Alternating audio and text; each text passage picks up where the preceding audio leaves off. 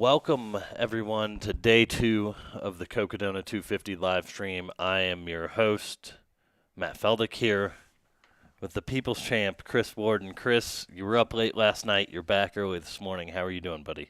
Well, kind of recovering from the fruits of a lost wager um, on the program last night. For those who didn't catch us last night, I'll recap. We had a very, very tight race heading into Whiskey Row last night. The closest we've ever seen in this event. Michael Versteeg and Killian Korth were literally within eyeshot of one another, and Michael Versteeg passed Killian as they were rounding the corner to head into the aid station, as like a late last second push. Well, last night's guest host Rory Monahan and I had a friendly wager about a celebration of where the aid station is, Whiskey Row, and let's just say I didn't win, and I got the less favorable of the deal. So I had to take a defeat shot, so to speak. It happens to the best of us sometimes. Hey, Chris, Yeah. I think you need to pull your mic in just a little closer. Let's do it. Yep, there we go. There we go. Yeah, so while we kind of debrief from last night, it looks like we do have some eyes in the sky near the Satisfy Fain Ranch aid station. So I believe this I can't tell from the shot right here whether they're coming in or going out. But this should be the section leading in and around Fain Ranch, and I'll try to get the exact location of the drone.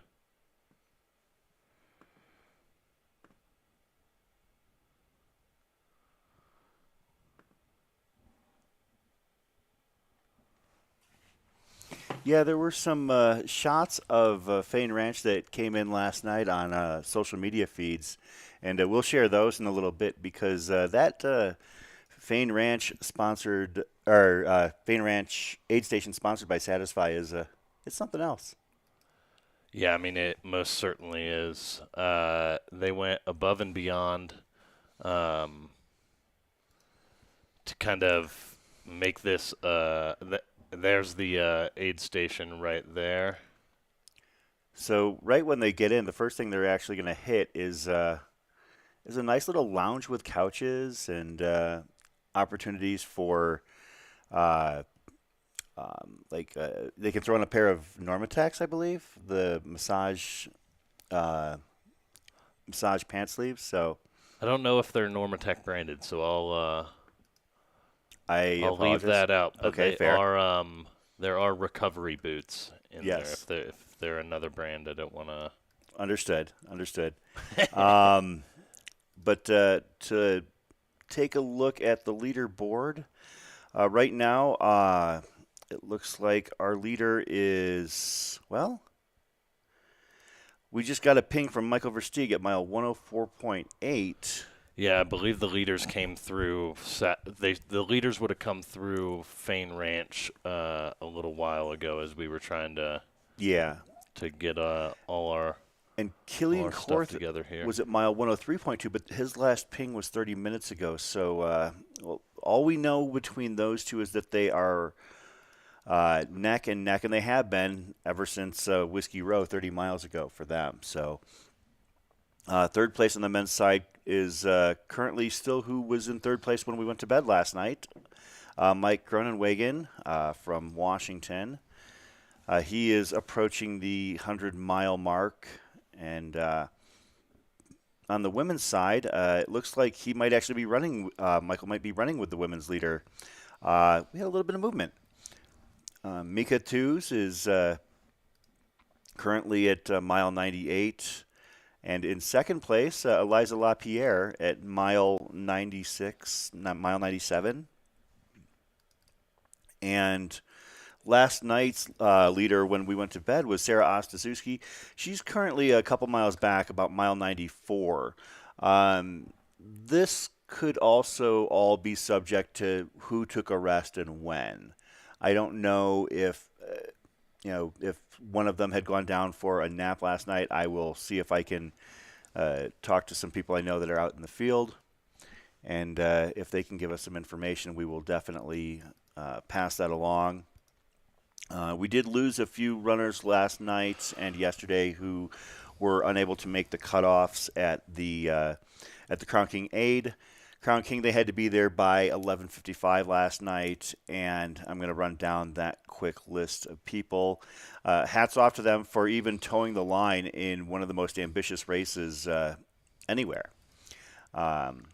Kip Sidgeworth, John Thompson, Jim Logan, Blas Martinez, Ann Langstaff, Yojin Kim, Ken Sears, Natalie Bickers, Victoria Allen, John Grant, Ann Ludwig, Brett Barker, Michael Lowe, Stephanie Mitchell, and the Jester Eddinghausen.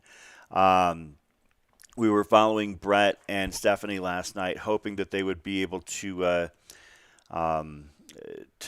get to Crown King, but unfortunately they just were not able to make it in the allotted time.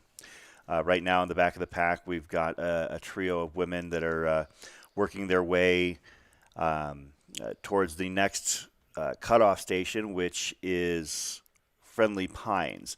Today's first cutoff, is at Friendly Pines, and the runners have to make it there by 5 p.m. And then beyond that, they have to make it to Whiskey Row tonight by 9:30. And that's not only just making it to Whiskey Row. I should correct myself. They need to be out of Whiskey Row by 9:30 p.m. tonight. So we'll be following those runners as you can see some beautiful shots of Fain Ranch. Have you ever been out to Fain Ranch, Matt? I have not. But there's a lot of just like super interesting history of this ranch, right? Oh. Like this this cattle farm, known as Fain Ranch, used to span the entire Prescott Valley floor. Oh, wow. From like the Bradshaws, from basically the Bradshaws to the Black Mountains, which would be where Mingus Mountain is. So it used to be like just this massive cattle farming operation. And obviously, over the years, that has dwindled. But people can only traverse this section of the course because it's private land on race day. So even when they're course scouting, or like training on the course, they aren't allowed or aren't able to run through this section of the course. Yeah, I'm not totally familiar with, I guess, the land boundaries in Prescott and that area, but I have run Man Against Horse, which is really close to that area. We actually head out onto a ranch, and of course, in that race, we actually climb up Mingus Mountain in the 50-miler. But I've been out in that area. I haven't been to Fain Ranch specifically, but it does look great based on what we're seeing here. Can we pull up the iPad and show people what it looked like last night when the runners first got to the Satisfy Fain Ranch aid station? There's Michael Versteeg, who was leading at the time. Yeah, and so it looks like they would have come through around 4:30. Yeah, both in and out in under 23 hours, so yeah. This was 2 hours ago. Thanks to, this is Jen with the boots on the ground for these videos. We mistreat her, don't we? We put her at the Satisfy Fain Ranch aid station to capture some content. I'm sure she's hanging out in massage boots and this lounge massaging setup her is so sick. Her disappointment away. But you can see Mike Versteeg hanging out with his dog and his crew chief, and Killian Korth was following in close pursuit. We'll send it. Let's see. And we do actually, I believe, I'll have to get that fixed here in just a second. We have a static shot of Whiskey Row. Yeah.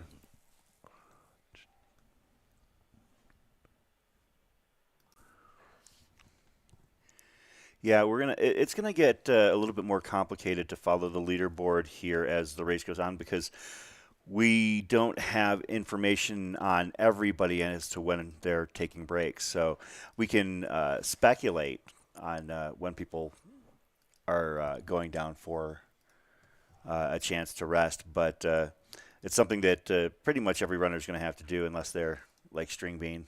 But Yeah, it will be interesting as to when runners choose to take those breaks, right? yeah, yeah, and we're just a heads up. We're expecting a special guest this morning. Hopefully, we'll get be able to get her on. Allison Mercer with fastestknowntime.com.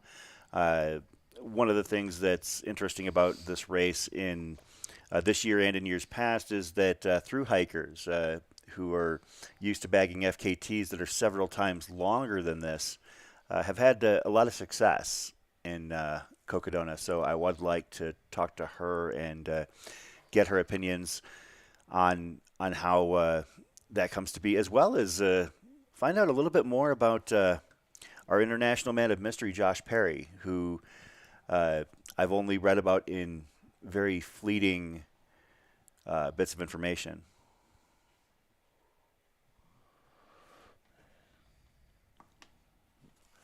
There you've got a shot of the Satisfy banner that runners will be entering as they make their way towards the Satisfy Fain Ranch aid station.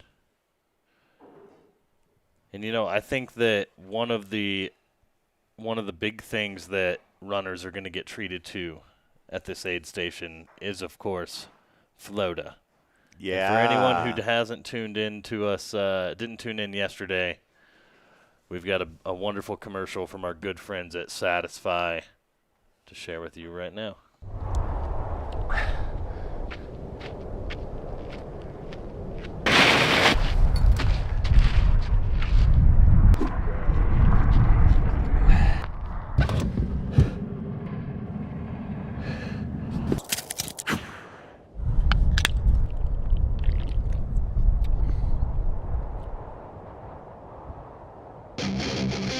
Floda! Oh, the energy of soda. Floda, one of the main attractions of the Satisfy Fain Ranch aid station. We're going to have to talk to runners if we can. I know that we happen to have one very prolific poster in the chat. Maybe Kevin Goldberg can tell us about Floda. Yeah, hopefully he'll be able to give us the inside look or the inside point of view of Floda after he gets there and has a can or two. It is a beautiful day. Look at, not a cloud in the sky out there above Fain Ranch, just outside of Prescott Valley, Arizona. Of course, this is about 96 miles into the Cocodona 250. I'm sorry, 97 miles into Cocodona 250, presented by Aravaipa Running. And just a handful of runners have made it to this point. I can see if I have the ability to speculate on who all has made it through Fain Ranch at this point. And it looks like, let's see, Michael Versteeg, Killian Korth, obviously, as we had video coverage of them, Mika Thews, and Mike Groenwegen. It looks like Michael Greer, Eliza LaPierre have hit or passed the Satisfy Fain Ranch aid station as well. Yeah, Matthew, I'm with you there. Is Floda real? I want to believe. I absolutely want to believe that Floda is real, but until we actually get some some physical verification of this mystery drink, I guess we'll just be left wondering. If not, kudos to Satisfy for making us all think and wonder, and also demand a product that might not even literally exist.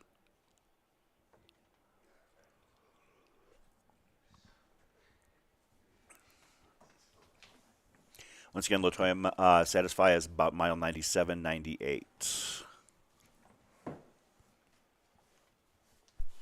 Yeah, right before or right around when people are, closing in on the elusive 100-mile mark. They're gonna get a nice can of Floda. And of course, 100 miles is an amazing accomplishment. And yet they're not even half done. Yeah, I distinctly remember in last year's race. Wait, John Marushik in the chat, and I know for a fact that John would know.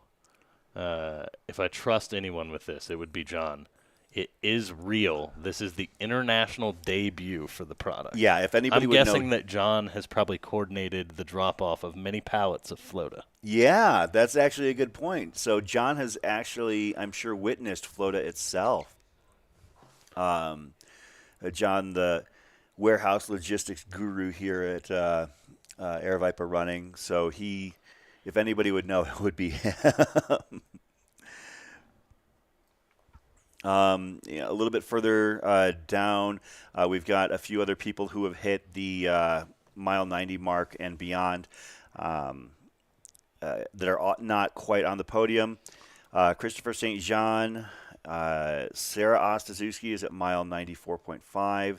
Austin Newblum has moved up and is currently at about mile 92, as is native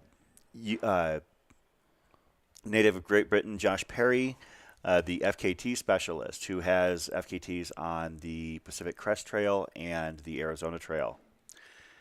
Don Greenwald, 2021 second place finisher of Cocodona 250, is just at mile 90.3.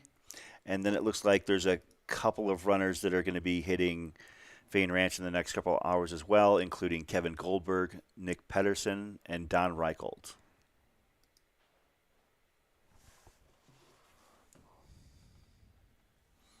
Looks like we've got a snake's eye view on the... Is Whiskey Static coming in, or? Awesome. Yeah, so this is Whiskey Row. Of course, for those that were tuning in the wee hours last night, Whiskey Row is mile 78.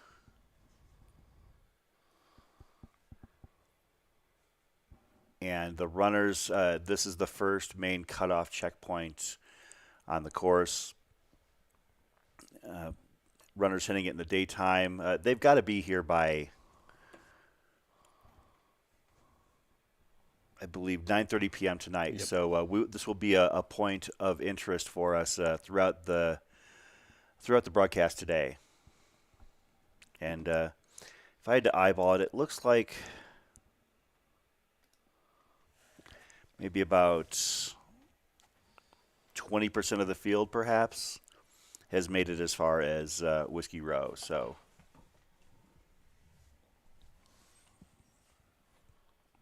Brittany, thank you for the Super Chat donation. Wish we had a way to get you some Floda to try it out, because we're dying to find out. In Illinois. In Illinois, Chris, yes. In Illinois. Shout out to Brittany.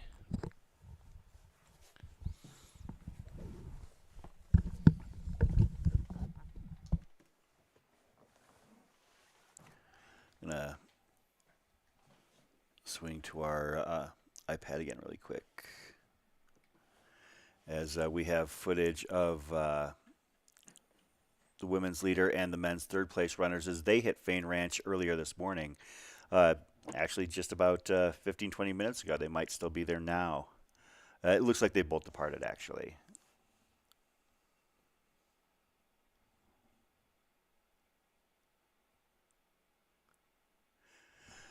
That's interesting. So our third place male and first place female currently, Mike Groenewegen and Mika Tews, have been known to run races together simply because they happen to hit the certain checkpoints at the same time.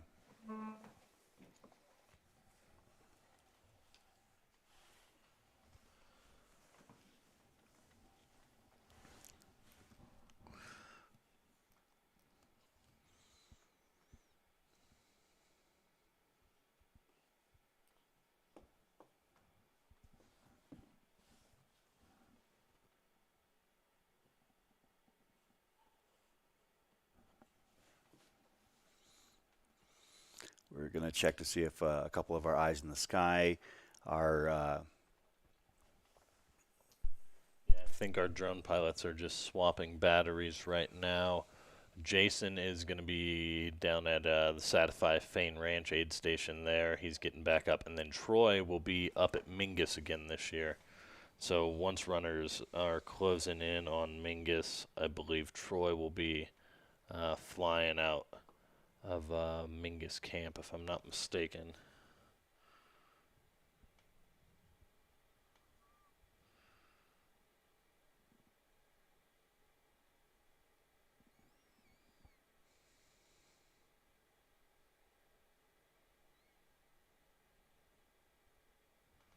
We'll take a look and see if we can figure out who is at Whiskey Row at this moment. That camera is static, so we wouldn't be able to. We've pivoted to the eyes in the sky at Fain Ranch. The runners that look like they're at or around Whiskey Row would be. It's like crowd favorite Sally McRae might be there. Jimmy Strayhorn, Courtney Boyle, Xavier Barul, Brian Burton, Jason Kanan, and Justin Davis. Those and West Plate as well. Looks like those runners could be at or around Whiskey Aid at mile 78. Perhaps Pete Kostelnik, Leo Fung as well.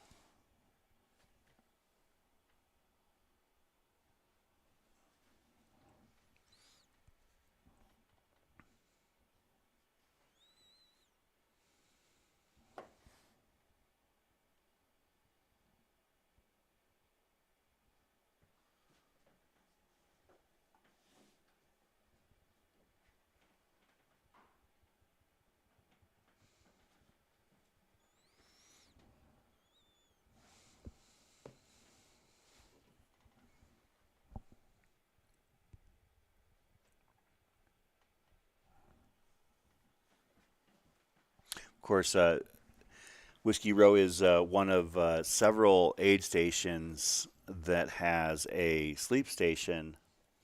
The first three that have sleep stations are in succession. Camp Kippa at the 100K mark, Friendly Pines at mile 71, and Whiskey Row at mile 78. The next aid station for runners will be Mingus Mountain, which I don't believe anybody has actually made it to Mingus Mountain yet. Our two men's leaders are about 5 or 6 miles out. And it'll be interesting to see how they navigate this. The climb up Mingus Mountain is pretty rugged, pretty brutal. It is a part of the iconic Man Against Horse race here in Arizona.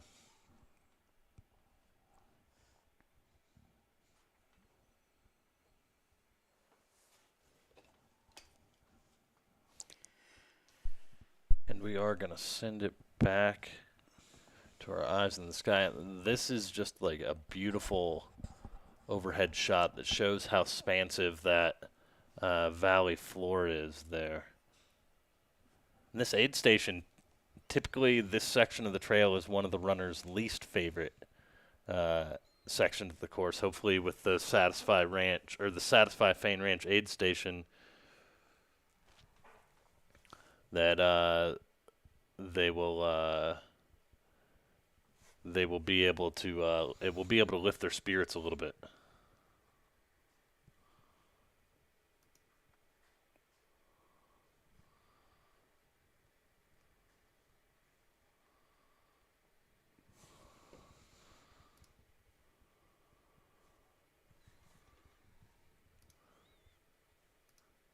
And we are going to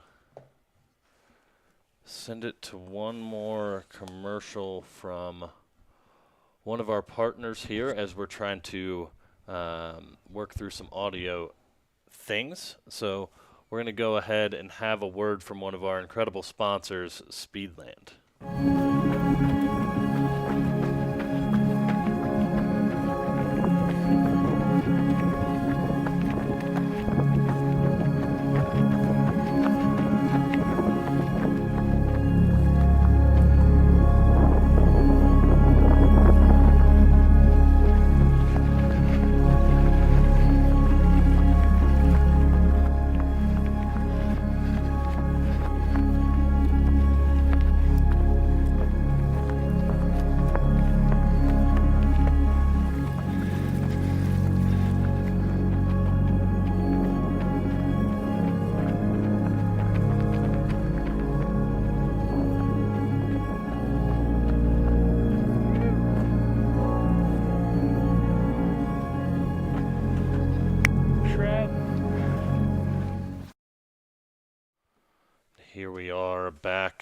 overhead at the Satisfy Fain Ranch aid station.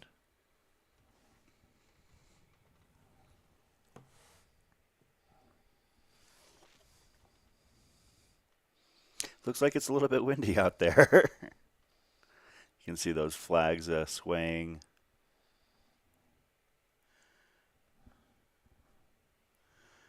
The flags are swaying off. Hopefully that's not going to present too much of a problem for the drone pilots. Yeah, well, I know that it's been pretty windy up on some of the ridges. So, yeah, like you said, hopefully the drone pilots are able to keep bringing us this incredible content.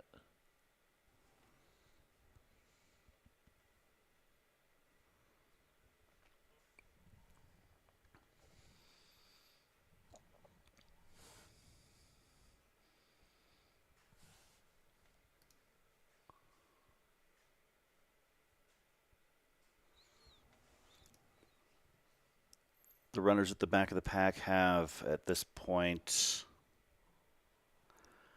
about 10 hours to make it to the next cutoff point, Friendly Pines Camp at mile 71. In the case of the back of the pack, that would mean that runners such as Jamila Abdul Rahim Mujahid,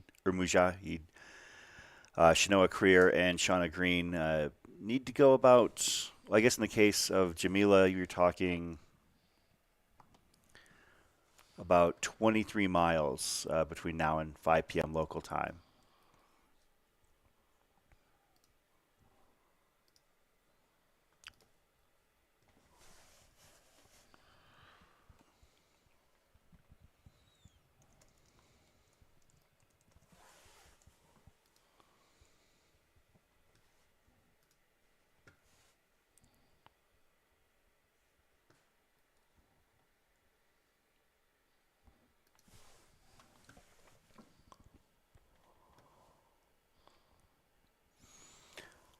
See if we can figure out who the runners at Whiskey Row are right now currently.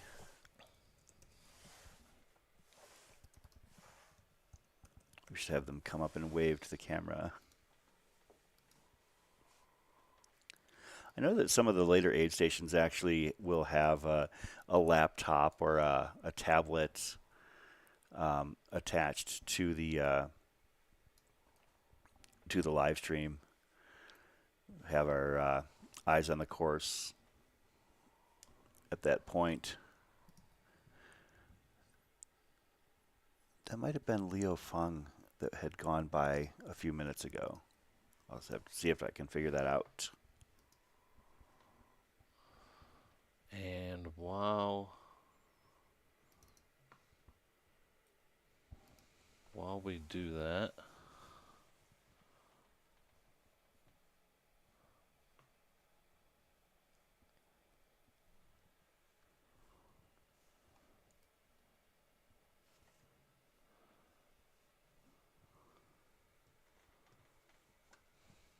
we are going to send it to, I apologize for all these commercials here right in a row. We're trying to test People some like the audio commercials. things, but we are gonna send it to one of the people's favorites, courtesy of our friends over at Tannery Sunscreen.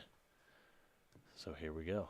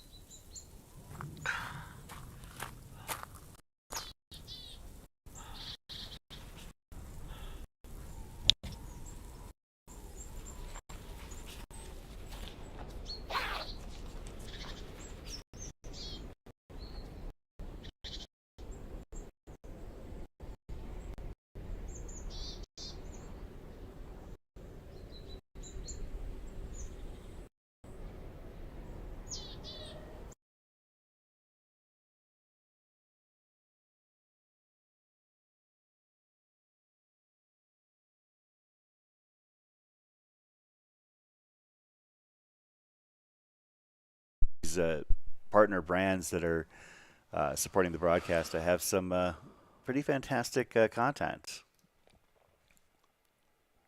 Yeah, incredible. Shout out to again to our good friends at Tannery Sunscreen for helping make this coverage possible.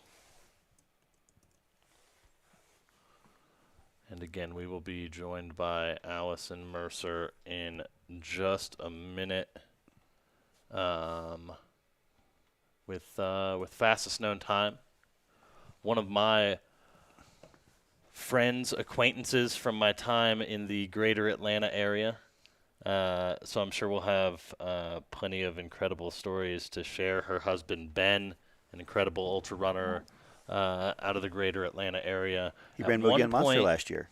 He did. At one point had a number of really incredible FKTs in the North Georgia mountains. I believe he had the Georgia Loop FKT, which is a culmination of a variety of pretty gnarly trails. And I can't remember if he had the FKT on the Arizona or the Georgia section of the Appalachian Trail. But I know that he has a number of really incredible FKTs that always piqued my interest when I was living in the great state of Georgia, or more so the Metro Atlanta area. You know, they're two slightly different things. So we will bring Allison on here in just 1 second, and hopefully nothing breaks when we do so. And let's see. I see her chuckling about that in the in the preview window. We ready for her? I think.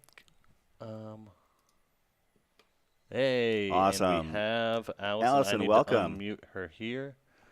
And So glad to be we here. have audio going out. And then I just need to.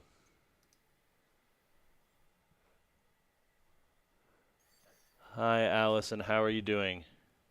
I'm doing well. That was quite Everyone an can hear introduction. you. I'm working on us being able to hear you. So if you Okay. want to just introduce yourself to everyone, and I will try and figure this out on my end. Thanks, Matt.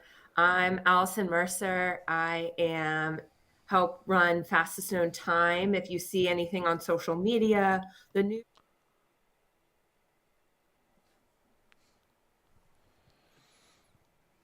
I probably responded to you, hopefully on time, and given you great feedback, and been able to follow along with all of the adventures that have been going on the last few years, which have been absolutely incredible.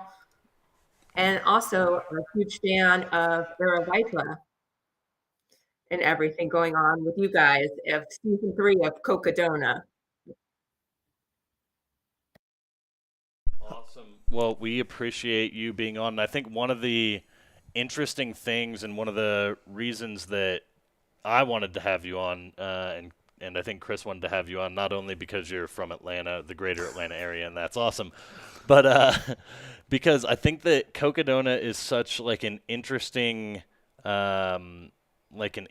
combination where, you know, trail runners meet through hikers, and you have all of these different things that kind of come together, and you have all of these different ability levels and experience levels on like in trail racing that kind of culminate here at Cocodona, and it's just such a kind of an interesting thing.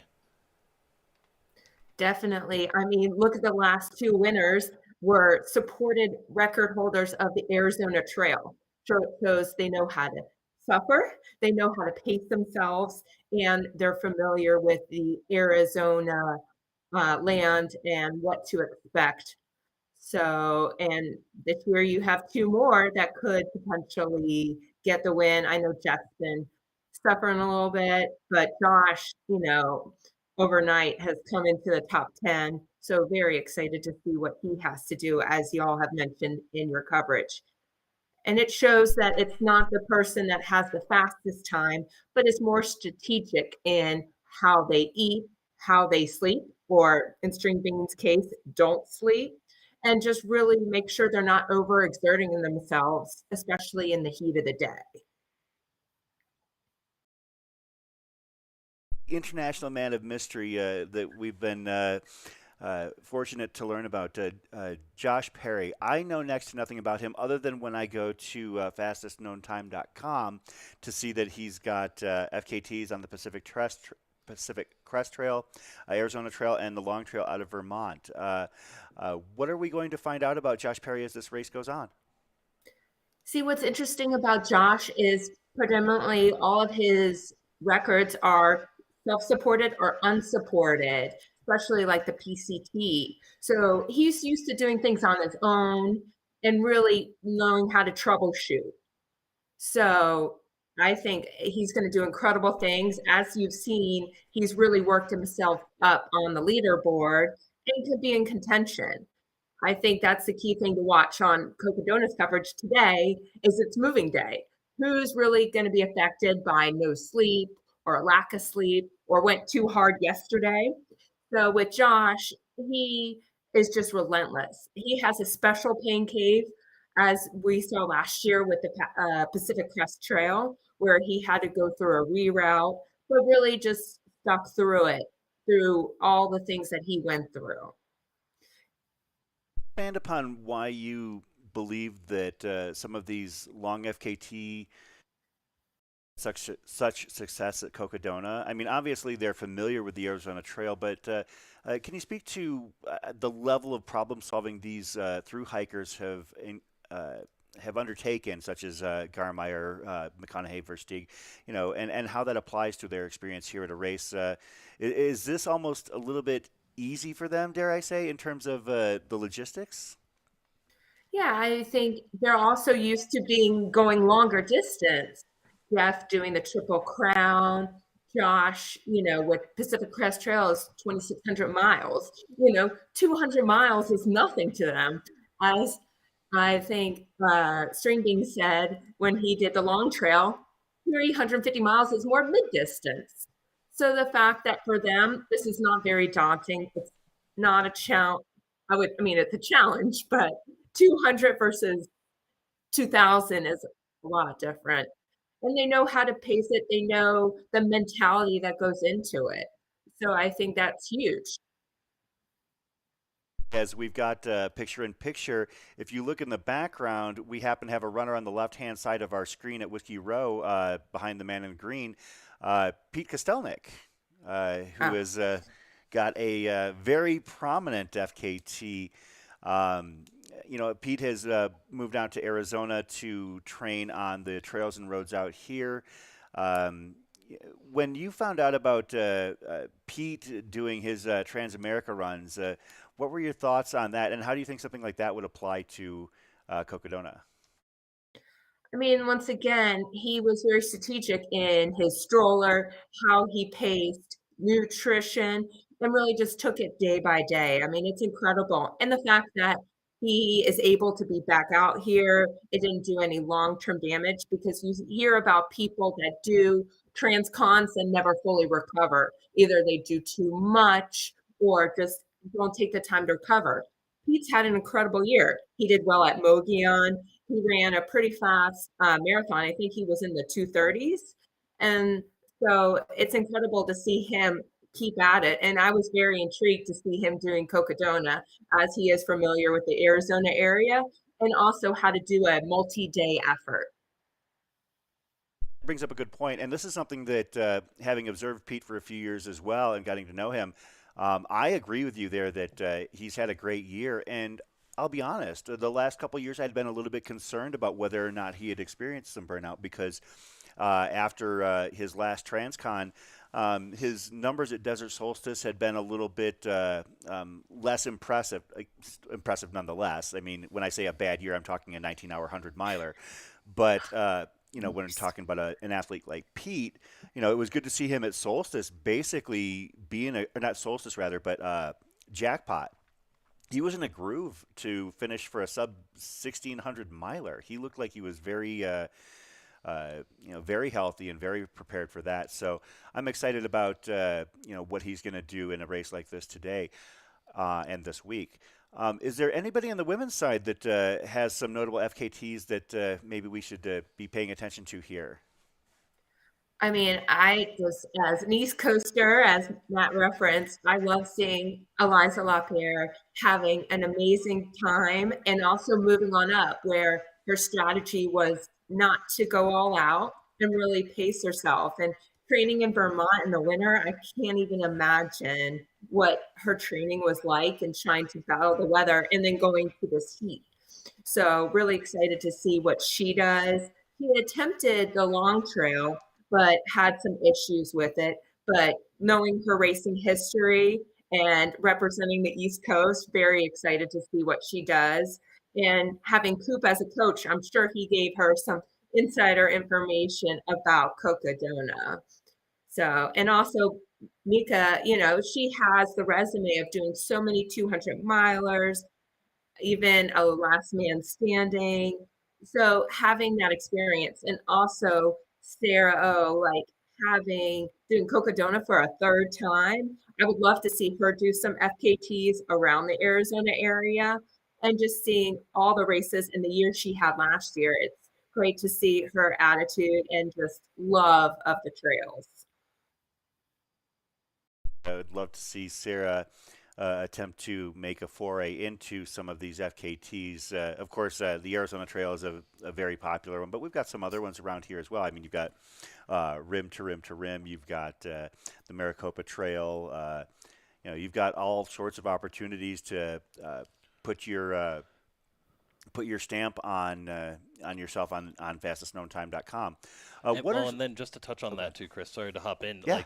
We're not too far from incredible states like Colorado and Utah, where there's a number of, more local and regional FKTs, but also more national and major FKTs that have an important place in the sport. And so, yeah, I think that Cocodona again shows this interesting balance between people who can, run really fast races, really fast 100 miles on trail, but also who can do this through hiking thing. And we've seen that year over year, right? In year one, Michael Versteeg won the race. He had at one point the FKT on the Arizona Trail. You've seen Jeff Garmeyer finish in the top 5 last year. When he did the race the first year, he had no trail running experience really, and just had a bunch of crazy through hiking experience. And so you just get Joe McConaughey, another, obviously, he's a very interesting example, right? Because he's a unicorn, a really fast track athlete from college who also has this really incredible long trail FKT through hiking background that just makes him such an interesting person. But it's so interesting that you just see this blend of two worlds that you wouldn't necessarily see at Western states, right? You may see athletes who have a lot of FKTs, like Jim Walmsley has basically every FKT in the in the Grand Canyon. Arizona area here. But it's a lot different, and so I think that it's always just super interesting. Quick heads up, it looks like we've got eyes on 2 runners entering Fain Ranch. That would be, I believe, Chris St. Jean and Sarah Ostaszewski, both Flagstaff natives coming in together. Well, the Flagstaff contingent is definitely one that seems to run and train together. Of course, we had Rory Monahan on last night. We're going to have Pete Mortimer on tonight, and they're all friends with one another.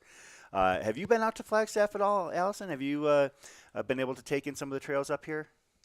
Well, one person you forgot to mention, a couple of people, is the first year of Cocodona, I crewed with Weisrom, another FKT Arizona Trail, 100-mile wilderness, and finished 4th at Cocodona. So that was the first time we got to go to Flagstaff and really experience the course, the original course. So it's fun to be a part of it, and just the experience, and also how to connect everything. It's how many point to point 200 milers are there that you can really travel through so many different cities. And I think that's the most incredible part of Cocodona, and also FKTs, is the fact that you can do all of this on foot. When we were explaining it to people what we were doing and everything, they're just like, wait, you're doing what? Where? How? And also, you forgot to mention last year, Annie Hughes had the collegiate loop FKT before Courtney DeWalter came on and broke it. So I think a lot of your top runners last year as well had FKTs. Obviously, Atlanta local Lauren Jones had the Georgia Appalachian Trail FKT en route to her second place finish at Cocodona. So it was cool to see the stats of the number of people that finished in the top 5 that had FKTs.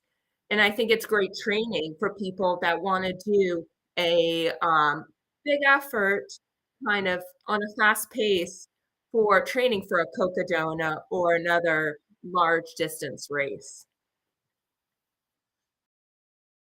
Whit Weisram. Whit and I spent a lot of time hanging out at Across the Years a couple years ago when he opted to do the ludicrous 10-day challenge out there, which is a 1.05 mile loop that he was doing into infinity, and he was going punch for punch with Bajargal Biamba, affectionately known around these circles as BB, a runner from Mongolia. And BB is 5'0", and Whit is a very tall guy. He's about 6'3", 6'4", and they're neck and neck for the first 6 or 7 days, going several hundred miles. I look back at that and I laugh, but I also think that there's a little bit of an untapped level of potential.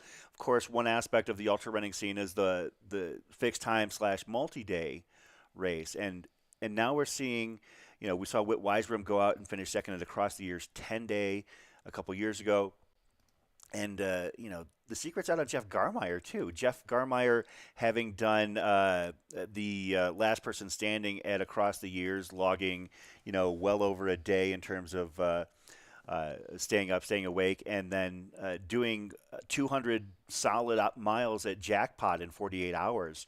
Do you think that we might potentially see more of the established through hikers make a dip their toe into fixed time and multi-day simply because they know exactly what it takes to keep going for hours and days on end?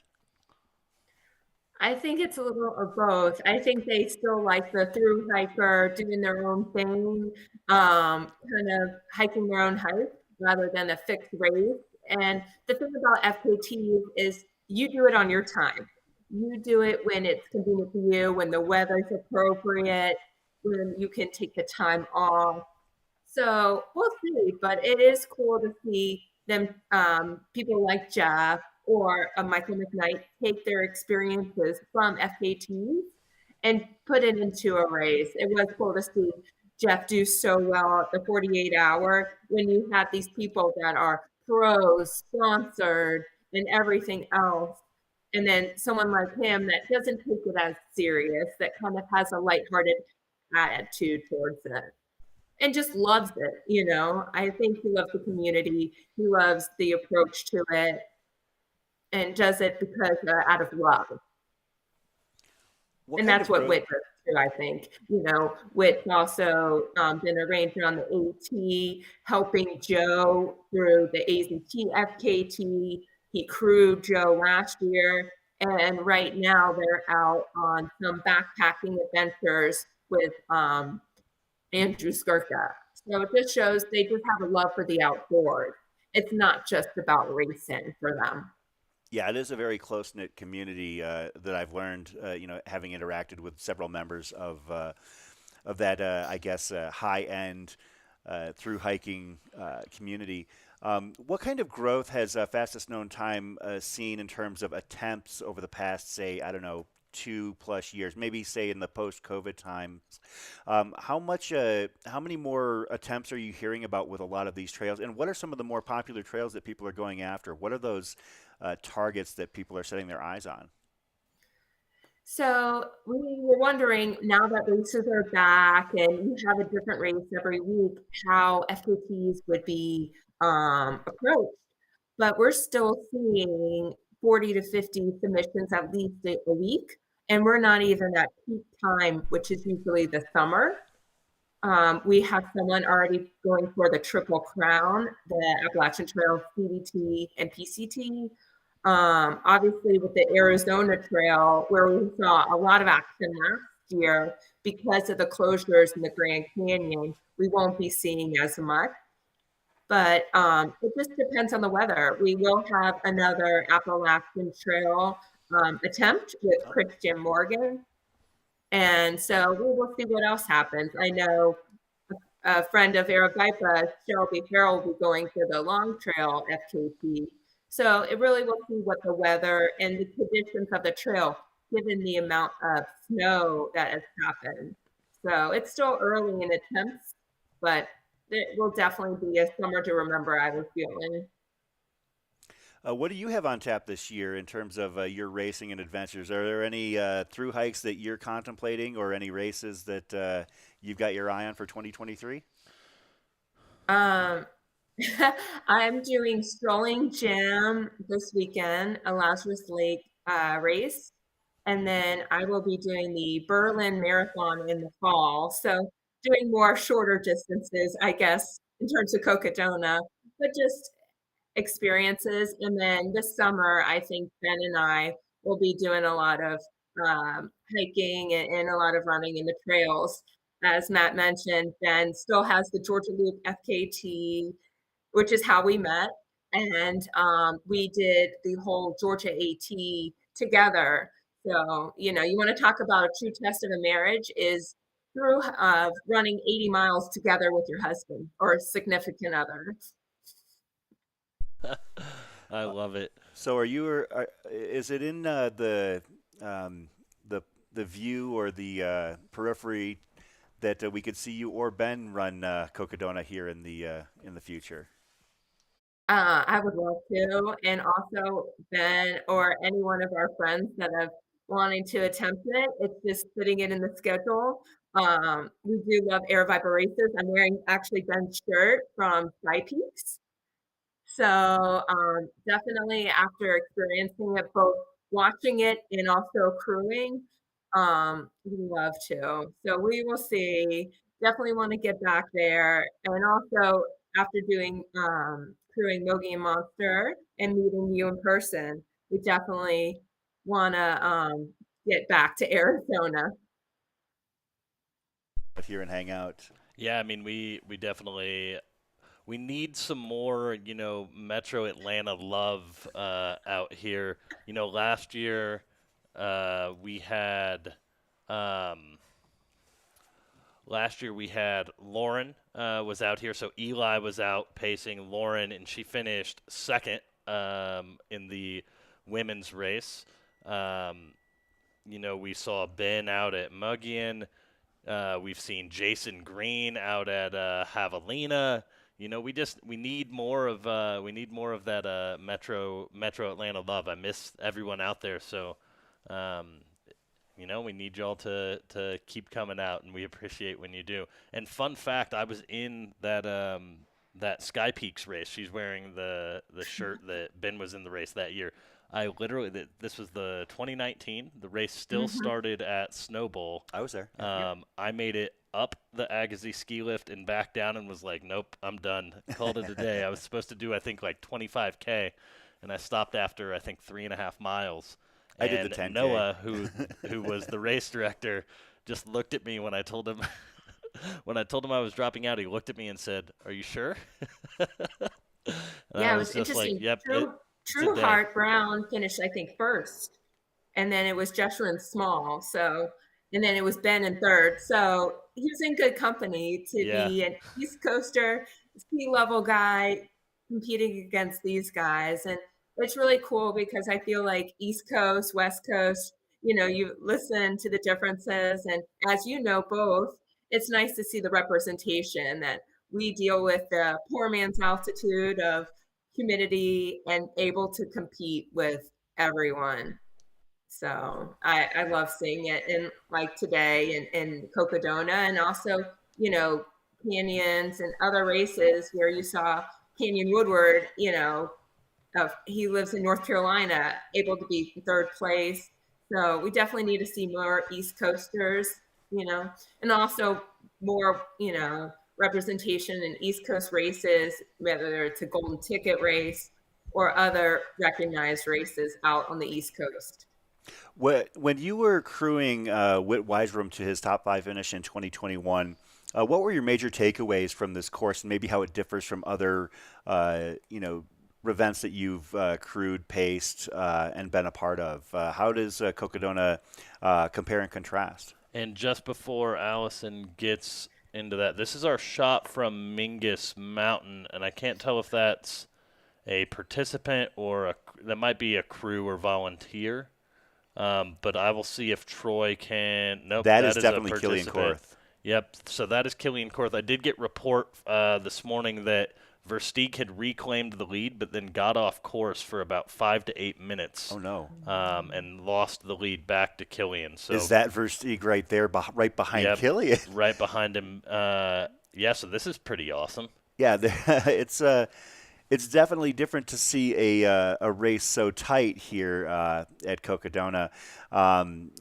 Is there any sort of precedent that we can think of, either you, Matt or Allison, that you can think of where we've seen these closer races like at Canyons and at Whiskey Row where it's been seconds separating, and obviously the race isn't close to being done yet, but we've got Nothing this long, probably, right? But I think that Hard Rock from, what was it, last year? Or, yeah, I think last year about comes to mind, right? 10 to 12 minutes yeah, apart. but they were together at the last aid station, and then Killian said, this is mine. Yeah, well, that's true because they actually there were three of them running together for the first half of the race. It was Killian, Francois, and Dakota as they Yep. came into Ouray. Then Dakota tried to make his move, and it just didn't quite come to fruition for him. And then Killian and Francois did their thing. But yeah, And it's well, same at UTMB as well when they were all together. And then also, I would say a few years back, I think it was Moab when Michelle and David Goggins were neck and neck the whole time, and then Michelle took the lead. So it's interesting in 200 milers, like you say, they're not even halfway done. And then everyone's like, oh, they're on, this pace, this pace. It's like they still have a lot. Eldon, another hot day, another night.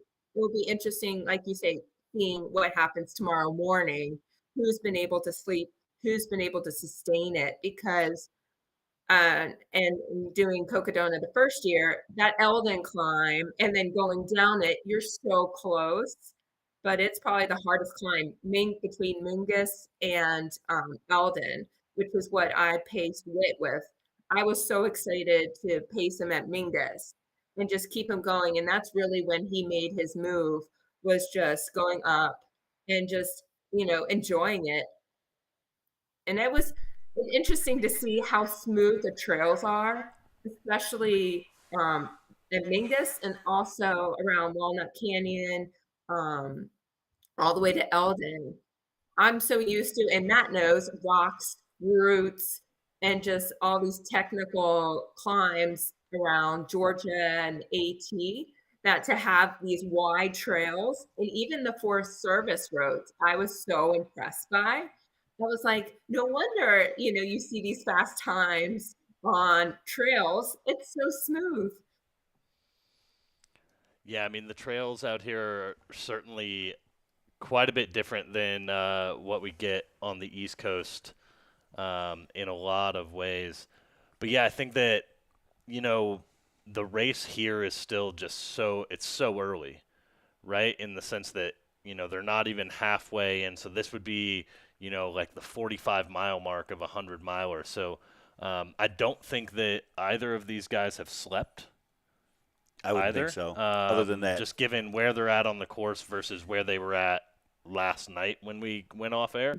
I'm guessing that if they slept, it was maybe a few minutes and probably like a trail nap or something like that. But I think that at some point today, you're going to start to see strategies play out. You're going to start seeing, physical and mental fitness come to the forefront, because this is where it's going to really start to get tough for a lot of these guys as they start to approach, that 30, 36 hours of moving and being awake you know, they're gonna have to stop and sleep at some point. So we'll see kind of where that is. Again, in year one, when Versteeg won, this was the day he chose um, He slept to through the take a afternoon. nap at Yeah. Dead Horse Ranch when he got there in the early afternoon, kind of heat of the day. So we'll see if he kind of decides to utilize a similar strategy so that he can kind of stay out of the heat and maybe just run through the night through what would be kind of those hotter sections. And we'll see what Killian Korth does as well, who's still, he's incredibly talented, but he's still a little like he's newer to this type of racing, I believe. Yeah. He's got a Definitely. stout background, but Mhm. Go And ahead. and also with Versteeg knowing every ground and his personal relationship with every city and every point of this course kind of gives him an advantage where he knows where to sleep. He knows where the heat of the day is, being local. So it's really plays into his advantage to know, all right, it's going to be 90 or I'm going to be in straight sun. Why am I going to run in this? I'll run at night where I can be a lot smoother, it'll be a lot easier, and I can really regain some momentum. As the runners are approaching the 24 to 30 hour mark here, as we've alluded to, the rest component is going to be crucial. And you having paced and crewed Whit Weiserman 2021 to his impressive finish, what was your sleep strategy going in for him, and did he follow it? And what happened? He had it down to a science. That was his third 200 miler, and it was about every time he came for a crew, he changed his socks. He made sure to put some Vaseline or squirrels on his feet and took about an hour nap. We also made sure he had his avocado roll, mochi, matcha tea. So he really took his time and just regrouped and then went off. So it was just a good reset for him. He would take an hour, hour and a half nap, depending on how he felt.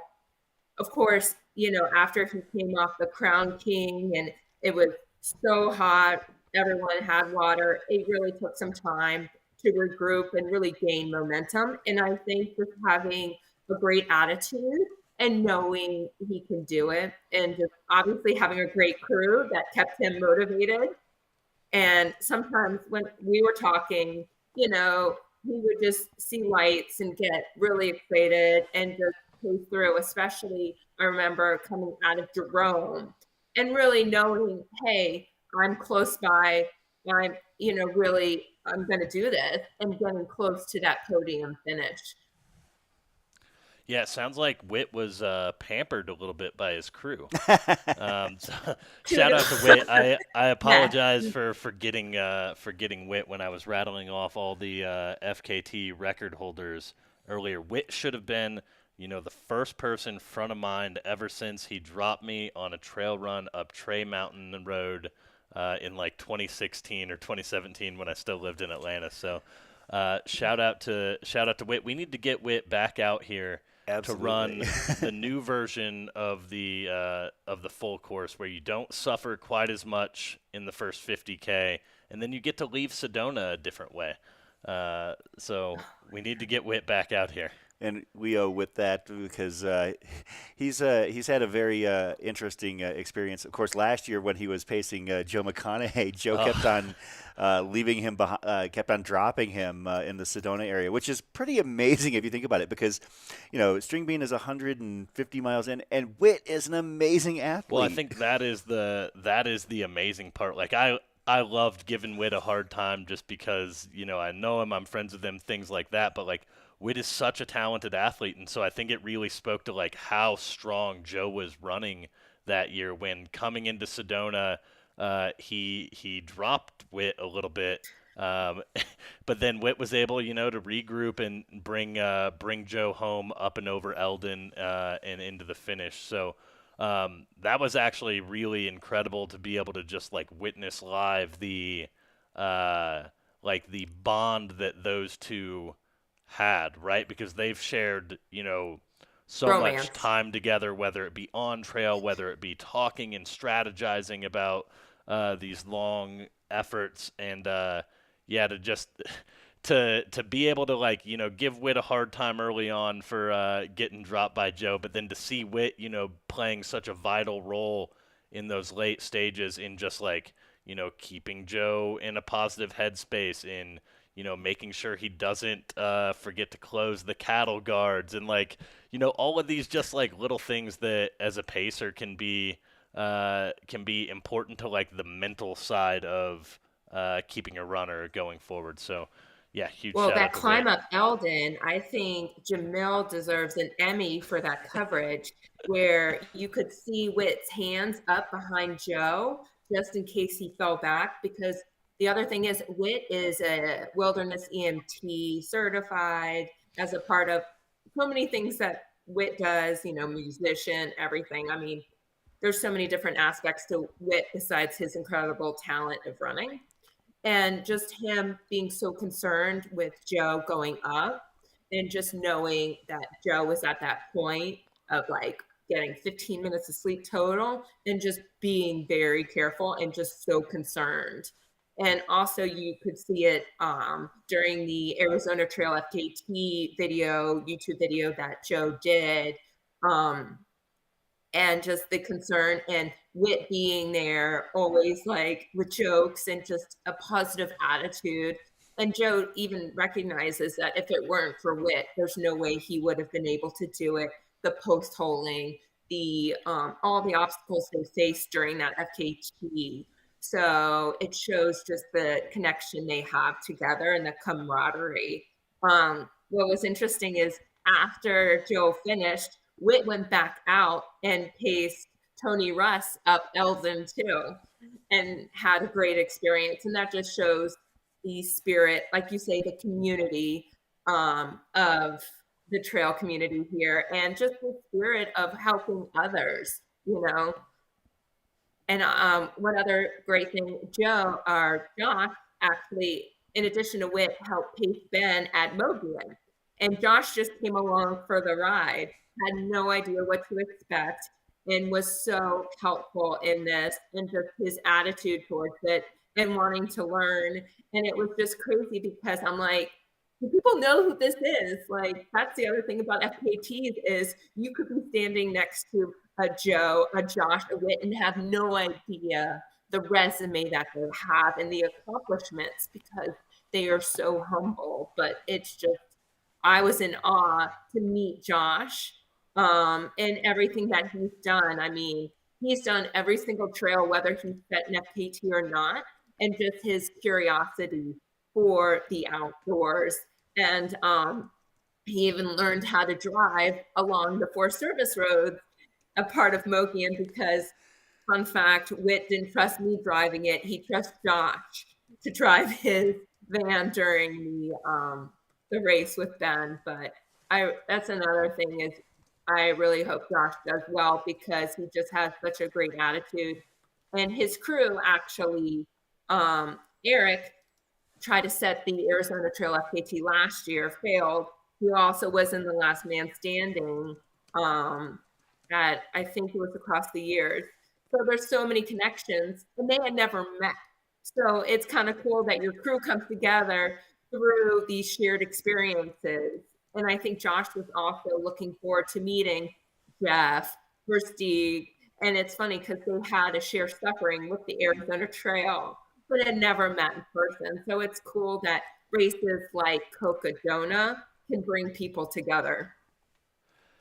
Yeah, again, I could say it till I'm blue in the face probably. I think that that's one of the most incredible things about this race is you bring just so many people from so many different backgrounds of running together. And it's also like, someone wins, obviously, like that's part of racing, but the entire Cocodona experience is more about like this existential journey more so than it is, about necessarily how fast you can do it, right? Like the person who wins gets this similar out-of-body experience that the person who finishes in the middle of the pack is going to get, and that the person who finishes, at the back of the pack is going to get. And I think that makes it pretty awesome, but also super relatable to, some of the through hiking and long FKT culture is, just accomplishing some of those things is an incredible experience. And again, if you're just tuning in, we are following our race leaders, Killian Korth and Michael Versteeg, who in the last shot where we saw them both together were separated by like 50 meters or 100 meters or something like that. So they're both climbing up to the Mingus Mountain aid station, and they should be there in just a matter of moments.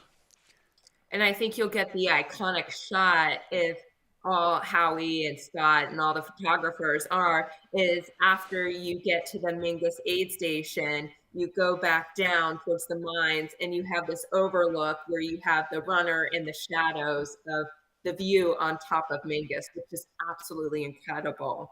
And once you head into Sedona, which they'll be afterward, and also Jerome, I mean, there isn't a bad view on the course too. I mean, the shots and the drones, I mean, doesn't even do it justice to really have that experience. Like I said before, Jamil has done a wonderful job, and just plotting it and all the different parts of it to connect it. It's no easy task. And especially after last year with the fires and the reroutes. I mean, he deserves all the credit in the world to have this. And as you go back to saying about everyone experiencing it, what I thought was another huge part and incredible experience was the finish line. I know after Whit finished, he napped a little bit, but then couldn't sleep. So he just went to the finish line at like 2, 3 in the morning and actually saw Jeff finish. And he was the only person there. So, Jeff is finishing and he's greeted by Whit, who they had never really met before that race. So it was cool that the person that finishes is someone that you've kind of gone back and forth with FKTs with, and just to have that person that's greeting you.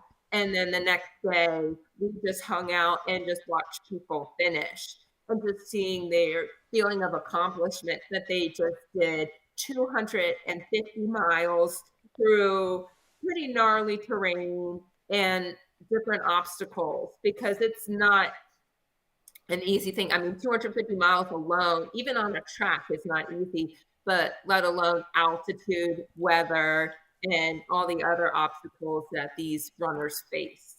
And here you see Michael Versteeg coming in. We'll see if Troy can. Yeah, he knows. He's a pro at this.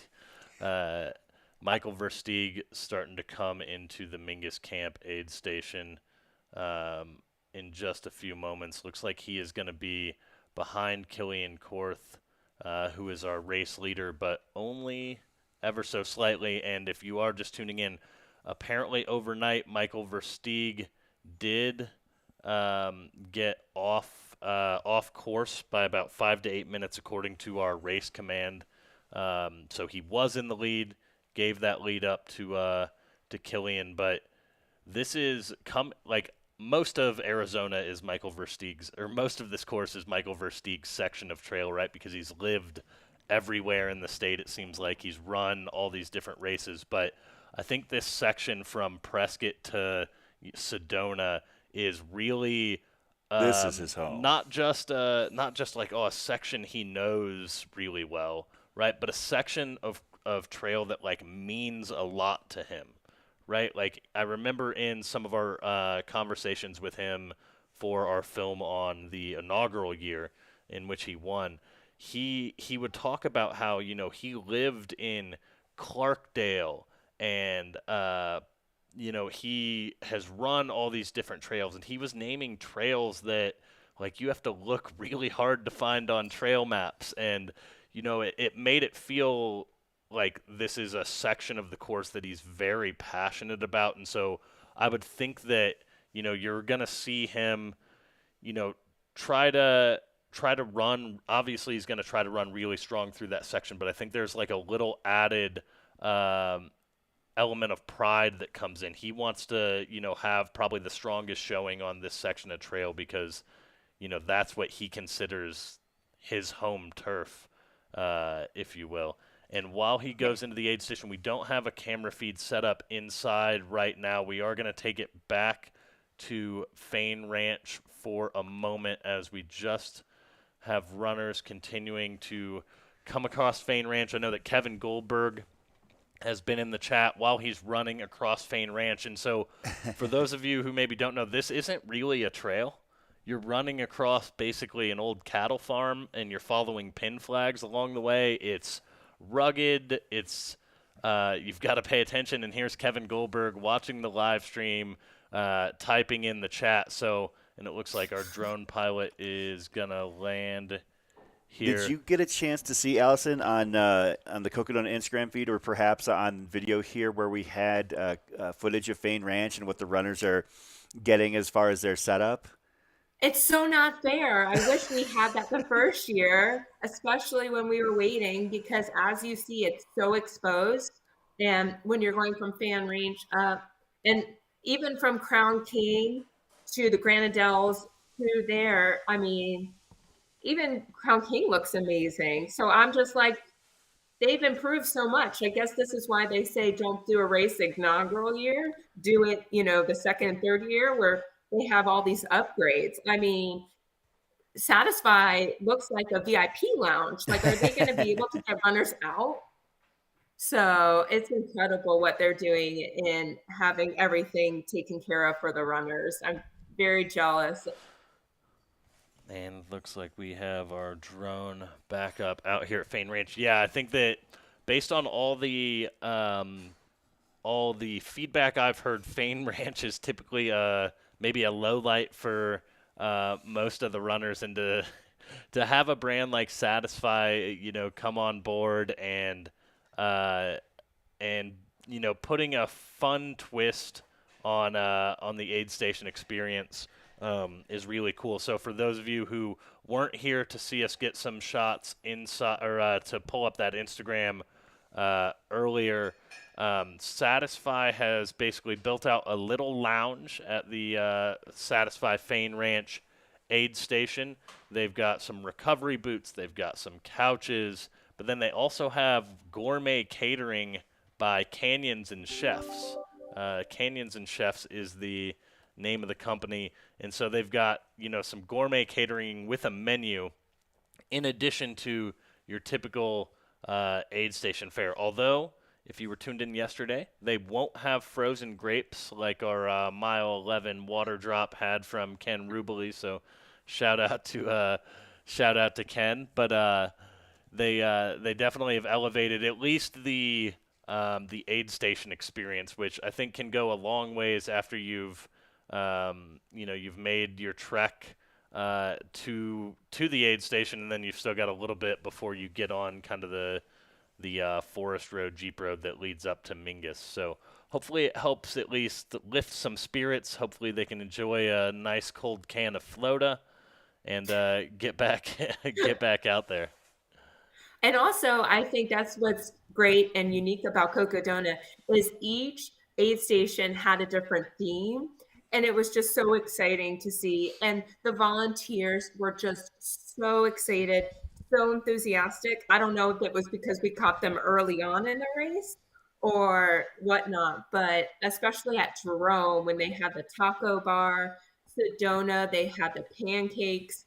And on top of Eldon, it was so nice. It wasn't Pete's Meat, but it was a different group. And they asked Whit, hey, where are you from? And he said, Georgia. And then they started playing Devil Went Down to Georgia, Georgia on My Mind. And it was just so nice.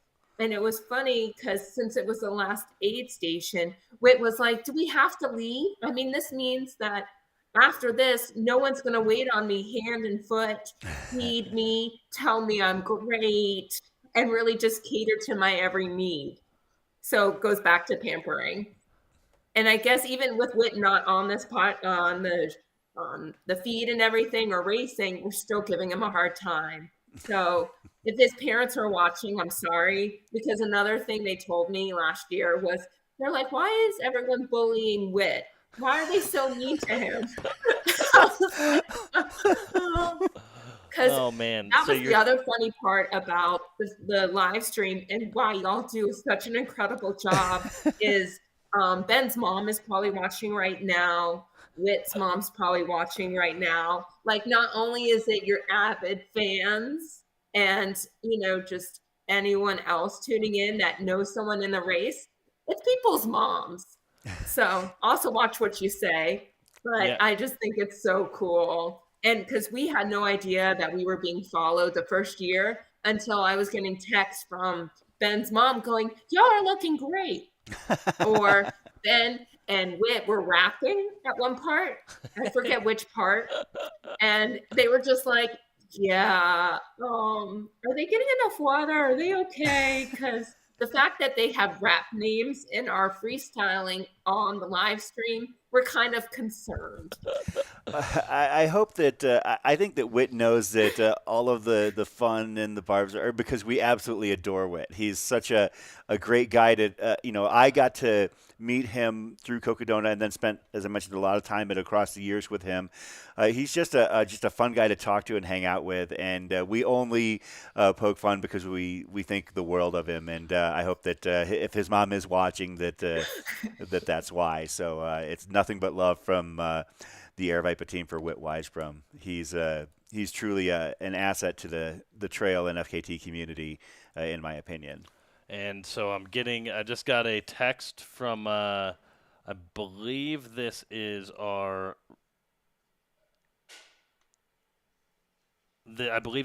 Race Command. Yep, I just got a text from Race Command. Versteeg is going into his crew's van for a nap at Mingus. So sounds like Michael is going to have his rest now at Mingus and then probably trudge on. I would assume he'll trudge on through the day and through the night then, but we will see. And then another update from the chat, and this was one that I've been going back and forth with Race Command on, but it does sound like Mike McKnight is at mile 74 and finally moving again. So last night, McKnight missed the turn to Kippa, went past it by a couple miles, came back, and then was experiencing some back issues from a prior injury that he was maybe a little concerned about, and he did openly say that he also was open to the possibility that he could also just be making up excuses right now, so he didn't want to make a decision in the moment. I think he got evaluated by medical just as a precaution. But he is, it looks like, back out on the course. So he was experiencing some back troubles, but it sounds like he's at least going to keep moving forward as of now, which is good to see him kind of get through that tough early section, which I think he's openly admitted isn't his strong suit. That hot desert climate is tough for him, and for him to tackle it and be dealing with some low points and get back out there is pretty awesome. And here you see the Satisfy Fain Ranch setup. They've got some cots. They've got some little mini couches and chairs. So, yeah, it looks like Versteeg's strategy here in 2023 is reflecting similar to what he did in 2021, taking that nap after going through the night and having the decision to it looks like somebody's stretching out at Fain Ranch, but Versteeg is definitely. How is his back doing? Because I know at Black Canyons this year he was having issues, and last year when he dropped early, I know there was speculation if Versteeg was going to be at Cocodona. Did you all talk to his crew beforehand?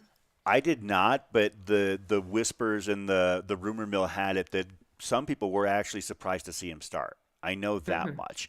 And I did hear that he was overheard saying or joking that he said he hasn't run since February.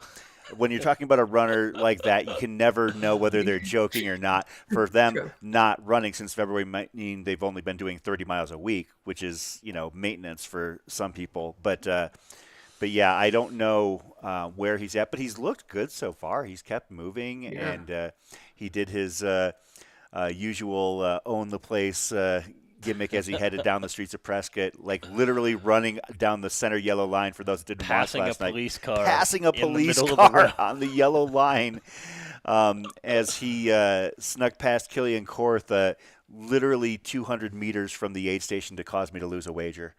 So he looks good so far. Killian Korth looks excellent as well. Sarah Yep. Osazuski at the front. Do you have any thoughts or maybe predictions, Allison, for the way that the rest of this race is going to play out, or are you just kind of sitting back and enjoying it? I mean, all of the things. As I tell you guys, I'm like the number one fangirl, as you see in the chat. I think, Matt, I was like number one in the chat last year. It's just so exciting, and just everyone. And I love that your coverage shows everyone. It's not just the front of the pack, it's the mid, and everyone has a story. And I love that y'all even added questions of people's why. But obviously, the fan favorite of Versteeg, very excited. I hope he closes hard. And I hope his mom is there again at the finish. I think Yeah. that was another highlight of the first year She was of really cool. Cocodona singing. And also having Josh, I want to see him climb up the leaderboard even more so. Just as someone that, is a friend, and I really know how hard his training was leading into this, and things that he has coming up. So I can't wait to continue watching, and I'll be in the chat. So thank you guys for having me on. Thanks for joining us, Allison. This is something, I'm glad I reached out because, you definitely are somebody I enjoyed. Getting to hang out with you as you were crewing your husband Ben at Mogian Monster was a lot of fun. And, and knowing that you have a lot of familiarity with some of these athletes, such as, Josh Perry, who, far more about him than any of us do. And that was one of the reasons why I wanted to bring you on to talk about him, as well as the fact that the through hiking community seems to have great success when they're participating in events such as Cocodona. So Allison Mercer with fastestknowntime.com, thank you very much for joining us, and we'll see you in the chat. Can't wait. Y'all are doing awesome. Keep up the amazing work. Thanks, Allison. Have a good one. Tell everyone back in Atlanta I said hello. I will. Bye. Bye, guys. Bye. Folks, that was Allison Mercer with fastestknowntime.com.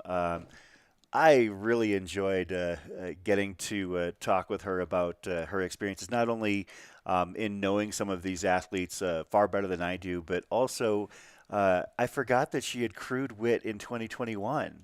And Yeah. So she has been out there on the original course and knows, how this event links the communities across the state of Arizona. Yeah, Allison's awesome. A really strong runner in her own right. Absolutely. Well. And doing Strolling Gym this week. Yep, I believe she did it last year as well.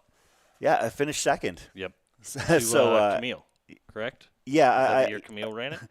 Yeah, so Camille's pretty good at that whole running thing. So, she only finished 12 minutes behind Camille in a 40-mile race. Yeah, and Camille bad. set the record, I believe, the CR. So, Allison's time at Strolling Gym last year was third in history at Strolling Gym. So.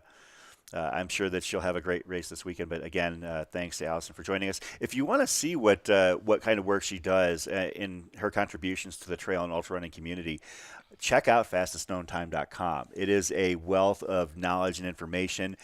You can see routes, athlete profiles, and learn about some of these athletes that Cocodona has brought to the forefront, and in names like Jeff Garmeyer. And obviously String Bean can run anything and has done anything, but Josh Perry, these through hikers that we might not be familiar with simply because we go to Ultra Sign Up and we don't see anything under their name. fastestknowntime.com helps to fill in those gaps and give us some information on them. So I highly encourage you to check it out. Yep, precisely. And for those of you who didn't get our guest rundown yesterday, we will be joined here in studio in about an hour or so by Kelly Teeslink of Girls on the Run, Northern Arizona. And so for the entire day today on both our streams, we will be having a direct donation link. If you want to support Girls on the Run, Northern Arizona, and all the things that they do, I just am pinning a link to the top of the chat here, so you can find that direct donation link. Obviously, no obligation to in any capacity, but they're doing a lot of great things here in a lot of the areas that this race and a number of Aravaipa races touch. So in terms of getting girls outside and more active and building confidence in young girls. So huge shout out to her. We'll be joined by her in about an hour. We'll have the crew of Finn and Brett back on at the 12, from the 12, the noon to 6 time slot. The midday and afternoon show. Finn and Brett of Single Trail Afternoon Podcast. Drive, as we might call it. Well, actually, it would be midday into afternoon drive. Yep, it'd be the two together, and then Chris will be back. Yeah, and you've got a number of guests lined up. Yeah. Tonight, I think we've just got one guest lined up as of right now. It is but it's a big guest. It's a big guest. He is a good friend of mine and also my coach. It is Pete Mortimer. Pete, a Flagstaff local, has a second place finish to his name at Cocodona from 2021, as well as he had to come on tonight. He couldn't come on any part of the rest of the week. You know why? I'm guessing that he's going to be up on top of Mount Eldon dishing out Pete's meats. Absolutely. Pete is going to be slinging meat for all the runners, and they'll also have plant-based and non-meat-based alternatives as well. But Pete and Julian Galuzzi and their crew. Julian's been in the chat quite a bit yesterday. Yeah, so I know getting ready. I saw Julian had sent me some messages, pictures of racks of ribs that they had been working on and were seasoning and getting ready to throw in smokers. Julian and Pete are doing work to take care of these runners and to give them a feast right before they finish the last few miles of the Cocodona 250. But Pete will be in tonight for a few hours, and we're going to talk and hang out. And I had a blast with him last year. He had a nice little bottle of monkey shoulders with him, and things got kind of fun last year after dark here at the Cocodona 250. So, and I'm getting word that I'm trying to lock down literally another guest as we speak for Friday morning that is going to come into the studio. It's somebody, well, we'll put it this way. It's somebody who's running Sedona Canyons, and if they're expecting to be done with Sedona Canyons by Friday morning, they must be a pretty good runner. John Moroshik. Well, I don't think I've got that kind of clout to get John Moroshik in the studio. I've actually tried to get. We got him on our race preview podcast. Yeah, but I want to get him live in the studio. For those that don't know, John, that might get us pulled off the internet. There is that possibly. John Moroshik, the logistics guru for Aravaipa Running. But he would be a lot of fun to talk to. He's a hilarious guy, always posting very non-opinionated memes on social media. But I've got to go back to – I'm sorry to interrupt you, Chris. No, I've got to no. go back to one thing here. I'm going to scroll through the chat until I find it because I do take issue with this comment. And it's not going to let me pull it up because it was too long ago. So I can't pull the comment up, but I can read it verbatim once I find it here. Let's see.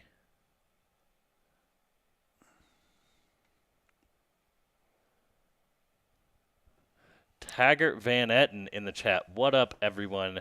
Your favorite Illinois boy is back. What's happening? Taggart, I've just got a few things to say. One, I am clearly everyone's favorite Illinoisan, despite living in the state of Arizona. So let's just...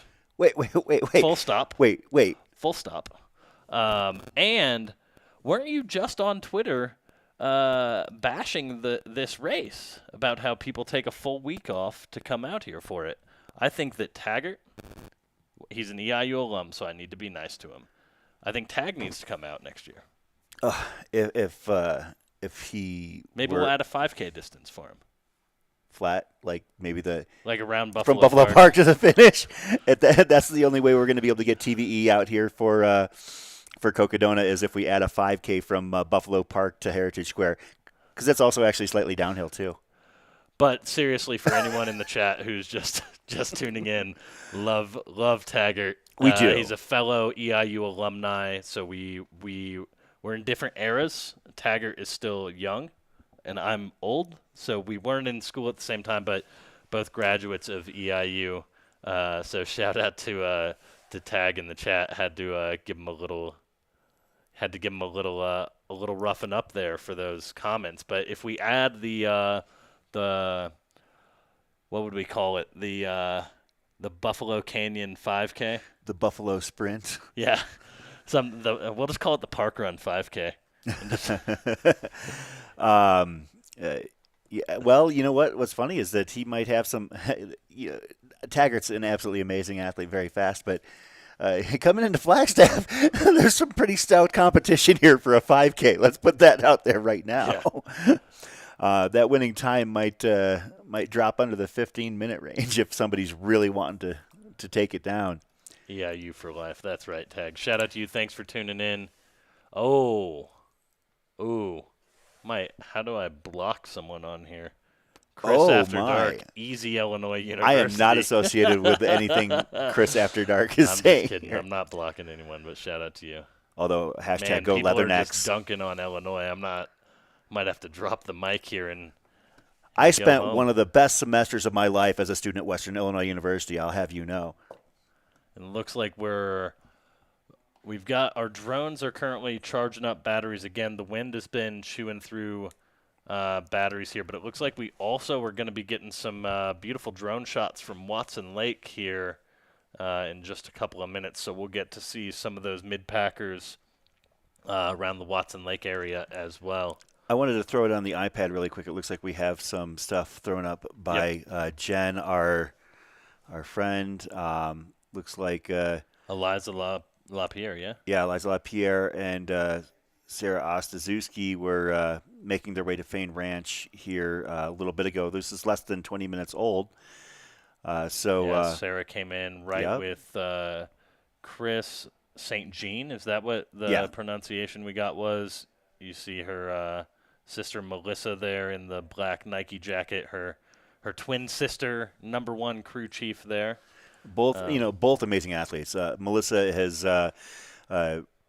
some great finishes in her own right. I believe sub 20-hour 100 milers, and is an excellent athlete and out in support of her sister. And it looks like we will need to just fix a camera feed here real quick and get you back out on the course.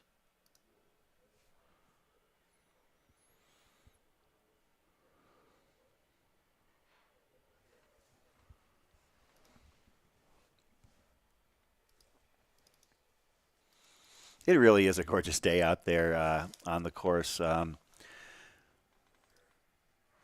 know that everybody loves to look at us, but I was going to throw on that Whiskey Row cam. It's not working. Oh, I guess we won't. There it is. Now it's working.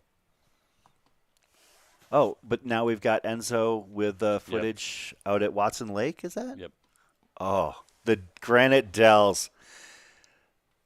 Folks, this is, if you've not been to Prescott, this is one of the most beautiful sections of the Prescott Valley, Watson Lake, and the Granite Dells. Such a unique, just geographical ecosystem here, right? Like, it's crazy. Yeah, it's, in some cases on the Cocodona course, they're basically going to be rock hopping out there. Yep. It's going to be, and the runners that are hitting this are going to be hitting it during, hitting it during the day are going to really be enjoying it. Yeah, so Watson Lake has a nice setup. If you've never been up there, the Whiskey Basin Trail runs, which take place in October every year here. Actually, that red Ramada is right where the start-finish line is I believe, for Whiskey Basin, the 91K, which wraps around the entire Prescott Valley. But all races come near and around Watson Lake here. So just a beautiful area of Arizona, one of the showcases of the Cocodona 250 course. Yeah, I mean it's so incredible. And again, Whiskey Basin Trail Runs happens just a couple weeks prior to Cocodona, but offers a variety of race distances, including up to, what is the longest distance now? Is it 91K. 93K, 91? It slightly changes, I feel like, every year from around 90-ish K.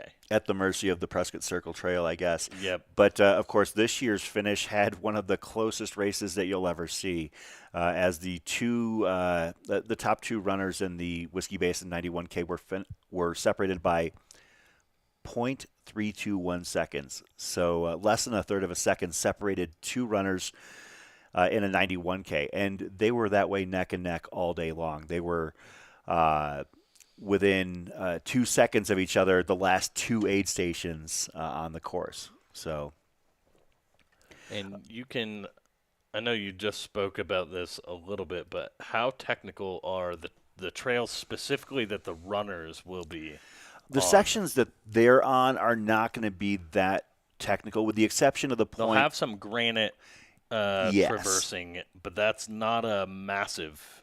That's not like a long stretch. Yeah, no, they're going to go basically through the granite dells. Like the trails that encircle the Watson Lake area itself are not too technical, with the exception of the granite dells themselves. And I don't know if it's so much technical as that it's just going to be hard on your feet. These runners are, 85, 90 miles into their adventure, and they're having to hit. Here we've got runners. So yeah. These runners would have made their way out of Whiskey Row and are on their way to the Iron King aid station, which will be not exactly halfway, but it's in between Whiskey Row and Fain Ranch there. And you can see that the trail that Enzo is showing us is not the most technical. Yep.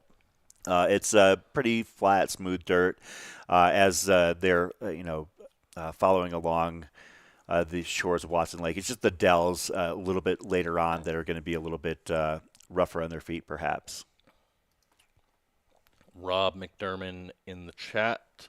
So Versteeg got off trail by about 5 to 8 minutes overnight. So he was in the lead, lost his lead back to Killian Korth, and he is now in his crew van at Mingus Mountain, having a nap per our race command update. So that is kind of the latest update on Michael Versteeg. Yeah, it looks like we've had a couple of high-profile runners this year miss a turn or two. Michael McKnight as well. Of course, Mike had to head back to which raid station was that? That was Camp Kippa. Yep. After missing the turnoff to Camp Kippa because it is a short out and back off the actual Cocodona 250 course, basically. So a beautiful shot of the boat dock out at Watson Lake. I believe that it's a low horsepower lake. I don't think you can have anything greater than 10 horsepower out there, which helps to keep the water nice and relaxing on a day such as today. Yep, looks like the drone is maybe coming down for... Nope. They're just going to go out and show... Oh. I got uncomfortably We're just along close for the to ride, getting nervous. Were you on air with me when we saw the live drone crash? Was that at Black Canyon? I don't remember. Because I know that Jamil lost one at Black Canyon one year, but... I don't remember. This was a Troy Wicks special. Oh, so you can Troy will have to let me know which race it was, but I think it had to have been Cocodona because none of our other races have trees really. That's true. I think Black Canyon, they lost connection with the drone. Oh, okay. So yeah, you can see as the runners are going to make their way alongside Watson Lake, the terrain noticeably changes, even just over the course of a couple short miles. And as they work their way north past Watson Lake, they will be heading into the Granite Dells, which jut out into the lake itself, as well as line the shores of the north and west sides of Watson Lake. I have got confirmation it was last year's Cocodona race where Troy crashed the drone, and it was at Mingus, where he's currently flying. I must have missed it. Silly us for sending him back up there, but I'm loving this. Enzo can we get is a quick recap of the overnight happenings? Do you want to just break down maybe what went on kind of when we were off air? We can do that. Just while we'll give people these beautiful views of Watson Lake, while we just maybe give an update from where we kind of ended last night to where we started this morning. And we ended last night with we didn't realize how close they were for the longest time. Yeah. Because Versteeg also wasn't using a light. Yeah. Our first two men hit Whiskey Row last night, separated by, if I had to guess, about between 10 and 15 seconds. And the only reason why it was that close is simply because they were just making their way in. Versteeg passed Killian Korth as they were rounding the corner to head down, I believe that's Montezuma Street in Prescott, and basically walked through the gates of the Whiskey Row aid station just moments before Killian Korth. Killian actually left Whiskey Row about 6 minutes, or about 4 minutes before Michael Versteeg. They've been neck and neck basically for the last 35, 40 miles, obviously. You could see on the previous shots that Versteeg was literally, either right in front or right behind Killian Korth. They're both seeming to be running their own race, but their own races are right next to one another. Hey, it looks like we might have another feed that we might have to go to here real quick. Yeah, if Jeff can hear me, he'll have to just give me 1 minute here, and then we'll check in with him. On the women's side, we did have a bit of movement. When we went to bed last night, at least those of us that slept, Sarah Ostaszewski was in the lead as Whiskey Row approached. She has now been passed by a couple of runners. Mika Tews and Eliza LaPierre are now ahead of Sarah, but I don't know if that involves sleep breaks or rests or anything of that fashion. So Sarah, a two-time finisher of this race, a two-time top 5 finisher of this race, and Mika is a veteran of 200 milers and has done legs of the Triple Crown. And Eliza LaPierre, of course, has a resume at Western States that few can match. So between the three of them, we have some amazing athletes on the top of the board on the women's side. So right now it reads on the men's side, Killian Korth, Michael Versteeg, Mike Groenewegen. And on the women's side, it is Mika Tews, Eliza LaPierre, and Sarah Ostaszewski. Our international man of mystery, Josh Perry, is actually moved up to 9th overall after moving pretty conservatively through day one. Josh Perry is unique because you can't find him on Ultra Sign Up. So if you're looking to see what he's done, you can't look for him there. You'd have to look at fastestknowntime.com. Josh Perry, a UK native who is doing Cocodona as his first actual official race that we know of. Pretty amazing.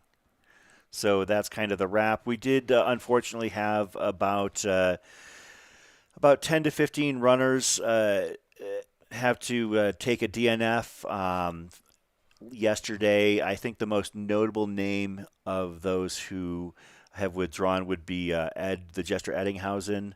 The Jester has run more 100-milers than pretty much anybody out there. And unfortunately for him, as well as about 15 other competitors, their week drew to a close on day one.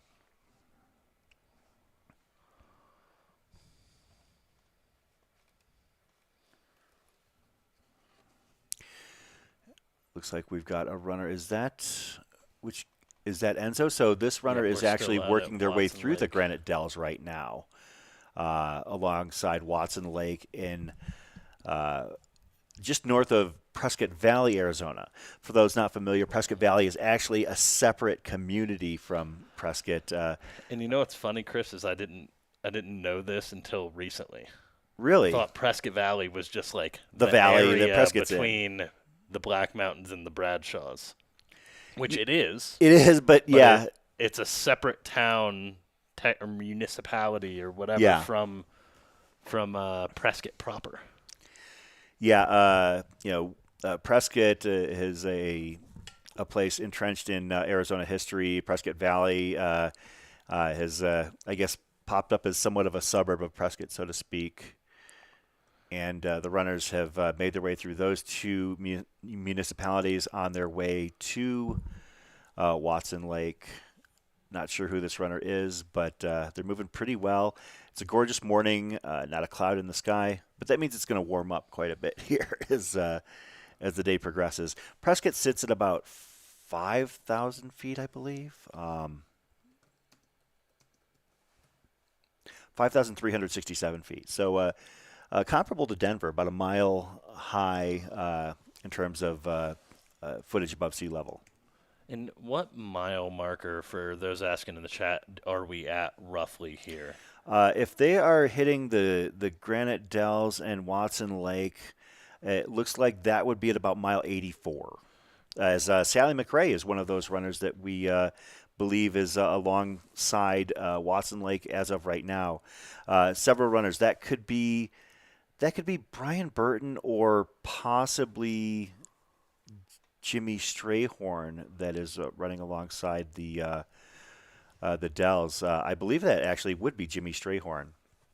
Jimmy is not somebody who people might be familiar.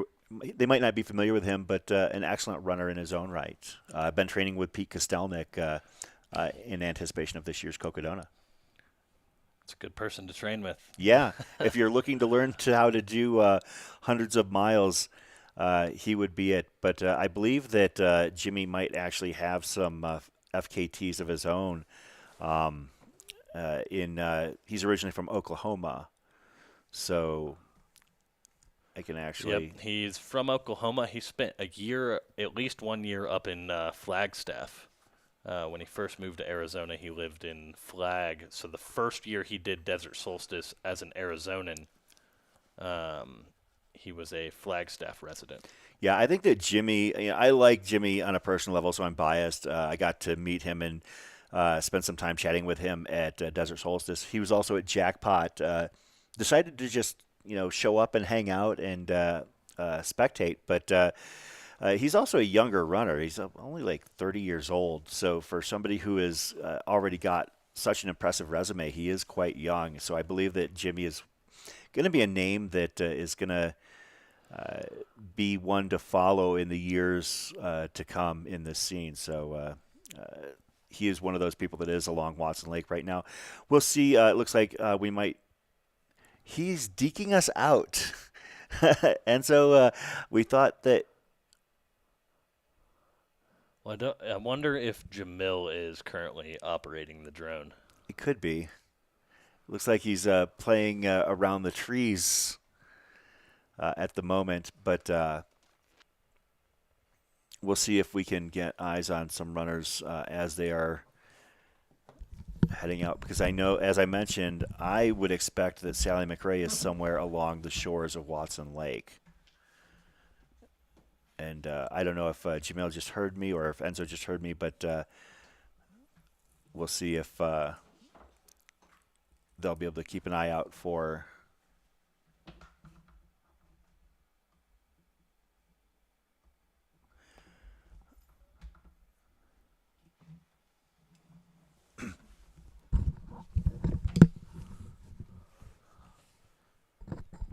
beautiful day out there. Yeah, it definitely is. And I think I may have finally solved some of our audio. Now we've got monitor headphones. Yep, now we've got monitor headphones. So I think what I'm going to do, Game changer. just to test this, is I am going to give people the ad everyone wants and everyone desires. It's been going on in the chat. For those who were asking what Floda is, courtesy of our incredible partners over at Satisfy, I introduce you the international launch of Floda.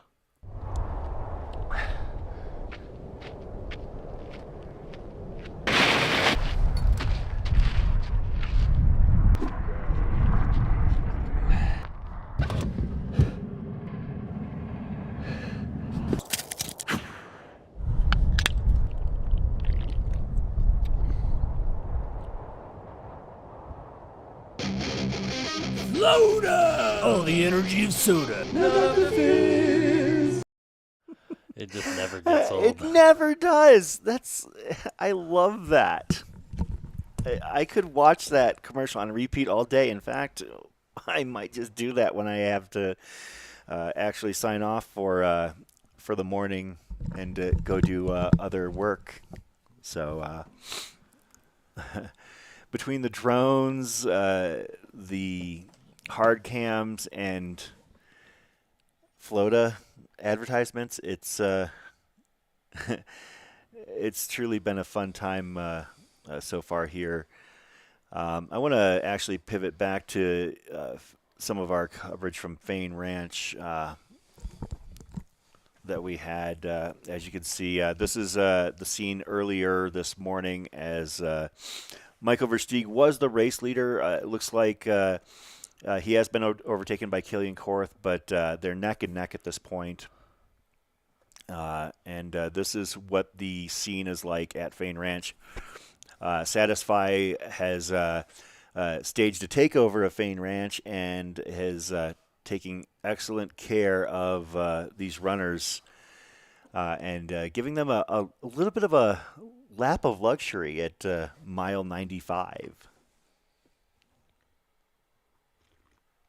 So yeah, that's an excellent opportunity for runners to rest, relax, and recharge. And those were our men's leaders. On the other side, we had our women's leaders as well head in just a little bit later. That was Mika Tews and Mike Groenewegen. And you can see there is kind of a funny little dichotomy there. You can see the dirt covered calves and the scraped up knees on these fancy couches and chairs.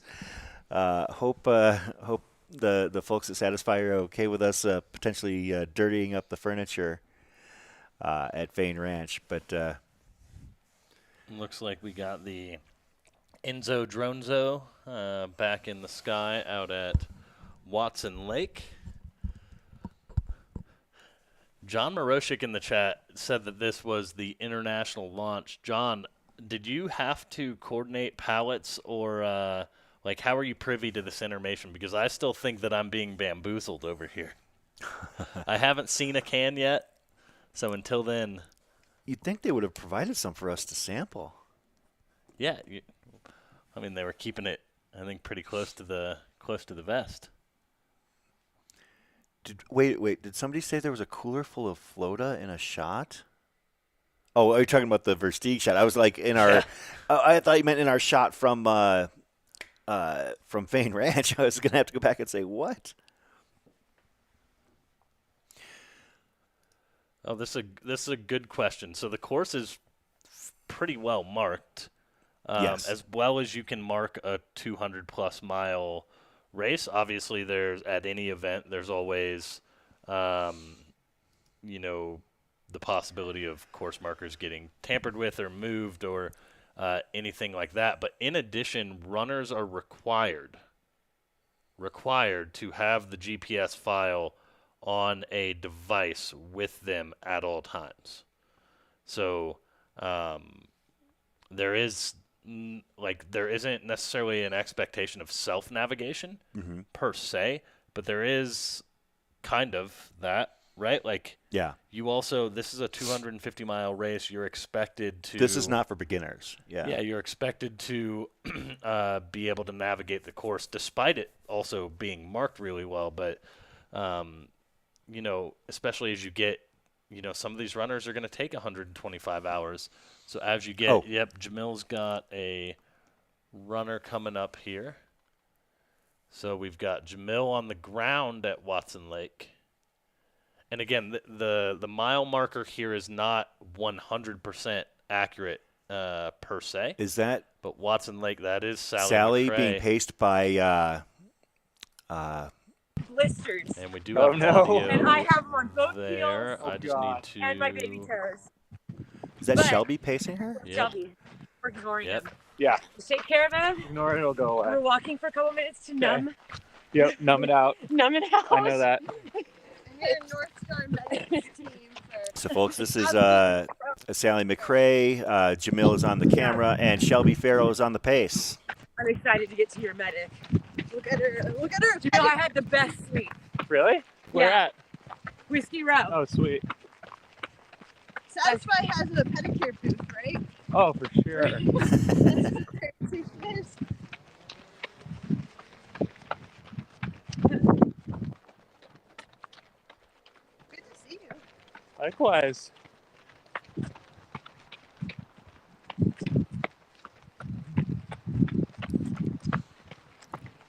Shelby Farrell pacing Sally McRae through the Granite Dell section of Watson Lake. I finally did pass that night, yeah. About mile 84, 85 of the Cocodona 250. I didn't sleep the night before the race. I can imagine. So many things going through your head. Take a look to your right. Right? This! But it like doesn't end. It's like every section is effing. Last night was Sunset. She's having so much fun out there. It's great to see. Well, she said she did say she got her sleep in at Whiskey Row. Hopefully feeling rejuvenated. Yeah, but like you said, she's looking in great spirits. Very Sally McRae-esque, right? Yeah. Always in high spirits. And I know that she has what I would consider to be an elite pace team to take her through this race. You can see Shelby Farrell, who has finished this race in the past, is going to be with her for this section. Later on, I know that she's got Summer Igo, a very talented runner here in the Arizona community, as well as Aravaipa's own Bryce Brooks. Yep, and we are going to take a look at the eyes in the sky here as Jamil's feed will come in and out, but we are looking at Shelby Farrell pacing Sally McRae with Jam on the cam behind him. What is the mileage on Jamil? I don't know. I'll have to ask him. I think he ran from mile 11 to at least Lane Mountain. I don't know if he ran from Lane Mountain to Crown King or not. But did we just have Versteeg's mom chimed in the chat? I just got a heads up a little bit ago. I might have missed it. We might have missed it. Hey, Clint, if you can give me a heads up on what she said, that would be much appreciated. I know that you're following along. Clint Green, friend of the community. Yeah, we must have missed it, but it sounds like Mike Versteeg's mom had popped in. So, yeah, as you can see, they've hit a pavement section at Watson Lake. That is Jamil Curry on the right-hand side filming. Maybe we can see if the jam cam is coming back. It's still a little bit of... we'll get good audio, but sometimes the frame refresh is not what we had hoped. But That's our drone, yeah. Enzo's flying. they know they're being watched from overhead. They hear the eyes in the sky.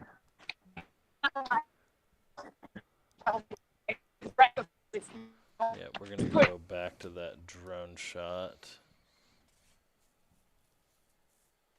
Yeah, kudos to Enzo for doing a great job with the drone coverage at Watson Lake. I can't wait to see as the runners hit that section. It's going to be really enjoyable. Great visuals with the granite dells right there.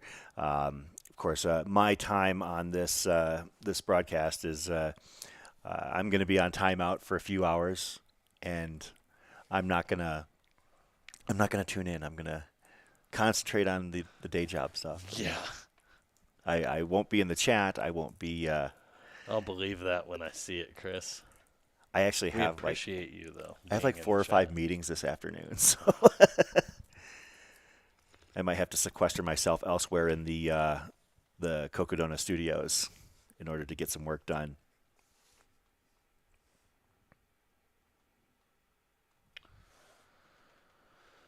So I did get confirmation. So Jamil ran to Lane Mountain, up to Lane Mountain, but he actually bushwhacked to where our drone pilot was at. Who sent that? I just got that from John Marushek. We need to figure out how to get that. I'm going to post this onto my Instagram, and I'll just pull it up there. Love it. Or you can plug your phone. Oh, no, you can't. No, I have a real phone. You can send it to me, and I can plug my phone in. I'll just post it. I think that it needs to be shared with the world at large. Let's see. I just got the hottest insider tip of the century. I think that this is the kind of thing that can change the whole game in the running community, as far as I'm concerned. So I'm going to get this downloaded, put on my Instagram, and then I will pull it up on our iPad here.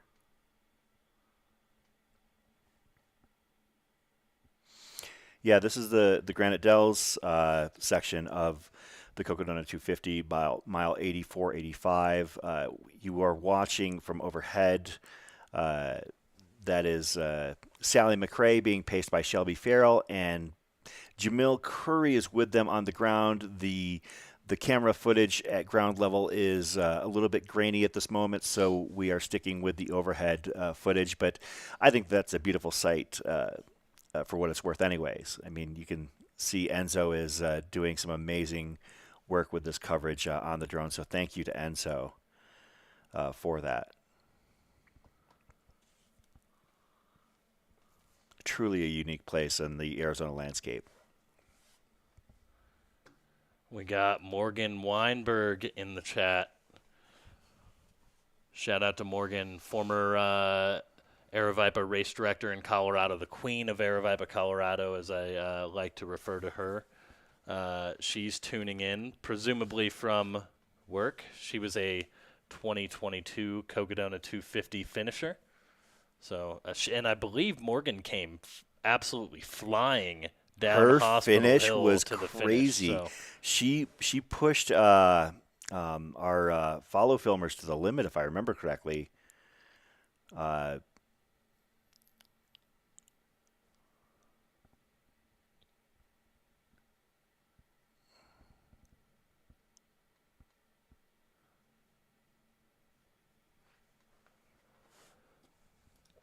Ruth Stewart in the chat. Ruth will be doing a lot of volunteering with us this week. Yeah, Ruth is great. I'm a huge fan of hers. She does a lot for this community, so we're grateful to have people like. Again, we'll see that camera feed from Jamil will keep coming in and out, so we'll try to keep it on the overhead shot for right now. But I believe, sorry, I went on a tangent right after I pulled up. Yeah, both Versteeg and Goldberg's mom have been in the chat so far. Goldberg's mom she was in the chat yesterday, so shout out to Mama Goldberg. We appreciate you tuning in. And shout out to Kevin, who has also been in the chat while traversing across Fain Ranch, which seems a little dangerous for my liking, but Okay, here we go. shout out to Kevin nonetheless. All right. You want to pull up the iPad? We're going to pull up the iPad here for a brief moment. We can confirm. Floda it is real. I don't know if we're gonna have to take the photo down or not. I don't think so. I mean, runners they've made it to that aid station, but yeah. If we get a C and D, we'll take it down. Hey. But we the are cat back is on out of the bag. overhead. But yeah, it is confirmed that Floda is a thing. Oh, look at that shot right there. I'm actually going to say this. We've never gotten this exact shot in any of our broadcasts before. This is wonderful. Look at how kind of tight it is to the rock face. It's so sick. Yeah. And I know that Jamil is refreshing his feed like crazy to try and clean up his camera for us. So hopefully if we can get a clean feed from Jamil, we'll pull that in so that we can show you guys not just the aerial views, but the ground level as well. LOL, the feed is going to be desperate to get these in stock first. Wow. Yeah, I'm hoping that Jamil went by Fain Ranch and like grabbed a case or two to bring up as he kind of moves his way to Flagstaff, so that we can maybe we'll do like a live taste test on air if we can get a can or two. Shout out to Satisfy Running for that. Absolutely amazing. As you can see, as I mentioned, when people were asking about how technical these trails are, it's not that they're technical; it's that they're just hard rock. Like so like on the Granite Dells, Looks like our drone has reached its it has reached as far as it can go right now, and is gonna maybe it's gonna circle around, give you some perspective on. Oh my gosh, look at that. Connor with a great question, asking if any other shorter races go through that area. Yes, the Whiskey Basin trail runs start and finish just about a half mile back from where we are right now, right on the lake. Like there's a ramada that overlooks Watson Lake that serves as the start-finish line aid. And the Whiskey Basin trail runs just took place a couple weeks ago here in Prescott, Arizona. And the distances range, I believe that the shortest one at this point is now a 10K, and the longest is 91K. So the Whiskey Basin Trail Runs offer you an opportunity to run these very trails, these very granite dells that we see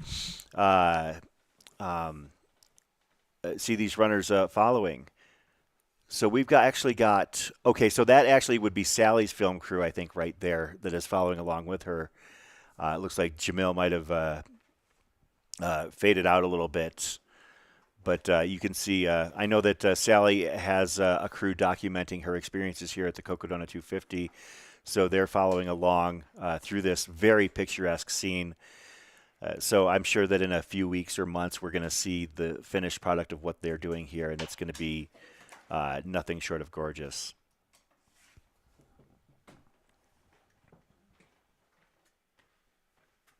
But yeah, if you're interested in being a part of this, running a race in this area that we're flying over right now, the Whiskey Basin Trail Runs will be your opportunity. I don't know if they are on the calendar for 2024 as of yet, but typically it's about the second or third Saturday in April. April is a very from late March to early May is the height of racing season, I believe, here in Arizona, with the Mesquite Canyons taking place in the middle of March. You've got Crown King Scramble, Damn Good Run, Whiskey Basin, and Old Pueblo. I mean, that's not just Aravaipa races. There's a lot going on. And then finally culminating in the big one the first week of May every year, a burgeoning tradition in Cocodona. Yeah, I mean, I think that Cocodona week is slowly becoming like Masters weekend. I think you're right. we had a lot of people tuned in yesterday, and we appreciate everyone who's tuning in today. And hopefully, we can continue to bring you amazing coverage throughout the course of the week as we, follow the journey of a number of these incredible athletes as they kind of make their way through across, central and northern Arizona. Yeah, somebody was asking who we're watching. Well, we were just recently following Sally McRae as she made her way through the Granite Dells on Watson Lake. I think that this is going to be that shot that we revert back to over the course of the coverage today. I mean, look at this beautiful, pristine water just outside of Prescott Valley, Arizona, about 85 miles into the Cocodona 250 journey. So basically the 1/3 of the way done point is one way to look at it, if I'm doing my math. Yep. It's good math, Chris. Okay, so if it's going to be Push the Run mentions if it's going to be like Masters Week, then the winners need to get a special jacket. Could we get them maybe a we'll Cocodenim? get them. Oh, a Cocodenim. I like that. And I believe we have possibly a special guest about to join us here. We'll just see if he can turn his camera sideways, if he can hear us. The other sideways. No, you may have to unlock your orientation lock on your phone. There we go. He is. Let's pull him in here, ladies and gentlemen. And I just need to unmute on my end, and it looks like, Jeff, you'll need to unmute on your end. But we are joined by the fastest known Tiger himself, Jeff Garmeyer, ladies and gentlemen. Jeff, how are you doing? Hello. I'm doing great out here. I stopped puking a few hours ago. I have not slept at all. I don't know if I'm talking loud enough, and I'm in the middle of nowhere. Oops, sorry about that. Okay, now Can we you got repeat you, Jeff. that, Jeff? Sorry, I couldn't hear you. I got you fixed now. Yeah, I'm doing great. I stopped puking after 16 hours of donating all my water to the hungry plant. Now I'm in the middle of nowhere, just moving like a tiger on the hunt. I love it. So have you made it to the Satisfy Fain Ranch aid station yet, Jeff? I'll be there really soon. Dude, I hope that you enjoy a can of Floda when you get there. You're going to love it, and I hope you enjoy the aid station that Satisfy has put together there. Fain Ranch is typically a little bit of a low light for a lot of people on the course, but Satisfy has helped bring a little bit more energy to the race course. That's great because Fain Ranch usually really sucks. Yeah, they've definitely done a lot to jazz it up. Don't know if you've had a chance to check it out on social media. Obviously, you're busy doing other things, but we've gotten a sneak peek into what they have to offer at Fain Ranch. It looks like the lounge at a nightclub at this point. Comfortable chairs. Yeah, I mean, I've only been doing one other thing out here, but I have not checked social media a lot. I'm disappointed, Jeff, that it took you this long to tune in. Kevin Goldberg has been in the live chat for the last entire day, commenting while watching the YouTube. So, he beat you to the punch as the first runner this year to be tuning in while on course. Well, okay, let's put it like this. I think he makes money, so he has a better phone than I do, and his phone can support calling it more often. I am a dirtbag out here. I've laid in my own puke in the dirt all night, so I got to be really careful with my phone battery. You're going to see a lot of... I absolutely love it. I think we're losing your feed here, Jeff, but we'll try to connect with you when you do get to the Fain Ranch aid station. I think that the fading of the feed kind of helped make his point in regards to not being able to match Kevin Goldberg on a couple of aspects. Of course, Kevin is in the chat, in and out as he's running this race. I believe that he has actually hit Fain Ranch. Yep. Yeah, I think so. And again, beautiful shots of Watson Lake here. And that Ramada right there, if I am correct, is the... So, yeah, that's where the start-finish line of Whiskey Basin Trail Runs is, right there, right below where the camera shot is. So, like, you start, and that's what you see, except if you do the 91K because you're starting before dark or before light. But, yeah, an absolutely wonderful area to run and spend time here. It's a gem of the Arizona landscape.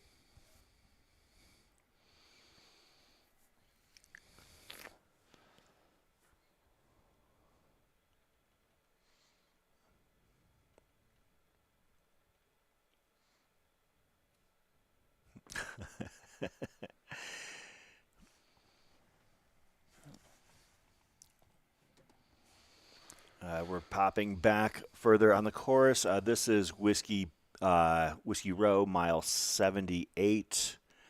The runners that are still on the course that have not made it here have to make it here by 9:30 local time tonight in order to have to be in and out, which means they've got a little under 11 hours to get to Whiskey Row. Looking on our live runner tracker, the runner tracking link is available just below the video window on YouTube. It's in the description. You can check it out there, as well as look at the Cocodona 250 website, which has things such as runner information, or you can check out some of the Cocodona swag if you want to support the event by buying a shirt or maybe a hat. All sorts of cool hat combinations and options. We got like your caps, your trucker hats. We have the bucket hat. The Cocodona bucket hat is available. Looking back, our furthest back runner, Jamila, bib number 155, is at mile 51.5. That's who I forgot to bring up when Allison was on. Jamila is a Georgia native. I don't know if she actually resides in the greater Atlanta area or not, or at least she used to be a Georgia native and has done a lot of races out there. So shout out to Jamila. She's been, I believe, in the race before. Okay. But I don't recall whether, I think it was last year, I don't recall whether she is finished or not. But I can pull that up. So Jamila is currently at mile 51.5 to 52, and the next cutoff is at Friendly Pines at 5 p.m., mile 71. So Jamila has roughly just over 8 hours to go about 20 miles in order to stay on course.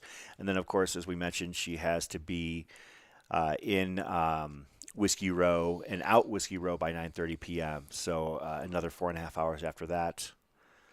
So using my maths, that's about a little over 13 hours to go, the equivalent of a marathon. So she is pushing along. I don't think that I would consider her in danger of missing any cutoffs as she approaches Arastra Creek at mile 53.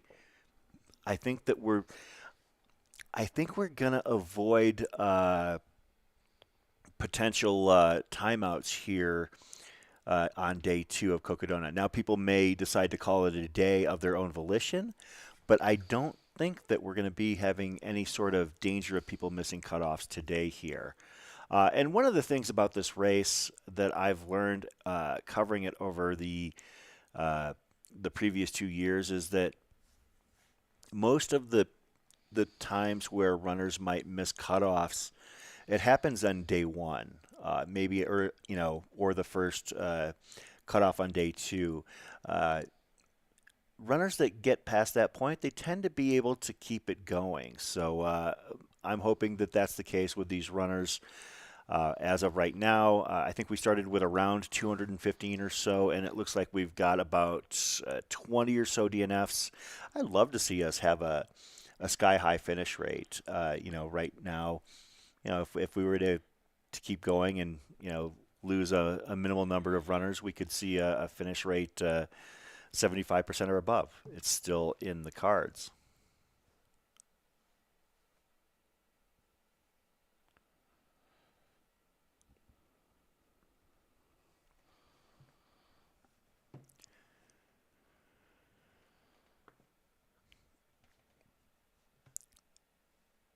Somebody suggesting that Killian and Versteeg should take a rest together. Well, it looks like Versteeg is still taking his rest, and Killian has decided to leave Mingus Mountain aid, and Killian is on his way on the Mingus Mountain descent. I'm sure he'll be taking a break later, but Versteeg is taking this opportunity to get his rest, which I believe he did last year as well. Thank you to the Prescott Area Trail Runners PATR for hosting the aid station right on Whiskey Row in historic downtown Prescott, right across from the old state capitol building, the current Yavapai County Courthouse.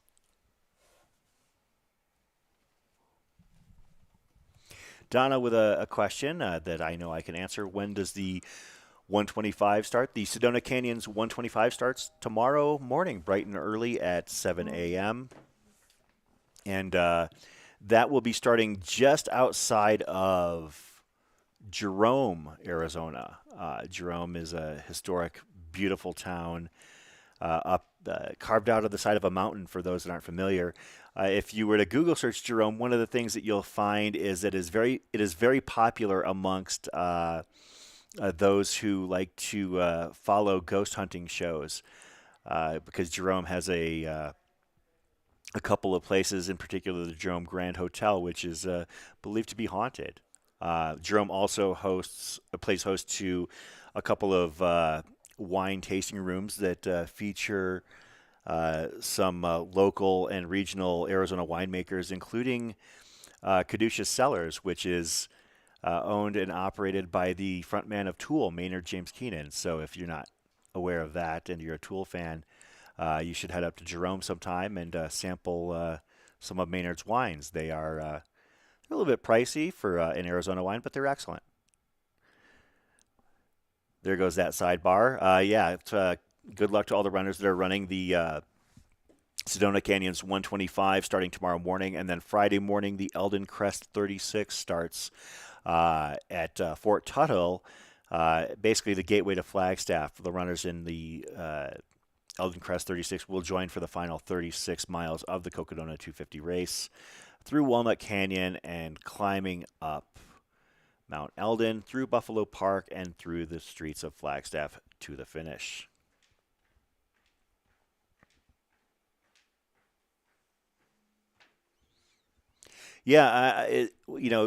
Kazarian, once Eldon Crest starts, it's going to be crazy following 3 great races. I'm a little bit petrified at what it's going to be like trying to figure out who's in what event, but we're going to do our best to keep tabs on everybody across all 3 races. I'm also going to try and I've got my picks for the shorter distance races. I'm going to try and see if I can get a runner who I believe is going to win the Eldon Crest to see if they'll come into the studio, perhaps. Male or female? Female. Okay. I was going to say, I think I have the pick for the men's side. Actually, I think we're both in agreement on both of those picks. I don't know. They're both on the Aravaipa Racing team. Yeah, is there more than one male member of the Aravaipa Racing team? I don't know. Running the 36. Who's your male pick? Oh, Ryan Raff. Yeah, okay. We were talking about the same guy. Ryan Raff and Nicole Hansen. I'm hoping that if I'm right, we'll see if we can get one or possibly both. We have connections. Yeah, we should ask. Ryan was a great interview when we did the elite panel at Black Canyon. That was his first 100K, I believe. Yeah. Fresh out of college. Last fall, he ran on the Northern Arizona University cross country team Mm-hmm. at the national meet where they won nationals, and then just a few months later he's running Black Canyon 100K. So that's pretty awesome. And so I believe in just a second here we are going to swap commentary. Chris, unfortunately, actually has a real job, has a big boy job that, pays the bills. So he's going to go to work, and we will see him again for Aravaipa After Dark at 6 p.m. after our midday and our drive home show with Finn and Brett of the Single Track Podcast. So they'll be on from noon to 6. And you'll have Chris and guests, which may be me from time to time in the evening. But right now we're going to switch it over, and we're going to bring on Kelly Teeslink with Girls on the Run Northern Arizona. Again, if you would like to donate to Girls on the Run Northern Arizona, there is a direct donation link in the pinned at the top of these comments. But not only does Kelly work for Girls on the Run Northern Arizona and do a lot of awesome work with them, but she also has a ton of experience out here at Cocodona between crewing and pacing and living up in Flagstaff and having explored a lot of these trails. So I'm sure Kelly will have a lot of great insights for us as she puts the headset on here. Good morning. How are you doing today, Kelly? I'm doing great. It's Cocodona week. It's Cocodona week, and we have a lot of monitors going on here. So the live shot is straight ahead of us, and then that is the actual YouTube feed over on the big screen. So that'll be a little bit delayed over there. We've got the live chat down here. Kelly, thanks so much for joining us. This is year 2. This is becoming, one of our many annual Cocodona traditions. Absolutely. Thanks for having me back. Yeah, the pleasure is mine. So why don't you give the viewers a little rundown on first maybe your experiences at Cocodona over the last couple of years? Yeah, so this is year 3. The first year I crewed and paced the amazing Dawn Greenwald, who's out there right now. How's she doing? I actually haven't been able to check this morning with other work commitments and all that stuff. You pull that up on the live tracker here. So I paced and crewed her. I paced her in Sedona, and then crewed her at various points when I could get away from work, which is quite an advantage, I feel like, for Flagstaff runners, being able to pull crew from Northern Arizona and can kind of jump in and out of their real life and their Cocodona bubble. So that is quite an advantage, I think. Last year, I volunteered overnight at the Kelly Canyon aid station and did live stream. And then this year, I'm here today, and then I will also be pacing Carrie Henderson, who I think was 5th or 6th female last time I checked. But again, yeah, I want to say that, she was 5th or 6th when we went off air last night. I will check our leaderboard. So I've definitely been on the back end, and that's the way I like it. I don't know that you'll ever see me on the other side of this thing. I prefer more of the support role, the commentary role, and it is especially just so awesome and an honor to be here, representing Girls in the Run, not only Girls in the Run of Northern Arizona, but it is a national organization. So there's chapters all over the country. I'm sure many of you who don't reside here in Northern Arizona have heard of Girls in the Run. And if you haven't, I'm sure I can talk about it a little bit while I'm here today. Yeah, I think that we will have some time here, and I will bring up our race leaderboard here in just a second. Awesome. We're still trying to work some kinks out with this, but the women's podium,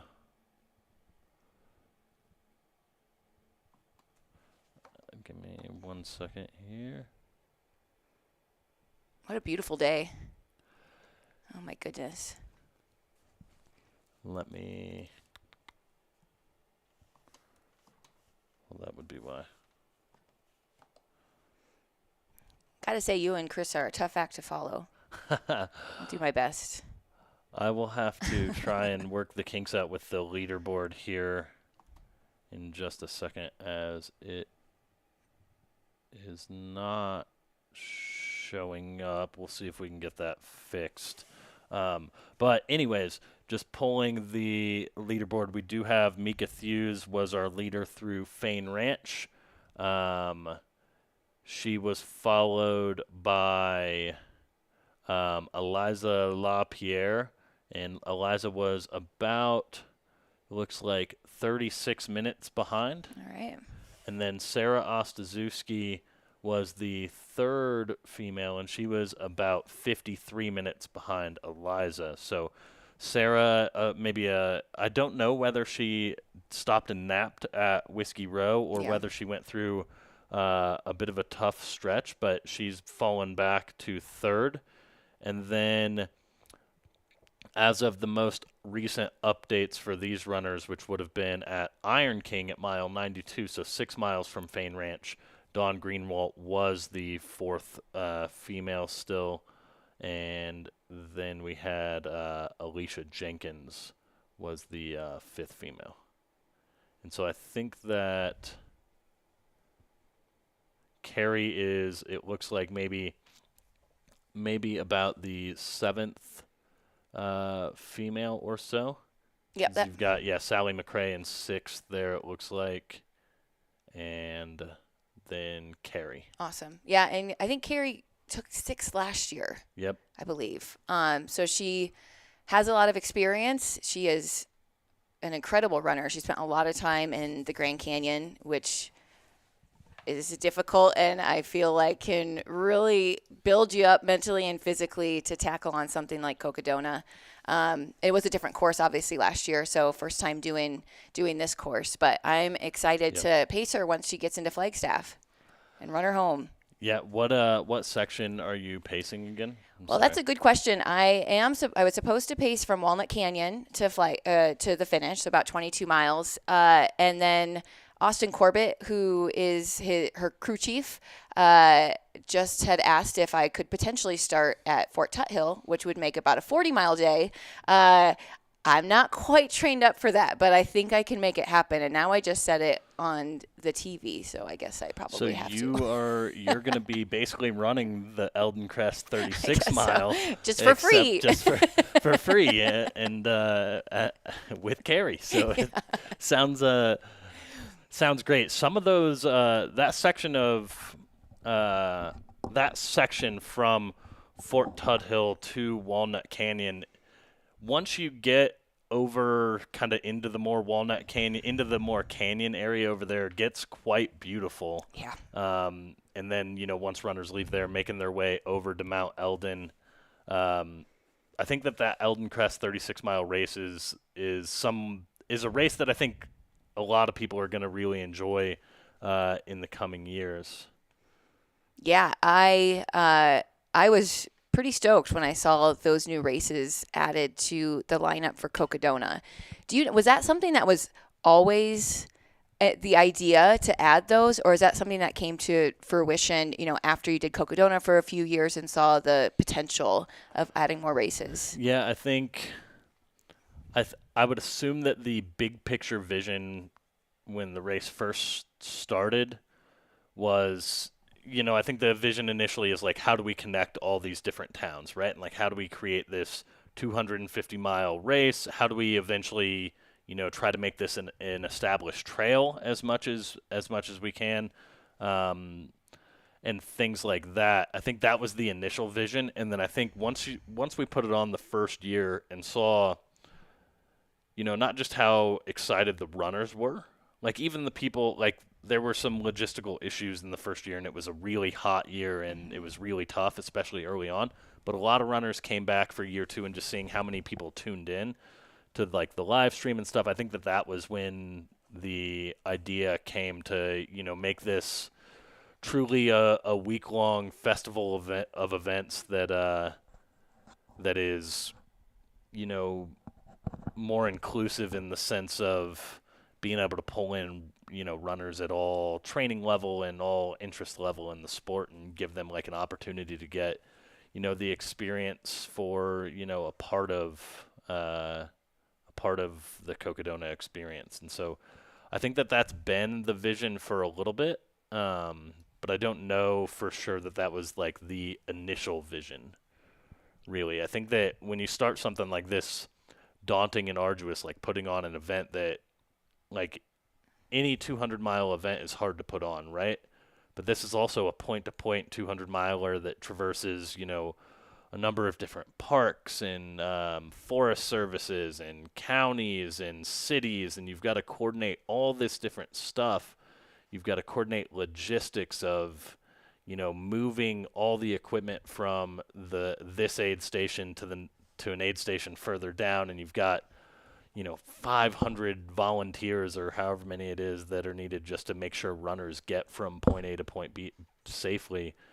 That I think that was probably the initial focus before we started thinking about how can we make this more accessible to other runners. Mm-hmm.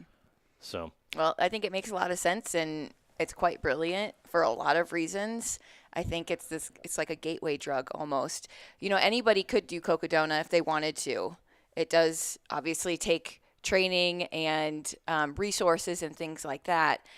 But I can also see, as someone who does ultras, I stop at the 100-milers. The 250 seems just like a very, that's a huge step and a huge commitment. And to be able to experience the course in chunks, whether it's doing the 36-mile and doing Flagstaff and getting to the finish, or Sedona to Flagstaff, that 125, and a lot of times that's the longest anyone, there aren't a ton of races just over 100 miles. So I think you guys have created something really special, and I think that is more inclusive of the sport and of, getting involved in Cocodona. I think that, and so I'm probably not privy to share details quite yet, but I think that over the coming years you'll see more events come into the Cocodona ecosystem as well to like truly make it a more inclusive experience. I think that next year what we need a kids fun run from the hospital down to the finish. Downhill, I love it. Downhill, it's probably like a mile. We may need like extra volunteers for safety. Maybe we can work with the city of Flagstaff to block off Beaver Street for 20 minutes for us. That's pretty adorable. Well, you can that'd bet be pretty awesome. Yeah, you can bet on Girls in the Run probably helping out with that in some fashion. I'm throwing it out there. If we're gonna, we need to. I'm betting that Taggart Van Etten would come out for the kids fun run because it'd be an event distance that he could that he could finish. I'm not sure if he's still in the chat, but shout out to Tag. Someone in the chat asked, I'm sorry, I can't find the comment right now. Right here. Here we go. Victoria Spears. Do we know what place Sally is currently in? She's currently the 6th female per our last updates, not just on the live tracker, but the last time they went through the prior aid station, which for her, I believe we got a ping from her at Iron King. I've been listening to a few of her podcasts before she started Cocodona, and she's something. She's a very inspiring, bright light in our sport. Yep, couldn't agree with you more.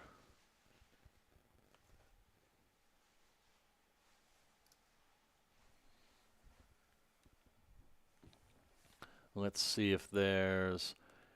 Yeah, for anyone who is interested in the live tracker, it is in the video description of this live stream. So basically just below the video on YouTube, you'll see kind of the whole video description. You'll be able to pull up the live tracker.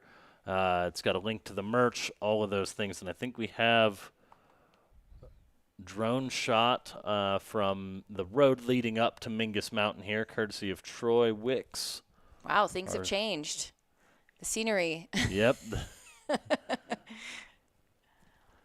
One of my favorite things about this state.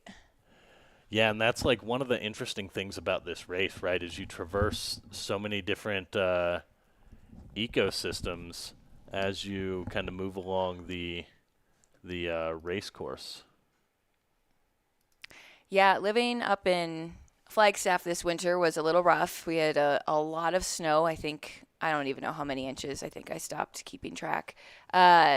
But the best thing about Arizona and being a trail runner, and as someone who doesn't ski or do a lot of winter sports, which I probably should, is I can just hop down an hour south and be in Sedona or be in Cottonwood or Jerome, where it's dry and it's a different climate, different types of trails. So it's a pretty wonderful place when you can get to a completely different ecosystem in an hour's drive. Yeah, and so I'm getting word, I believe this is actually Versteeg leaving Mingus Mountain, and not our next runner coming up. So he came in just a little bit behind Killian Korth in second place, and he took a short nap in his cruise van and is getting back out there.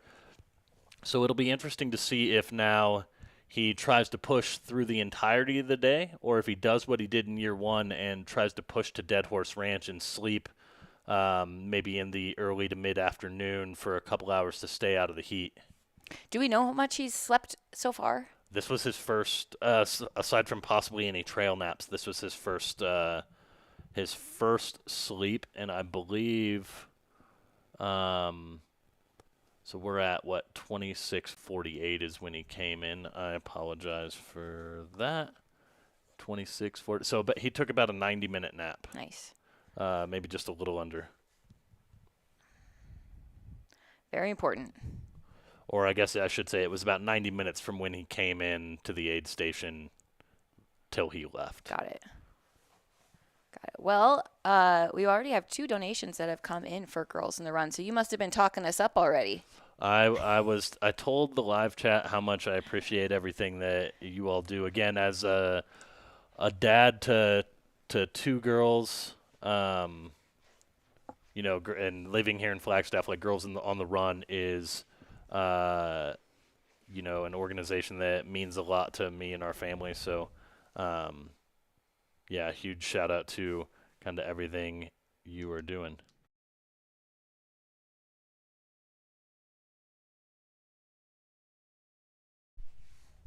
And then we did Julian in the chat, Julian Galuzzi, Kelly Teeslink currently on the mic with me. She's got, like we talked about just a little bit ago, a lot of experience at Cocodona between volunteering and crewing and pacing, and exploring a lot of the trails. So I'm stoked to have Kelly on.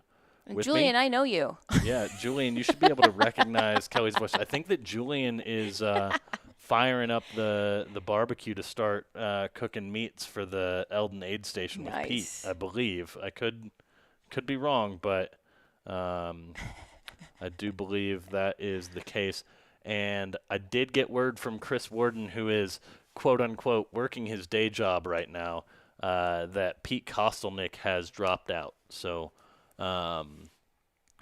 Chris Warden, while he's working, he's still getting the behind-the-scenes beta for us. So we appreciate that. So sounds like Pete Kostelnick has called it a day. Liz Sharrow put the link to donate in the chat. The link is pinned to the top of the chat. So if you scroll to the top, the link is pinned there, and you can directly donate to Girls on the Run, Northern Arizona. And then one last thing, if anyone in the Arizona region is interested in volunteering, we are still looking for some volunteers, it sounds like, for the Sedona Aid Station overnight tonight, so midnight to 8 a.m.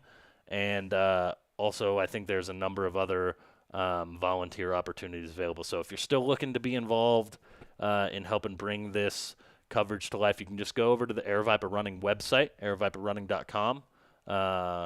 Click on the volunteer button, and you can kind of find all the different shifts from there. But if you are looking at earning some race credits and helping us put on this event, you can go on over to the Aravaipa website and and check that out.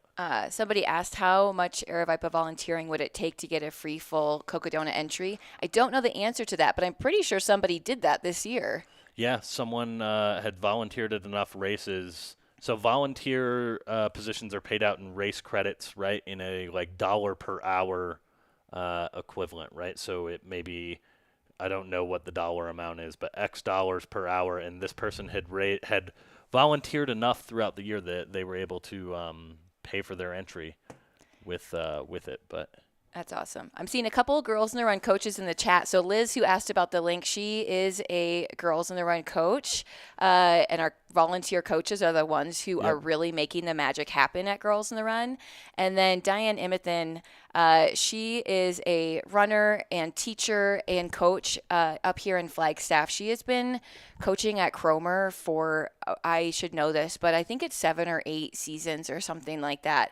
I think that her class, she's a teacher at Cromer Elementary, which is in Doney Park, just north of Flagstaff. They tune into the live stream as part of their school day. that's So awesome. we are making some ultra runners in the making. So we definitely have to give a shout out to Miss Imethan's class at Cromer Elementary.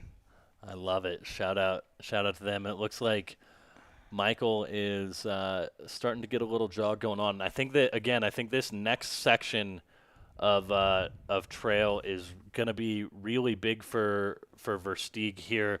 So compared to the first year when you run, runners take a different way down Mingus. So they're going to descend, I believe, the same way that they descended last year. And Versteeg is going to just know this area incredibly well. He's obviously given up a fairly sizable lead to Killian Korth at this point. But if he can run strong through this area, you would have to think that Killian at some point is probably going to have to sleep. And that'll be Versteeg's opportunity to maybe make up some ground. But Versteeg just knows this next section basically from Mingus to Sedona like the back of his hand. He's lived and worked and trained in the area for so many years that I think he's going to take a lot of pride in running this next stretch pretty hard. Yeah, for me, when I go into a race, knowing the course is such a huge advantage. I know some people like to just not know and experience it for the first time. And I think mentally it can be so helpful, not only knowing if you have a section coming up that you're not particularly fond of, it can get you mentally ready for that. And then on the other side, when you know there's a section coming up that you are excited about, that you love running, it also gives you that mental boost. So for me, it's always been a great mental advantage, I guess, of knowing the course. Of course, there's physical advantages too, but It looks like our drone maybe is losing signal there, so we'll send it back to Whiskey Basin, where our coverage ended last night. As you're going to see runners still coming in throughout the course of the day, and we will have a live stream volunteer at Whiskey Basin, at Whiskey Row later tonight to get some of our final finishers. So we will have, I believe Simon will be, Simon will be at Whiskey Row tonight for the final hours as runners are kind of pushing cutoffs there. So we'll try, it's not going to work all the time where we can bring you, footage from the front and then middle and back of the pack, but we're going to try our best to cover, all aspects of the race, because I think one of the things that makes this race so impactful and so interesting is that it is such a meaningful journey for everyone. Every race is, obviously, right? But like some of our favorite moments of an organization are some of those final finishers of Cocodona in the past years. And, the story of the race isn't chasing golden tickets or trying to, obviously people are trying to win, but it's not chasing golden tickets. The story of the race is about this epic journey, right? And so we want to make sure that we're sharing the story of as many of those runners as we can. Shout out to Corinne Chalvoy in the chat, Aravaipa Racing team member. trail running legend at this point. Her uncle was in the sport for such a long time. Corinne's just grown up in the sport in southern Colorado in the Silverton, Ouray area. So shout out to Corinne. I believe Corinne is going to be volunteer filming for us at the finish line later on this week. So Awesome. And thanks so much for the donation, Corinne. And just a few other thank yous. Tamara Smith donated, as well as David F. I'm not going to try to pronounce your last name, David, but thank you so much for your donation to Girls in the Run. Just a little bit about where these donations will go and how they will support girls here in Northern Arizona. Our program is 10 weeks. Girls are meeting twice a week with their teams for 90 minutes. And over that 10 weeks, they're training for a 5K, but they're also learning a lot of important life skills to help them really untap their potential, that they have limitless potential, actually, that there is no limit. And as ultra runners, we know that running can give us this confidence in ourselves that not a whole lot else can, for me personally anyways. And so what we're trying to do with Girls in the Run is use running to teach these incredible life skills around self-confidence, positive self-talk, empathy, dealing with uncomfortable emotions, a lot of things that we experience in ultra running, right? And we're giving them these tools at age 8, 9, 10 years old. So when they navigate life as a girl and a woman and all the pressures that we face in society, that they have these tools in their back pocket to be able to really stay true to themselves and make choices that feel good for them. There's a lot of messages for young girls about what they should look like, what kind of friends they should have, what they should weigh. And what we want to do at Girls in the Run is give them the tools to be able to think critically about those messages that they're receiving, all while training for a 5K, which we host for them at the end of the season. So our program is free for participants if they need financial aid. So we do have a registration fee, but we do have scholarships available that are automatic. They are generous. There's no application for scholarships or anything like that. We also provide shoes and sports bras for girls who need them to fully participate in the program, because we also know that having the right gear is really important to be able to enjoy sport. And so we work really hard to raise funds to be able to cover all scholarships, shoes and sports bras for girls who need them. And so on average, it depends on the season, but between 40 and 60% of our girls are receiving financial aid. About 25 to 30% are receiving shoes, and 20% are receiving sports bras. So your funds that we raise today will go directly to funding scholarships, shoes, and sports bras for girls as they join Girls on the Run and hopefully develop a lifelong love for running and for moving their body. So thank you so much.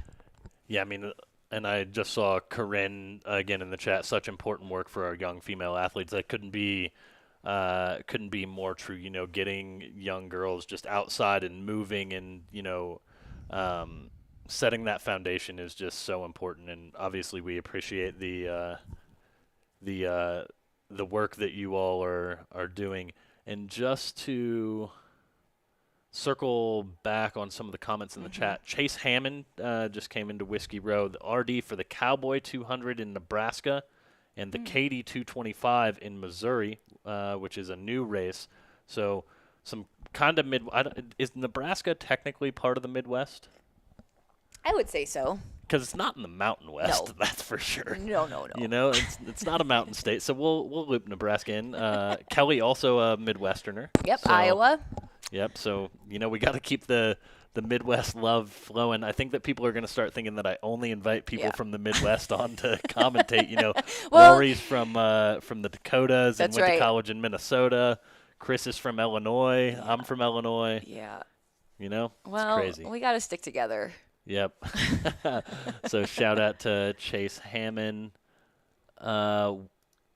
C. Adams, where did he miss a turn that's uncharacteristic of him? I'm not sure. I just got word from Race Command that he went off course for about 5 to 8 minutes, referencing Mike Versteeg. He went off course for about 5 to 8 minutes and gave up his lead back to Killian Korth at that time. Now, Mike McKnight also missed a turn last night while we were on air, where he missed the turn to go. So to get to the Camp Kippa aid station, you're coming down the Senator, or coming down Poland Road or Drive or whatever it is, and you have to make a right-hand turn to go out to the aid station a little bit and come back. He missed that turn, about a mile or two, had to come back and go to the aid station. And then Mike McKnight's been dealing with some back problems from a pre-existing injury that he's been working through. He is continuing on, but we will try to keep you updated on that as well. Unfortunate to go, of course. It is. It's tough, right? And that did bring questions in the chat, like whether the course is marked or not. It's as well marked as a 200-miler, I think, could be marked. Obviously, you're going to have the potential for hikers to pull flags if they think it's just trash or something like that, or all of these different things. But each runner is meant to have the GPX file downloaded on a device that they're carrying with them at all times. So if they're ever in question, which is likely how these runners knew that they were off course and were able to come back, is, Mike Versteeg knows the course so well that when he gets off course, he's like, wait, this doesn't seem right. Let me check, let me come back and get on course properly. So yeah, there's a couple layers there to help support them and make sure they are on track. And it's easy to do. Sometimes you're just looking off in the distance and you miss a flag, and having that course on your phone is going to help you. When you realize you haven't seen a flag in a while, you just head back. Well, and especially like that Fain Ranch section is not a trail. So it's pretty easy to get off course. You're just moving through kind of ranch land and following the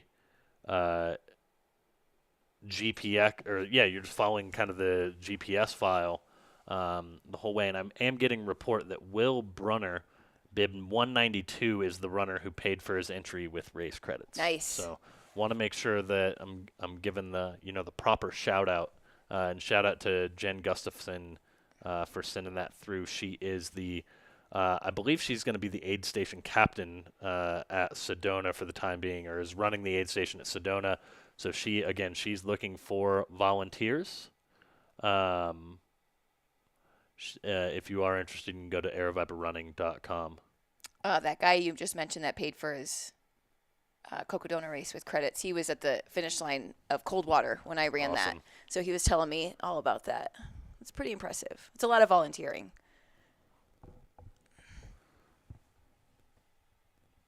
Got some Midwest chatter going on. Love. Oh, yeah, Mindy Coolman of Nebraska out there. This is not her first time. It might be. Has she done it all 3 years, Mindy Coolman? I know that she's done it at least twice. Yeah. It's pretty cool I to see believe him there coming are back. 8 runners who are going for their third finish, but I'm not sure. I think I've run a race with her. I can't remember what it was called. They all start to blend together after a few years.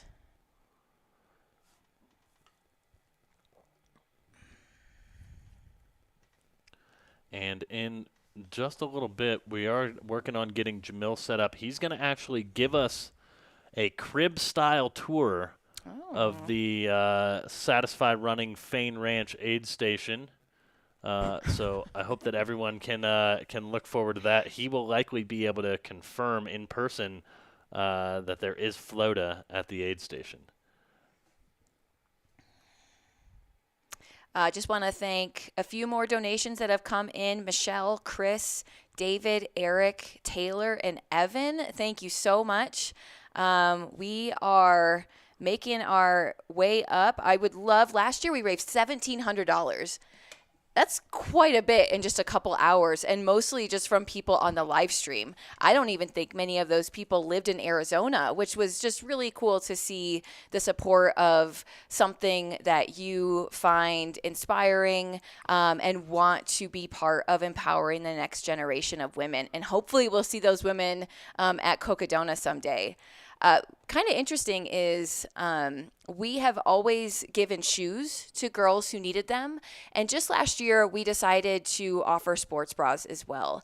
And we weren't really sure what the need would be. We just knew that it was a really critical, important piece of gear that some girls just might not have access to, or they might be embarrassed to ask for it.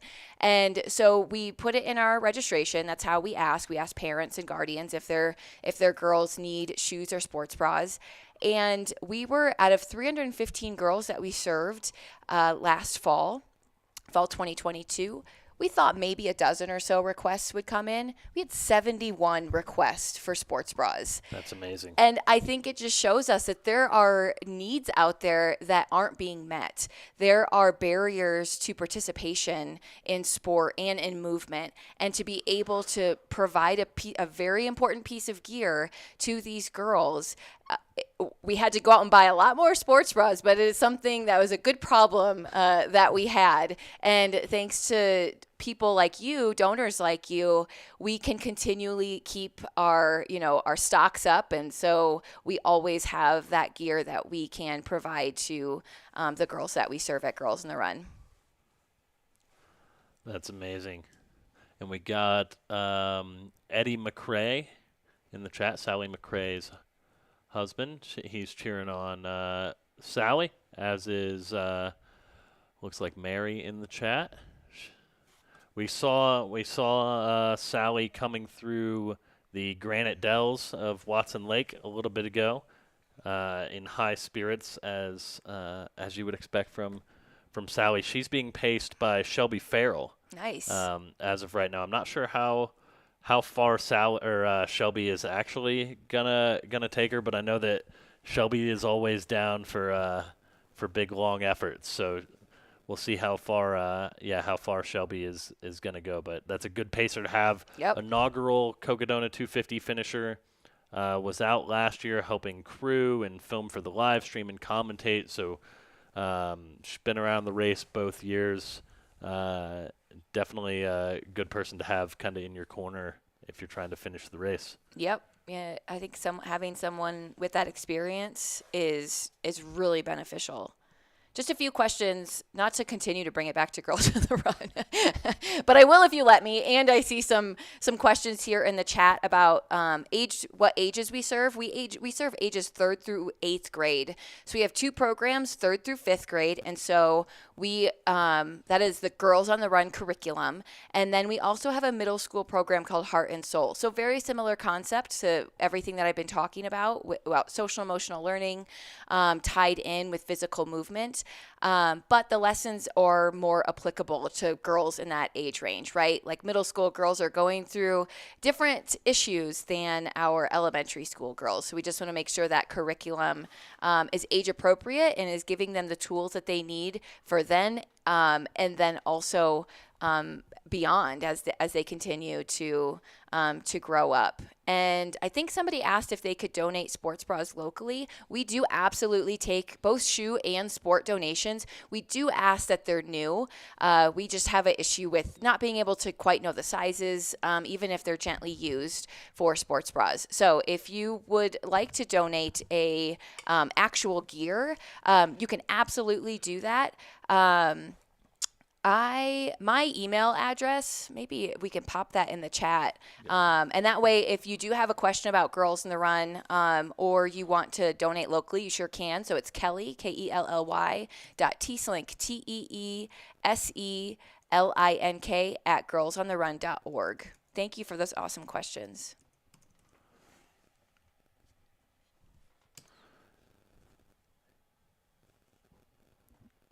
Oh my. And we're going to send it to our drone above Mingus Mountain here. Wow. We should have our next runners coming up to Mingus Mountain aid station in, it looks like they're about 2.5 miles away. And there was a question in the chat as to whether Eliza LaPierre overtook Mika. That could be the case. It looks like they're going to be pretty close. So let me see if I can pull this up on the live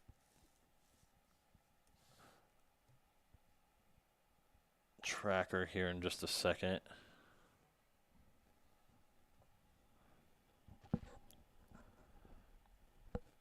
on our iPad, but it looks like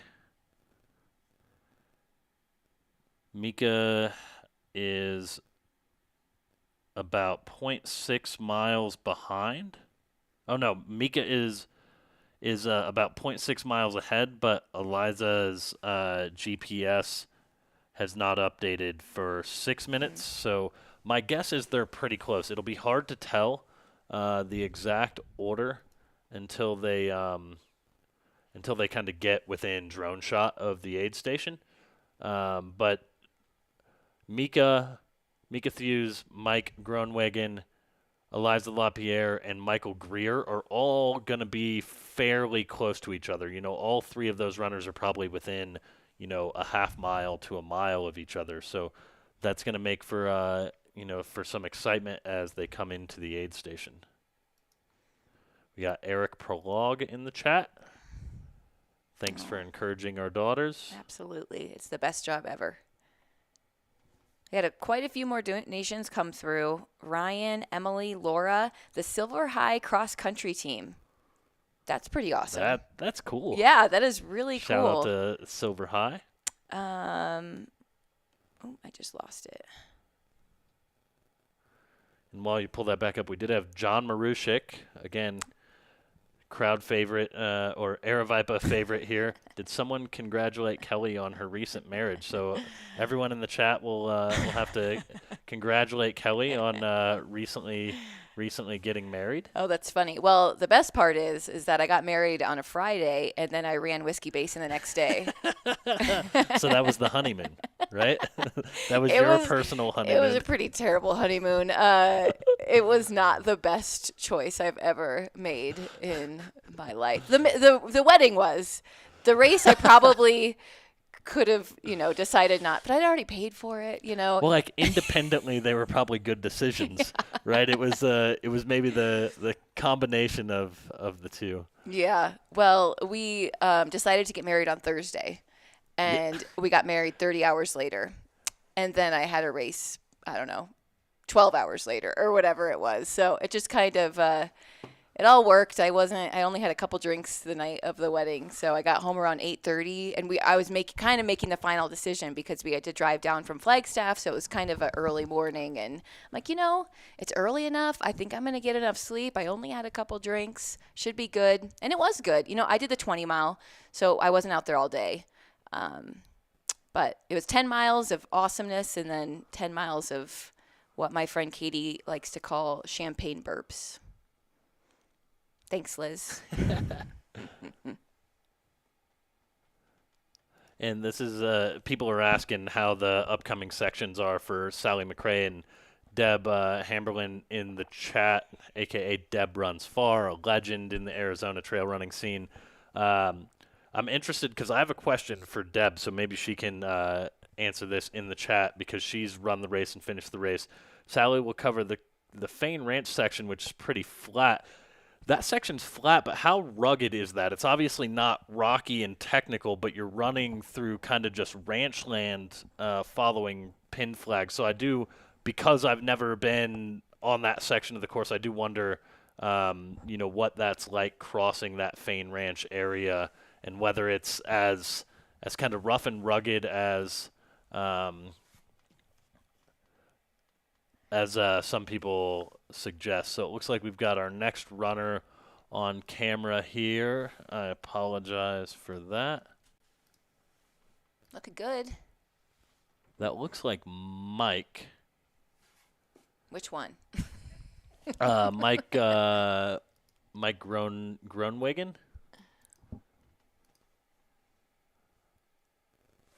I believe is who that is. I think yesterday, I think it was you on the live stream where he came into the aid station just in a pair of shorts, and another person was completely covered. It's different strokes, right?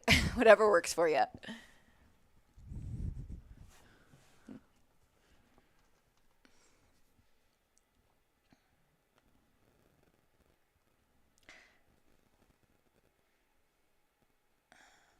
My friends Katie and Casey, who are pacing Dawn Greenwald, are crewing Dawn Greenwald right now. Casey's going to be pacing her later.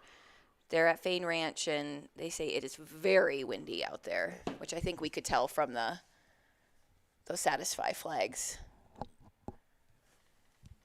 Hopefully it's with them. That would not be very fun to run into that wind because it doesn't look like there's a ton of coverage out there at the Fain Ranch area. Yep. Yeah, it's definitely exposed. And, yeah, Deb and then Morgan Weinberg in the chat, who also ran last year. You just need to be careful in footing. Potholes or gopher holes. Also a few fences to climb over. Oh, boy. Fain Ranch, or Morgan also saying Fain Ranch is awful. Well, this year Fain Ranch is pretty awesome because we've got Satisfy Running at the Fain Ranch aid station with a whole lounge recovery setup and, of course, everyone's favorite, Floda. Yeah, it looks like a pretty sweet place to hang out for a little bit.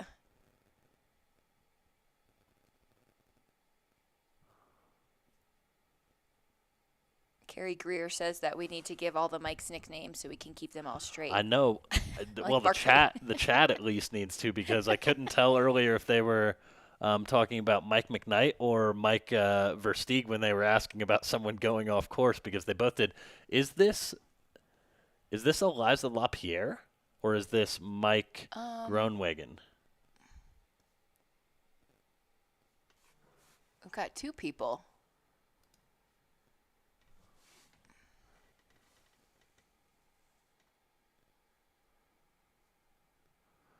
We'll see if our drone is able to get us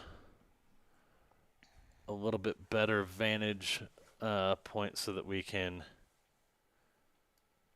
see Town Fan in the chat. Is Floda a real product? You'll have to check Chris Warden's Instagram before he gets a cease and desist to see if, in fact, there is actual cans of Floda or not. A few more donations that came in. Just want to give them a shout out. I want to make sure I don't miss folks. There's so many coming in. It's hard to keep track of who I've already said. Chris, Michelle, Kelly. I already mentioned that Silver High Cross Country team. Liz, Alan, and Benjamin, and Matthew. Thank you so much. They are just pouring in.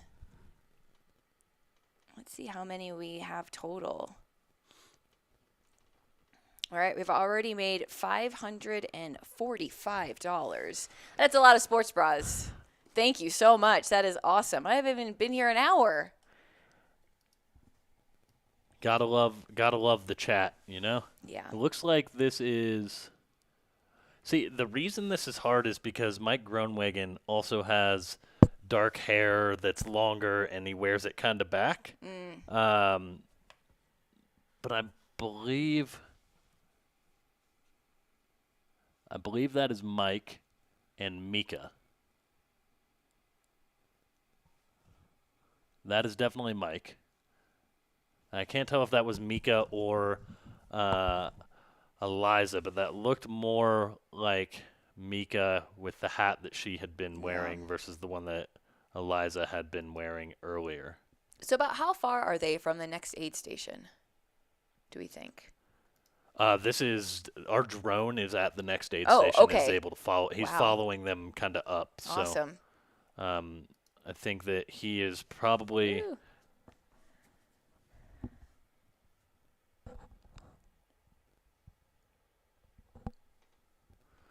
He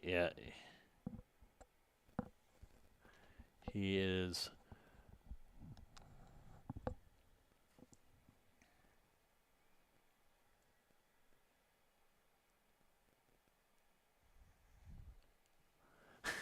He was sending me a message, quote, "That's called the drone run." Whenever people get on the drone feed, they were hiking and then they start running. It's definitely a little bit of accountability, right, when you've got a camera on you. Yep. John Maroshik in the chat again. I thought Jamil said he was going to do some live streaming at the Satisfy aid station. He is. He said that he's going to be there in a little bit and get set up and ready. So I'm not sure exactly when, but he is going to give us a MTV Cribs style tour of the Satisfy Fain Ranch aid station. I hope he's, prepping all his energy, getting all his caffeine so that he can, really bring some excitement to this aid station. I am looking forward to that. And shout out to John. In addition to Aravaipa, letting me come on here and, talk about Girls in the Run and raise money for Girls in the Run, they're a partner of us in a lot of other ways, a lot of other really impactful ways. So they help us out at our 5K. John was I don't know if he drew the shortest straw and had to drive up from Phoenix to Flagstaff at like 4 a.m. To bring up gear for our Girls on the Run 5K. But we were happy he was there. He seemed fine with it. So, and then also Aravaipa donates race registrations to Girls on the Run for those who want to join our Soulmates program. And that is our charity running program. So if you want a free registration to any Aravaipa race, car what is was going that? I think it was an OHV. Gotta look out for those. Makes sense up in this area. Dust them out. Sorry to cut you off. Oh no, there. you're good. That was exciting. We needed to talk about that. If you are interested in a free registration to any Aravaipa race this year, and you want to raise money for Girls in the Run along the way, it's actually pretty easy. I mean, we just raised $545 in a few minutes. Email me at that link that was in the chat, and I'll tell you how. We're really appreciative of Aravaipa donating those race registrations to not only support Girls in the Run, but get more people running your races and exploring all that Arizona and now Colorado has to offer. Yep, and we're obviously super thrilled to be partners. You all also for the Flagstaff Sky Peaks 26K last year that was on the Golden Trail World Series had a cheer station. So that was very fun. And I heard a lot of great feedback from that cheer station. Yep, So we're a lot of tutus, costumes. I was in the recap video that Solomon put out, blowing on my Solomon, looking so angry. I don't know if it just took so much effort those were amazing horns. Yep. And so that was definitely Mike and Mika awesome coming through together there. Mike Groenwegen and Mika Thews come through, and it looks like Eliza LaPierre and Michael Greer should be not far behind them. So I know Troy, he may need to do a battery swap, but I know that he will be heading probably back out to go and find those next runners here shortly. I bet it feels so good to link up with another runner after being by yourself for a long time. Yeah, I'm sure. I remember Pete Mortimer talked, I think, about it briefly, about how he spent a day and a half trying to catch Dax Hawks, just running by himself. And then when he finally caught him, it felt just so good to share, a mile or two of trail with someone and just chat, even though, they're kind of competing for that second and third spot, just to be able to share the trail with someone. Obviously, at that point he also had his pacer, which I think that helps a lot once you get kind of deeper into the race. It's interesting to see, some athletes are picking up pacers already, or probably have a number of pacers lined up so they can pick pacers up early on, and then you have others who maybe aren't going to have pacers at all, or aren't going to have pacers until they get, up to Flagstaff. Or it's just interesting to see all the different strategies and kind of desires in this race, so that each person can kind of get the experience they want out of the event. Yeah, exactly. I know some friends that, they like to prove that they can do this on their own, that they don't really need the support, like pacers and crew and things like that. And I totally respect that. In my opinion, for me personally, it's already really hard. So yeah. I'm just going to take those pacers if I can. Maybe sometimes not as early as I can, just to hold off a little bit, So 100 mile, if I can get it at 50, maybe from 50 to 60, my treat will be I get my music or something like that, and then knowing from 60 to 100 I get pacers, but just trying to play weird little mind games. It looks like our drone pilot is going to swap batteries out real quick and then get the drone back up in the air. So we're tuned into the Whiskey Row aid station here for some of our back of the pack, mid to back of the pack runners. The cutoff for Whiskey Row is 9:30 p.m. So runners have a little less than 12 hours to get in and out of this aid station. Whiskey Row is where we ended our coverage last night and is the mile 78 aid station.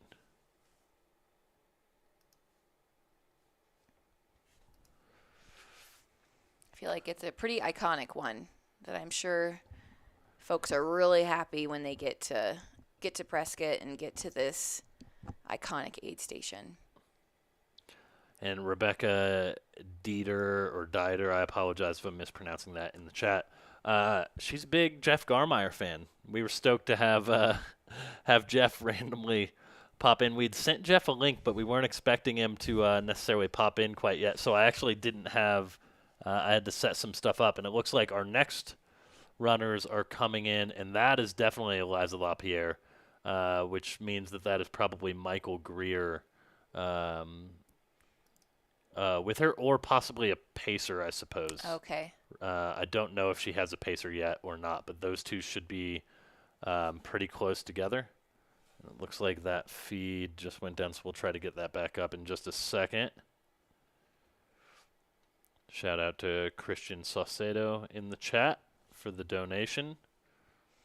Yep, and we had 3 more come through, Morgan, Crystal, and Molly. Thank you so much. Molly and I are actually from the same hometown in Iowa, which is kind of crazy. Was it like a small town or a big? Well, actually, there's a lot of small towns in Iowa. But I there's might some get big this towns wrong. too. I grew up in a town of like 6,000 people, and then I believe we didn't know each other.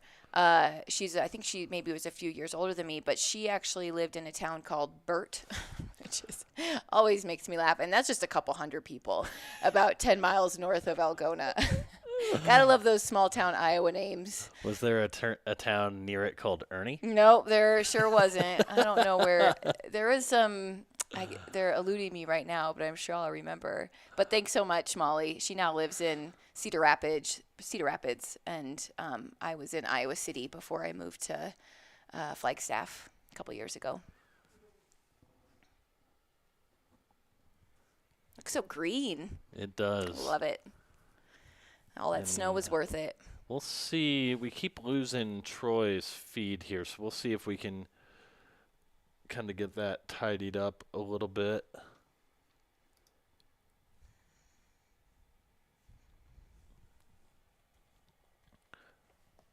And while we have kind of a break in the action, we're going to go ahead and have a little word from one of our sponsors, Gnarly Nutrition. Gnarly out on the race course at all the aid stations. So let's hear from our good friends at Gnarly.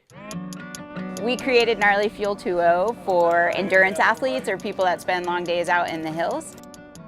It has both sucrose and dextrose, easy to digest carbohydrates in it. 25 grams or 100 calories per 12 ounces. Has a full range of electrolytes, 250 milligrams of sodium, and then also chloride, potassium, magnesium, calcium. One of the things that kind of distinguishes us from other fuel products is that we have HMB, the metabolite of the branched chain amino acid leucine, which helps you recover while you're running. So it's an all-in-one fuel, electrolytes to replenish, and HMB to recover. Again, a huge shout out to our friends over at Gnarly for helping bring this coverage to life. We've got the drone back up at Mingus here. And it looked like we had, and it's down. So we'll be back here at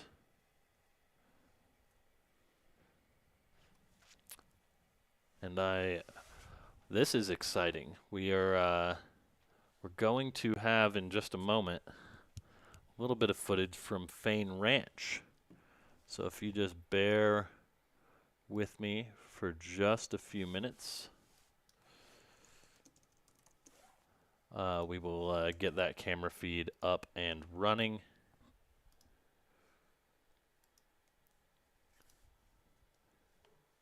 But Fain Ranch, we're gonna have a little tour of the Fain Ranch aid station. But for now, we will keep it here at Whiskey Row, which again, this is where our coverage ended last night. This is the mile 78 aid station, and the cutoff will be around, will be at 9:30 p.m. this evening. I think we do have a Speedo. Someone said in the chat, Speedo? And I didn't know what they were referencing, and then I looked at the feed. That's either a Speedo or some shorts. Oh, that is a Speedo. American flag, no less. Yeah. Nothing says America more than basically running in a pair of American flag undies, right? This is nothing. I saw way less at Javelina. This is a lot longer, though, so. And we are going to send it to the Fain Ranch static cam here at the Satisfy. Like this is an awesome shot. Shout out to Jamil for putting this together. We'll see if Jamil can get. It looks like we have a little camera setting display in the bottom right. We'll see if Jamil can, and in the top. Yeah, we'll see if Jamil can fix that for your viewing pleasure. But look at this setup. I feel like I'm just sitting. Look at that. Those there, comfy chairs. Having That's Dawn Greenwald right there. Oh, that is. Yep. I said this last night when we saw her go into Camp Kippa. I appreciate Dawn so much for wearing clothes that make her very easy to identify. And her crew's all in these bright yellow shirts. Oh, so that's her husband, nice. Dave. And then Katie and Casey. Those are two of my good friends as well that are crewing her. And I think even there's some people behind her too. It's hard to see, but she's got an awesome crew. Pacing and crewing her a couple years ago, she was just so positive. And even when you could tell that, she was struggling a bit, she never really let it show. It was just kind of a fake it till you make it kind of thing, which I think is a pretty good strategy for a race like this. I don't think it's possible to go 250 miles and not have a low moment. Probably several dozen. I don't know. But she did such a good job working through those moments and just knowing that they would be temporary. Yep, and we're going to see if it looks like our drone shot is cleaned up out at Mingus Mountain. And so we will see who we have. Looks like maybe this is Josh, it looks like that maybe was Michael Greer. That is who we were expecting if he wasn't with Mika Thews, or with Eliza LaPierre. I really should have studied the photos. Photos before I came here. It's so hard to look on these screens and try to identify in real time.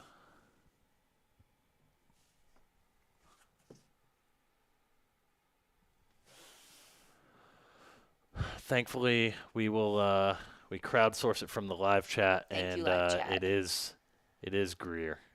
And we've got Kelly Greer in the chat. I'm assuming some relation. And a Carrie. Oh, and a Carrie Greer. Okay, Greer in brown. So Greer is in the brown. So he was, I believe, the one getting excited for the camera there. So and he looked really like in really good spirits.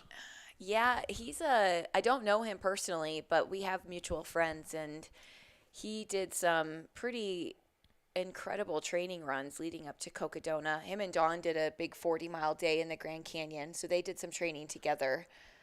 Yep. From Peoria, Arizona, so down in the valley. I know that he's friends with Dan Pena, who was one of our filmers last night, so huge shout out to Michael Greer there. He looked really strong. Looks like Kelly Greer is Michael Greer's wife. Shout out to all the partners supporting their spouses in this journey, whether you're holding down the fort at home or you're crewing or pacing. You're playing a big role in supporting your partner in taking on the Cocodona 250. It would not be possible without the support of your spouse, if you have one, of course. But yeah, huge shout out to all the partners out there. And for the time being, until we find our next runners on the drone, we are going to go back to the Fain Ranch static cam here, where we've got Dawn Greenwald.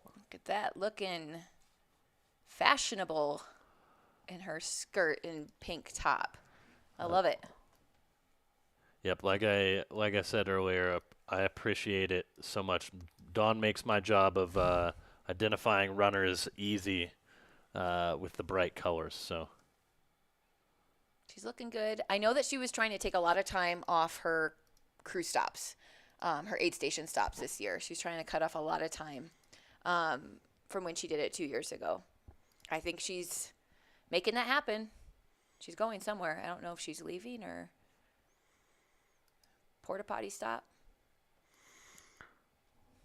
And for everyone in the live chat, you can see the cans of Floda on the table there. Next to you've got the 2 tall liquid deaths. You've got 4 cans of Floda. On the other table, you got, looks like maybe a 6-pack of Floda. Maybe an 8-pack there. This looks nicer than my living room. That furniture, the plants. It's a pretty sweet setup.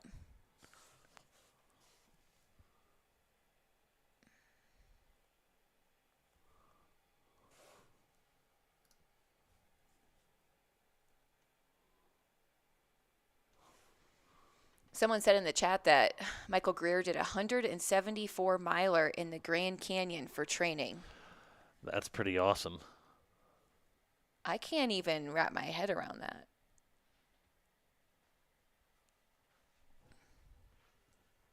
Well, it seems to be working. There's a method to the madness.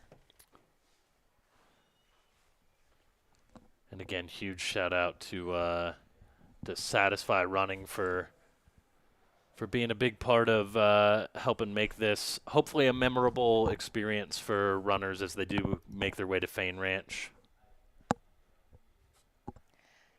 Do we think that's a runner sitting down in the teal and the blue buff? That looks like is that Lamb? Alex Lamb? Alex, is that Alex Lamb? I can't tell. It's kind of dark. It looked like him. Let's see where his. So fun fact, I technically work with Alex. He, I think it was mentioned in the live stream that he's a doctor. His schedule is crazy, and I can't believe how many races he is able to squeeze in, let alone Cocodona. But I work for, Girls in the Run is my job. Girls in the Run of Northern Arizona is a program of North Country Healthcare, which is a healthcare clinic in Flagstaff, and that's where Alex does his residency. So I've been able to connect with him and a few other runners at North Country. Pretty impressive. Yeah, I'm not sure if that's him or not. It looks like his tracker, he should not be there quite yet. All right. But it did look like him. But it is dark. Oh, there's Dawn again. She hasn't left yet. Yep, looks like she's just taking care of some last-minute things.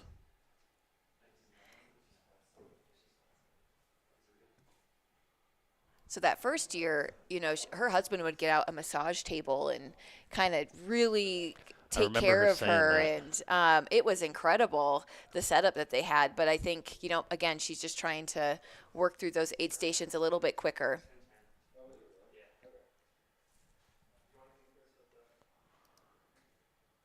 But yeah, look at how windy it is. Again, this aid station is basically in the middle of an old cattle ranch along the valley, or like the Prescott Valley floor. So you've got, you know, mountains on both sides, and you're just sitting down in this valley. It is pretty windy down there. We're going to see if we can get an update. It looks like Killian Korth is making his way down from Jerome, or down towards Jerome still. He is at about mile 116.2 as of 5 minutes ago. And Versteeg is at mile 112.8 as of 4 minutes ago. So Versteeg about 3.5 miles back as they descend down Mingus Mountain towards Jerome. And let me I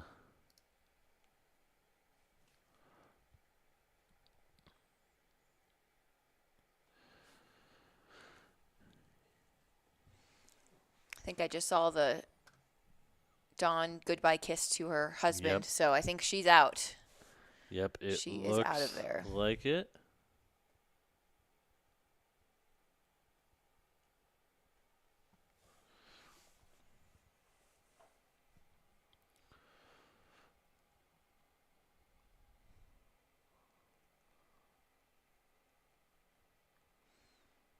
I hear you. We had Gabriel say, the amount of time some people train makes me envious of their schedules. I want more time to run. Don't we all? It would be, I feel like remote work, you know, the influx of remote work over the past few years has made it a little bit easier to get some of those miles in and be able to go to cool places and, you know, work during the day and run in places where you don't live. A silver lining, I guess.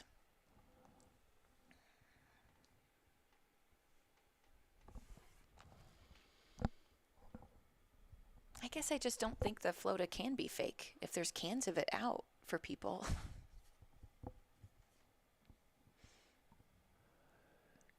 Yeah, Although no, I haven't it's seen anyone drink John it. Moroshik said that this is the international product launch. Oh, okay. And he would know. He would know. He would know.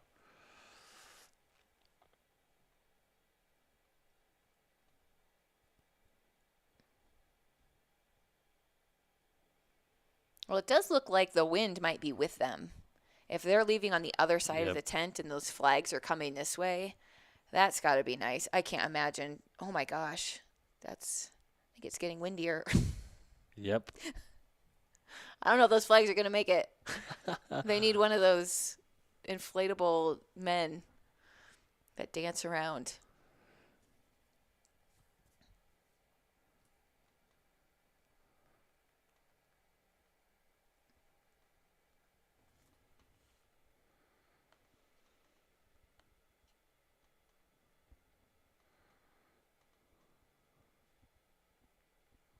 Oh, thanks to Tony for the donation, and then Matthew O'Connor, who also said his name was Girl Dad.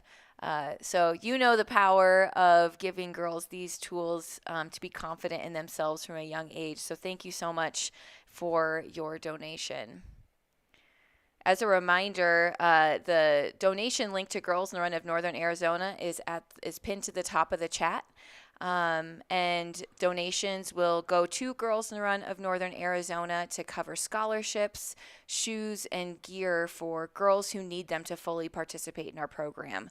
We believe in the power of what we do so much that we want to reduce barriers to participation as much as possible. So any girl who needs a scholarship, any girl who needs shoes or a sports bra to fully participate and be able to move with comfort and joy gets those things. And we're able to provide them because of donors like you. So thank you so much. We're now up to $740, which is incredible. About a little over an hour in of my broadcast time. Just want to thank the Cocodona community for supporting these girls, hundreds of girls in northern Arizona who wouldn't have access to this program otherwise. One other pretty big priority for us this year that these funds will also support is we are working very hard to bring our program to the Navajo Nation and Hopi Reservation. We've actually been on Navajo before COVID, but with the nature of COVID, and it's been hard for us to get back to serve those girls. So we are really excited that we've got some great forward progress, and are hoping to have about 4 to 5 teams on Navajo and Hopi Reservation. And your support makes this possible. So somebody's asking what aid station is this? This is the Fain Ranch aid station, which is sponsored by Satisfy Running. We've got a runner coming in here. If anybody can identify them. And whatever runner was sitting in that chair over there, they have gone. I did not see them leave.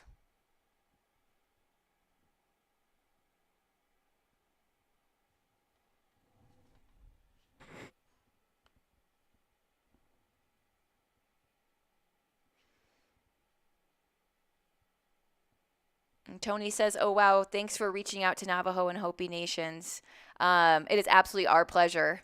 We're very, very excited about our progress and the connections that we've made at some of these schools. And we are hoping that next year, when hopefully they welcome me back, I can share the progress and what we were able to achieve in our fall 2023 season, thanks to support from people like you.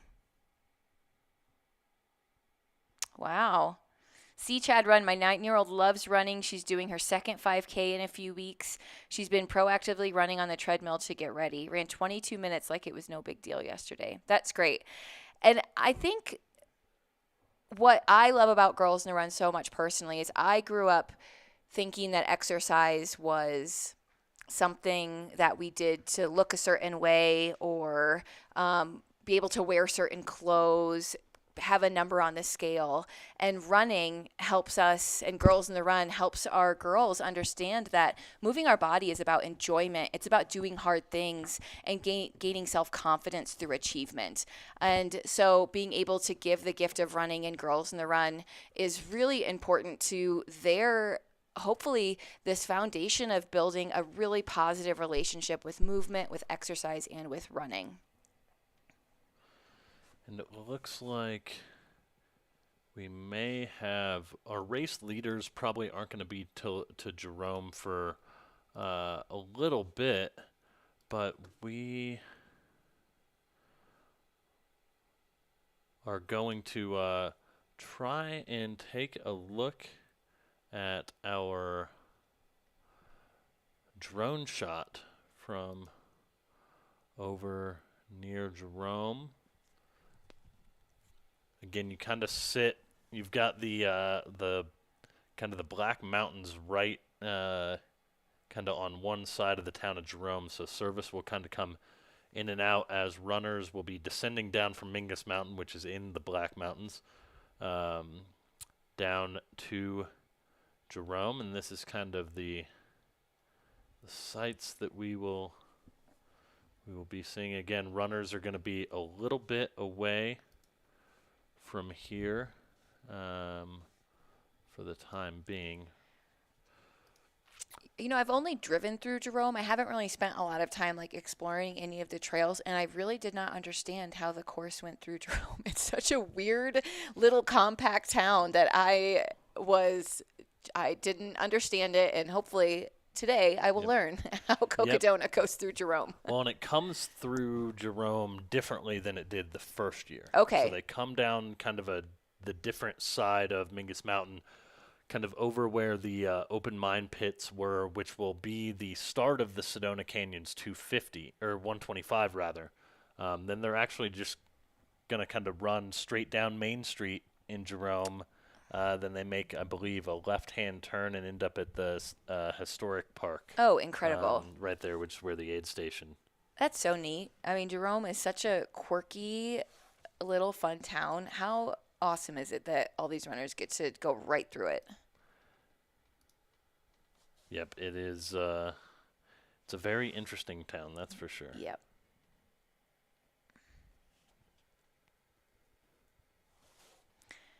I think somebody asked how to find their local contact for Girls in the Run. Maybe it was in the Bay Area. I know there is a council there. If you go to just girlsontherun.org, there should be a pretty prominent button that says locations. If you click on that, you'll be able to see all the councils across the country and be able to find out more information about each council.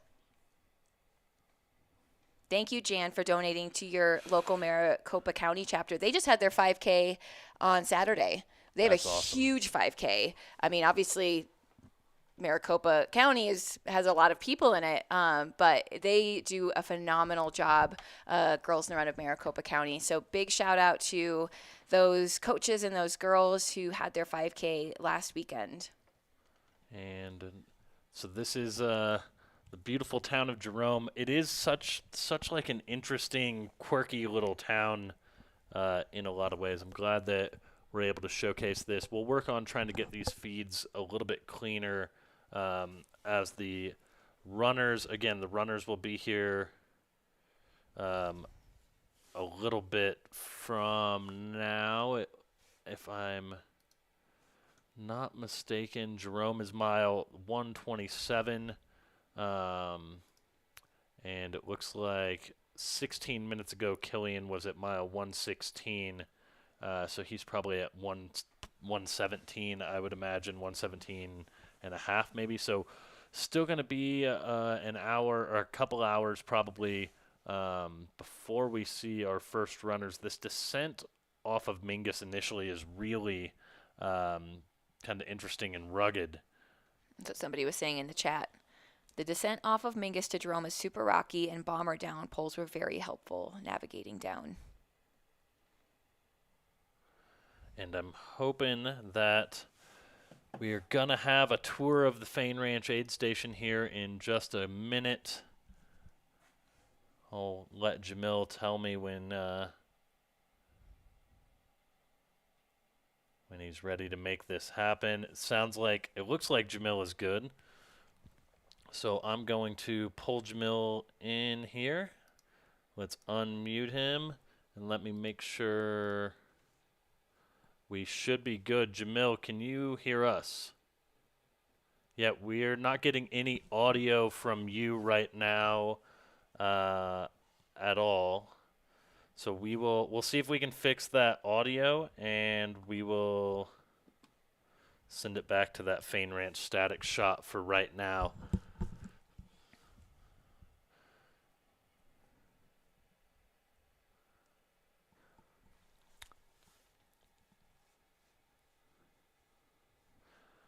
I wonder what we would need to do in the chat to get Jamil to drink a can of Floda live on air.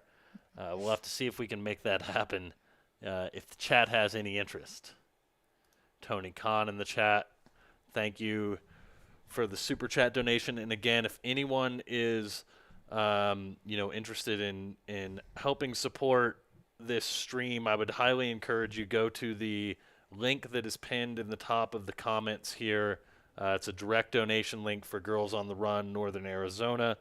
Our partnership with them means a ton to obviously me personally, but to Aravaipa as a company. So if you're interested in supporting Aravaipa or Girls on the Run, go ahead to that link in the pinned in the top of the chat. And again, we appreciate all of your donations, and again, huge shout out to Tony for that. We appreciate you. Thanks, Tony.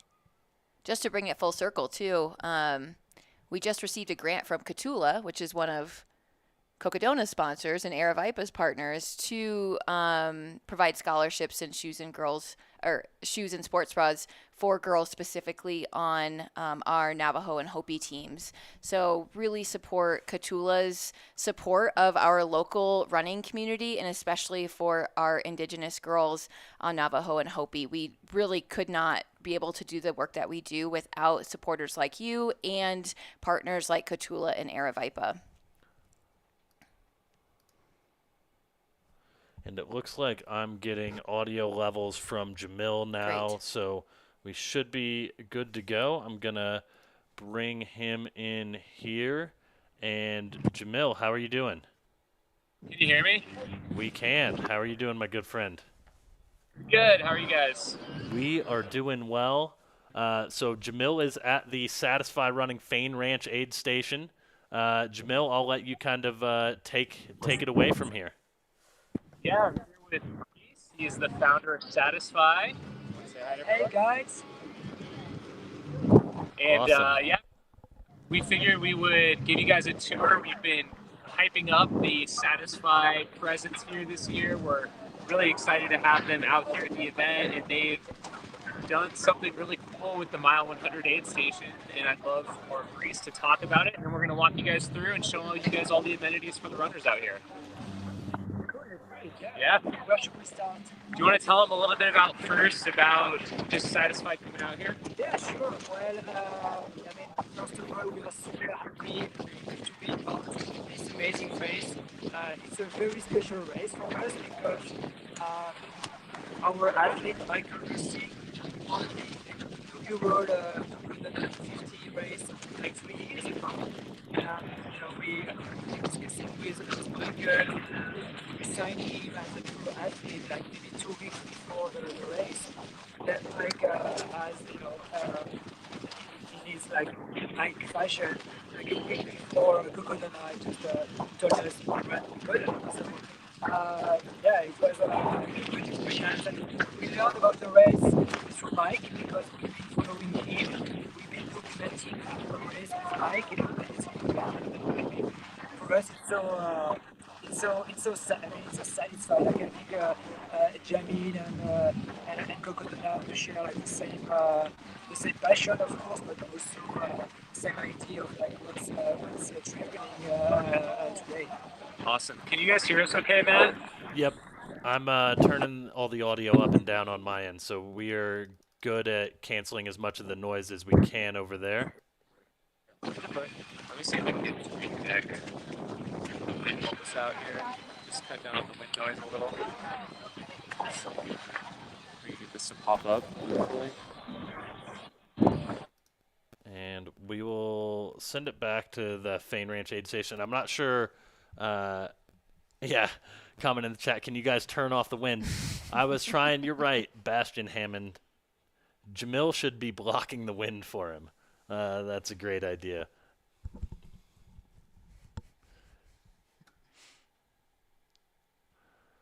We will work on, again, trying to get that audio back up. It looks like we may have it reconnected here. Jamil. Do you see the green? Oh, that's Can you hear me? beautiful. Much better. That's Is that better? Yeah.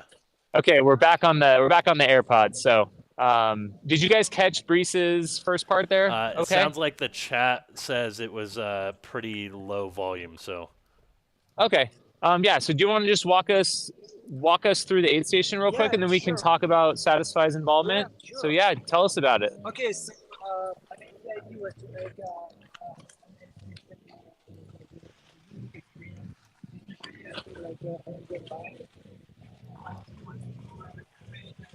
I think we may have just lost that AirPod connection again. Are you sure? Can you hear us okay? I can hear yours. I can't hear Bree's. Here. Here we go. Okay.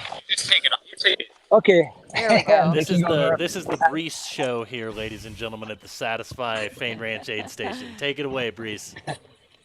Okay. No, so the idea was to create like a unique experience for runners, like especially after 100 miles, we wanted to create a space of like peace and silence. So a space where runners would recover. So we have like a recovery specialist. We have like amazing food from Kenyan and chefs. And yeah, we brought some like a French furniture here. Yeah, let's have a walk. So that's the space. Uh, we are so arrogant that we even brought cacti in Arizona.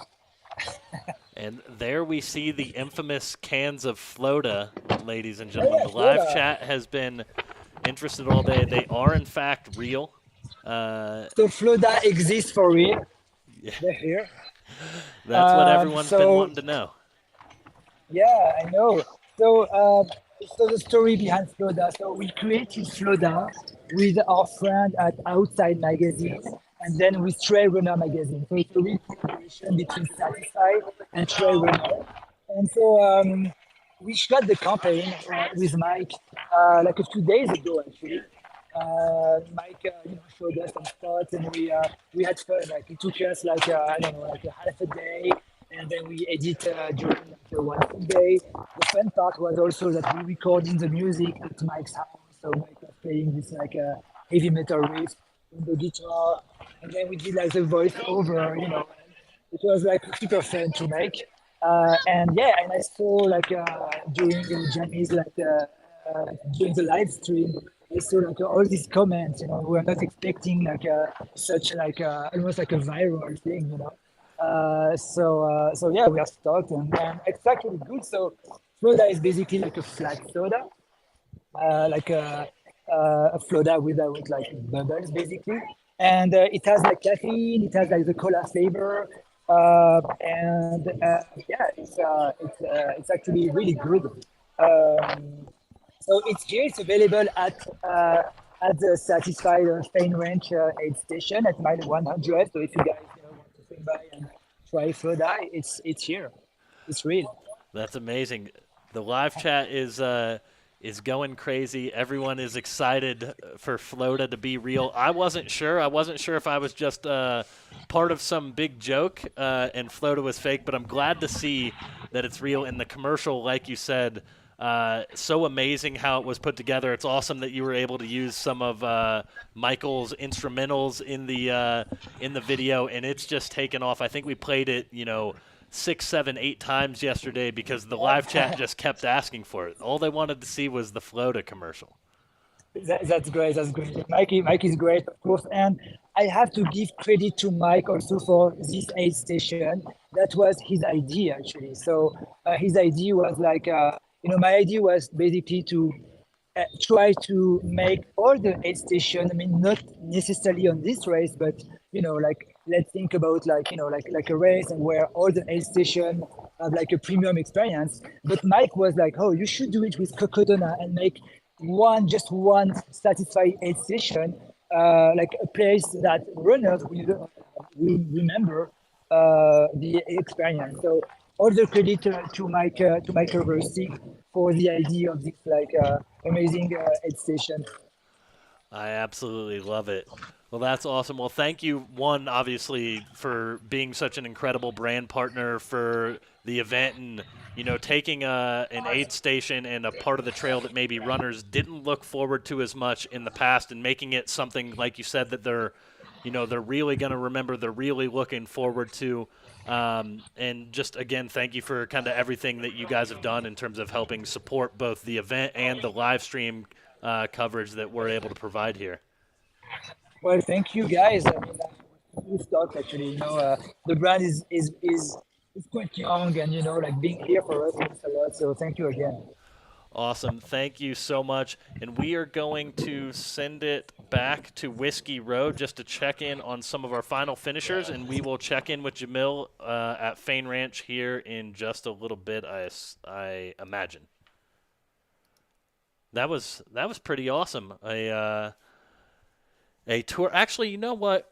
I think the only thing fitting after getting a tour of the Fain Ranch aid station is the Floda commercial. So, courtesy of our good friends at Satisfy Running, you just got to see the aid station there, you got to see the real-life cans of Floda. Brees said if you want to come by the Satisfy Fain Ranch aid station and try some for yourself, you're welcome to. But here is the Floda commercial.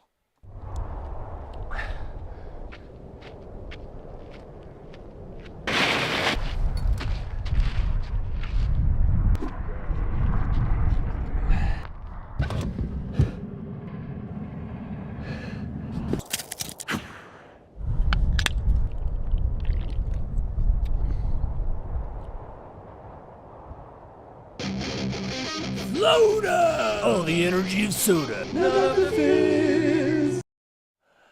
Such an awesome commercial. And again, a huge shout out to the team at Satisfy and Brees, the founder of Satisfy, for always keeping it lighthearted. And looks like Jamil is back on the camera. Oh, maybe, yeah, we got a runner coming in, it looks like, to Fain Ranch, so we'll send it to Jamil. They're looking good. Yeah, and we don't have any audio there, but we did get to see that runner come through.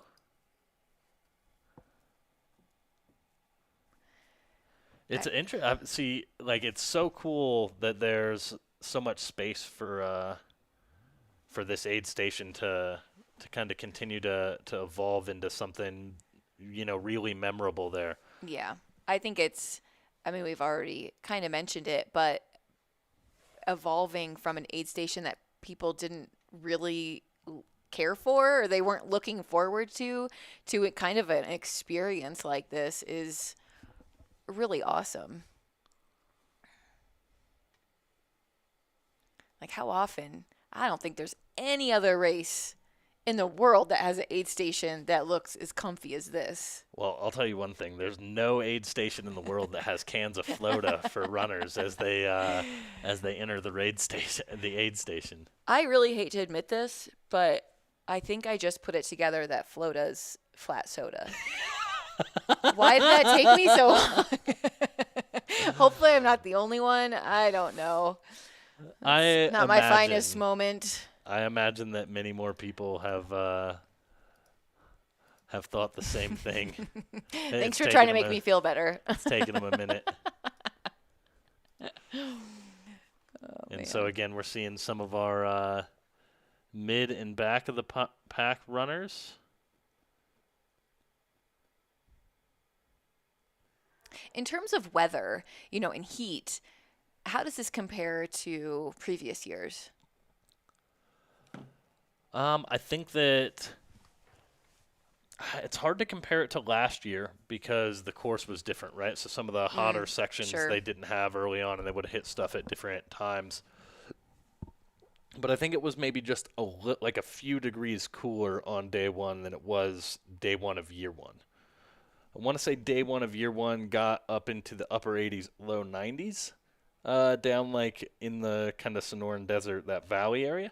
Whereas I think this year it was in the low to mid 80s. Okay. It does seem like it's gonna be pretty cool in Flagstaff. Yeah. Like there's like a dip, like a high of 52 tomorrow or something like that. Also, there are several people in the chat that did not know that it was flat soda. See, so look at you. Thank you, everyone, for validating my thought process or lack thereof. And then Julian calls it a raid station. I mean, that's pretty good. That is pretty good. At a raid station, you must have Floda. Some good play on words there. Had a few more donations come through, actually quite a few. We are very close to the $1,000 mark.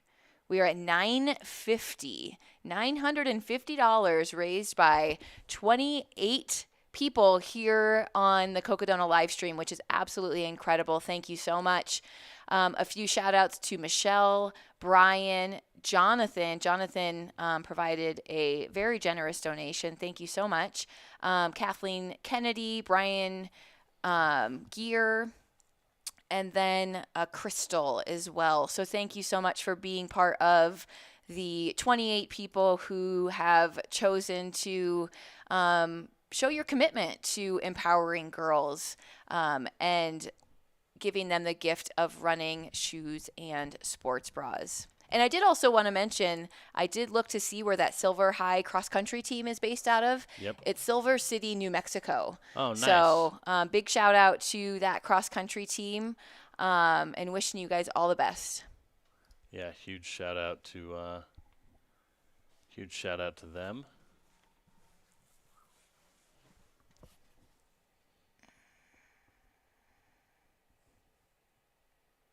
John says, cold in Flagstaff tomorrow, lows in the upper 20s.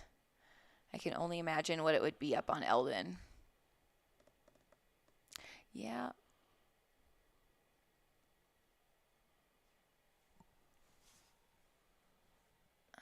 Yeah, it's going to be cold I think up so. there if you're coming through overnight. Yeah. Like during the day, you may be okay because you'll have the sun at least. It'll be probably breezy up there, and that'll be kind of cold. But at night, you probably won't have the wind, but it's going to be just way cooler. Yeah. But they'll get through it, and then they just come right on down. Yeah, right on down. They've got like what seems like an endless stretch of forest road coming down. That section, like up and over Eldon, back through Buffalo Park and to the finish, is probably my favorite section of the entire course. Yeah, it's pretty magical. I would agree. And I feel like we had such a long winter up here in Flagstaff that we are all up here just soaking it all in because we didn't have trails for so long because of the snow. There is still snow on Eldon, which I'm sure you guys have talked about. Not a ton, but... Yeah, I wonder if there's probably... I doubt that there's any on trail, I would imagine. I think climbing up Eldon, like the last quarter mile, has some snow. Yeah? Mm-hmm. Because you climb up and you're more the kind of east-facing, like northeast-facing side. Yeah. So it's clear that side, for most of it. And I think just as you get a little bit higher, it just hasn't been warm enough to get all that snow melted. I ran up Lookout Eldon Road yesterday, and there was a gal I knew that was climbing the trail on the other side, and she said there was maybe a quarter mile of snow, and there was kind of difficult for just where the trail was. I mean, it will be marked great, but to probably expect a little bit of white stuff. Let's go ahead back at Fain Ranch. Just getting windier. There we've got, looks like runners checking in here.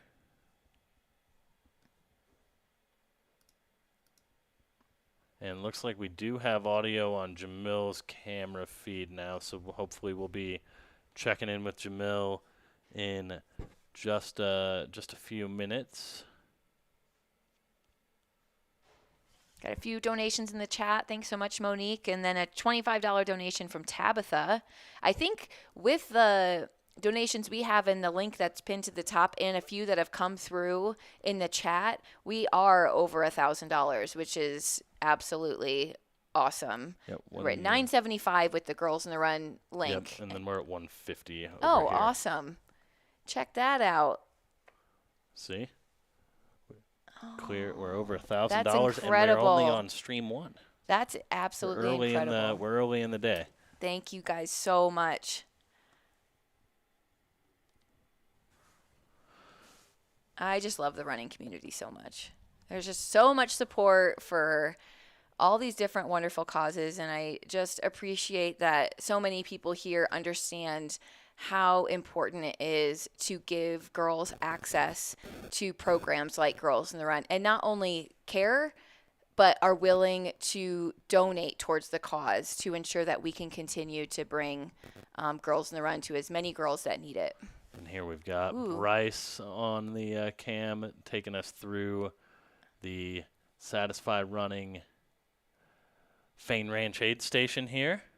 That girl was chilling over there. Did you see her? Yeah, I think that was Summer Okay. Igo, who is pacing or is helping crew Sally McRae, and I believe pacing Sally as well. Look at that spread on those nice wooden Yeah. cutting boards. Yep. So I think that's Canyons and Chefs is the name of the company. There, you also have normal aid station fare. Shout out Oh to my. Ken in the chat there. Lumberjack breakfast bowl. Yeah, you see. How would you leave? I don't even know how you would be able to leave this aid station. What a setup.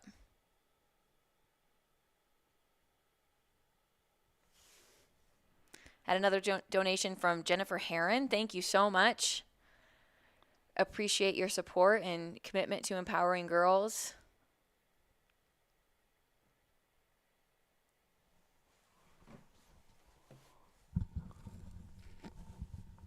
Can you remind me, when does the Sedona Canyons 125 start? It starts tomorrow, Okay. and we've got a nice close-up Oh, yeah. of Floda there. We're still going to have to work on getting Jamil to give us like a taste test or review on camera here once we get things going.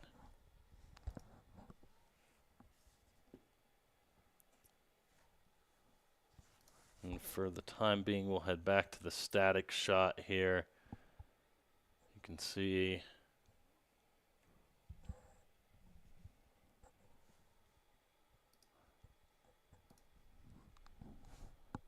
I think I had just stopped mid-sentence there on when Sedona Canyon starts. You said tomorrow. It starts tomorrow, and it will start at 6 a.m. Oh, 6 a.m. spot trackers issued, 7 a.m. Got it. start. And then Eldon Crest starts at 7 a.m. on Friday. Great. So that's a pretty generous Eldon Crest cutoff. Like, that's the Yeah. nice thing because the cutoff is just the cutoff, right, for the whole Right. thing. So if you do the 125, you've still got till Saturday at 10 a.m. to finish. Tabitha, one of our donors, said, "This is my first time hearing about Girls in the Run, and I'm obsessed with all you stand for. When I was growing up, exercise was exclusively attached to changing the way I looked." And I think that is a common theme for many girls and women, unfortunately. And so thanks to people like Tabitha, we're able to bring Girls in the Run to more girls and hopefully avoid them receiving that message, or if they do receive the message that exercise is for changing the way that you look. Ooh, Here we go. that's This nice. is another part of the aid station at Fain Ranch by Satisfy that we didn't get to see earlier. Wow. But we got the recovery lounge set up. I can't tell if Bryce is filming for us or if he just has his camera on and is trying to scope out a chair for himself here.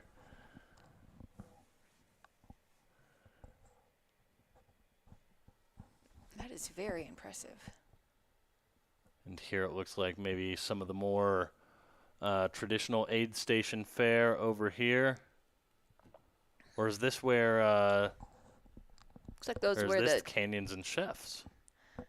looks pretty legit. It looks super legit.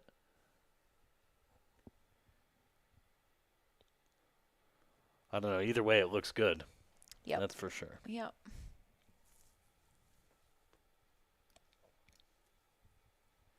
Shout out to Chrissy says shout out to Kevin Metz, 112 Cleveland fam is cheering you on. How incredible that people from across the country get to cheer for those runners, because it is a 5-day race, 6-day race, whatever it ends up being for the runners. It is a lot to it's unlikely you're going to be able to get all of your friends and family who want to be there to be able to be there. And so being able to follow along with the live tracker and with the live stream, it is absolutely just incredible and elevates the sport. Looks like we've got runner coming into the aid station here. Yeah, who's this?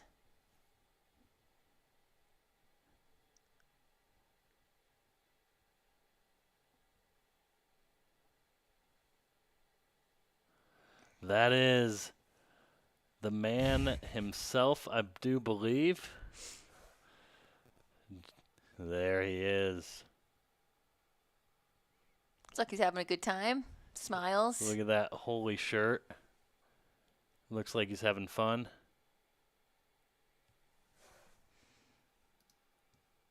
Oh, we found the Silver High cross country team coach. Looks like Chris Rogers. Thanks to the shout out. We believe running can change young people's lives and build confidence and health habits. I am their coach and ran Javelina 100 last year. That's incredible, and what a inspiring coach that they have to look up to.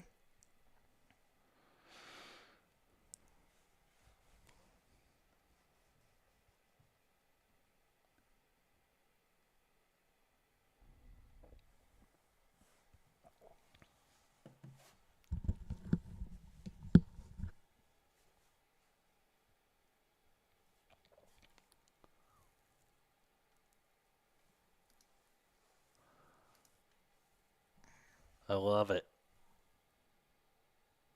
Jeff I is- love the pink hat. I don't know what his shirt says. It looks like he maybe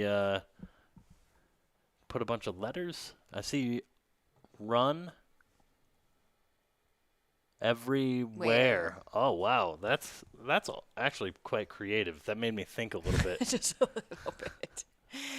Man, if you were behind him running, that would pass some time trying to figure out what that says. Yeah. That's what I do with math when I'm out for a long run or something and trying to figure out how much more time I have. Well, he's about to get some good, solid self-care here at this aid station.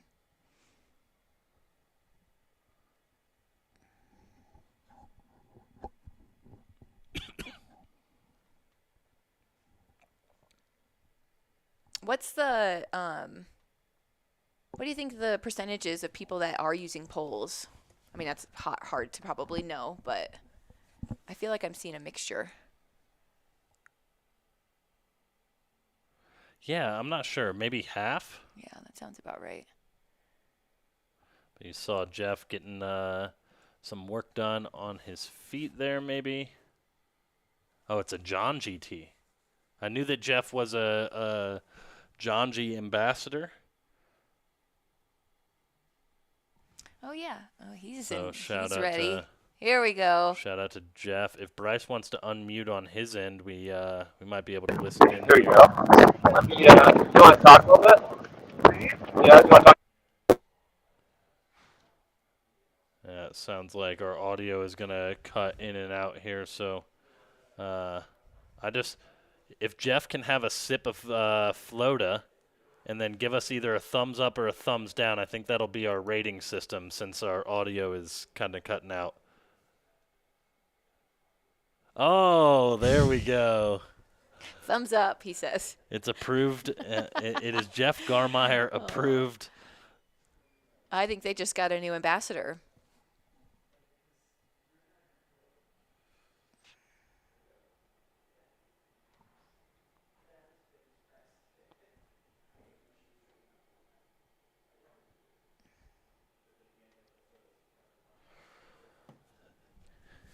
Yeah, we're gonna have to wait for Jeff to do like a Instagram live, or maybe later on in the stream, Jeff will check in and we'll be able to get a full Floda review from on course. Yep.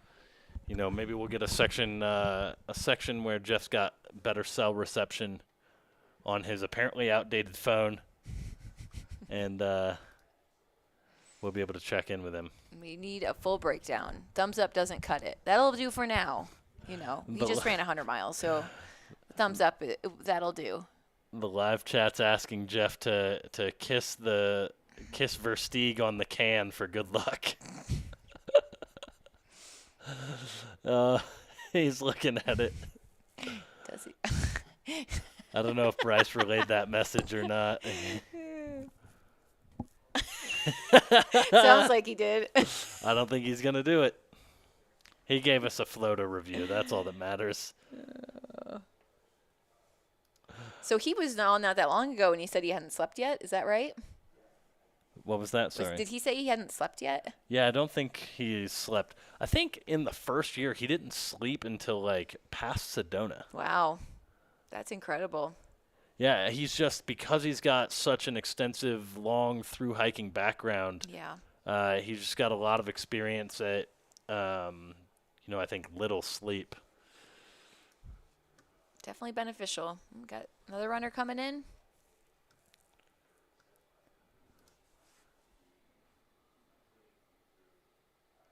Look at that beard. That's a good beard. That might be beard of the race right there. Got a couple braids in there. And he's got the Cocodona sun shirt on there. Keeping that skin protected. Is he just... Wait, did he just go straight through the aid station? No. Bryce, if he in fact did just go through the aid station, we lost that cam. We'll see if Bryce can give us a thumbs up when his feed comes back on, if in fact we did just have someone kind of blow through the aid station there. This looks like a party in here.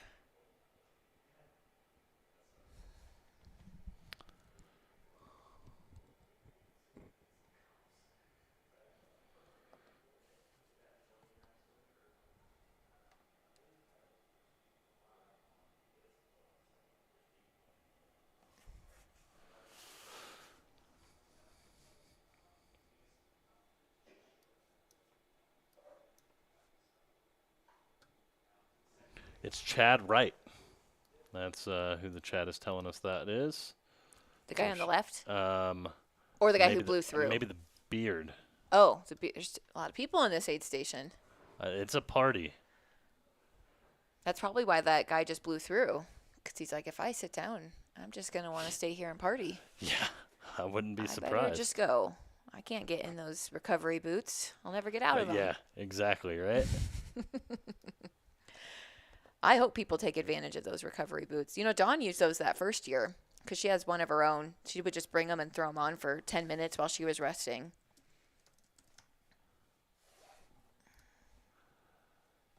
Yeah, Don's recovery game at aid stations was on point. Yeah.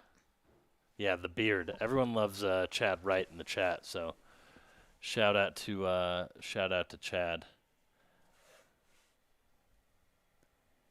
Looks like we've got Jamil's camera feed back up. Maybe, yeah, we got Bryce back over here.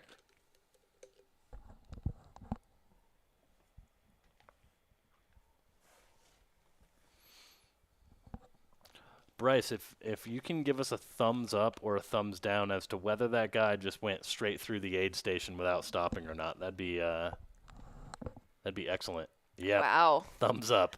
What a legend. What an absolute legend. Chad Wright, legend. Doesn't stop at the 100-mile aid station. Chad Wright's coming for Jeff Garmire's nickname of legend. Oh, Molly thinks that guy in the lower left who was in the other video feed was Kevin Tiffany from Iowa. I think one of the only Iowans in the race. That's Here? pretty cool. With the hat on? Yep. Oh, and I think Bryce is. Oh, it's with the hat on. Yeah, Seatown fan. May the wind be at the runner's back. Yeah. Maybe they're like, I'm just gonna take advantage. If that's what Chad Wright was thinking, I got this wind blowing me. I'm not gonna pass this up. I'm just gonna keep going.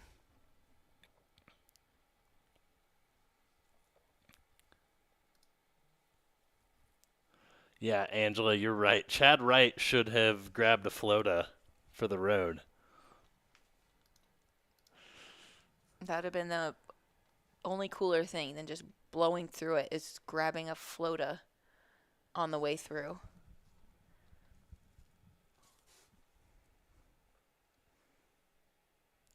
Kim Gaylord asked, did Chad just run Canyon's 100-miler a few days ago? I don't know the answer to that. If he did, he just moved up a notch in the coolometer, blowing through aid stations and running 100-mile races. a few days before a 250.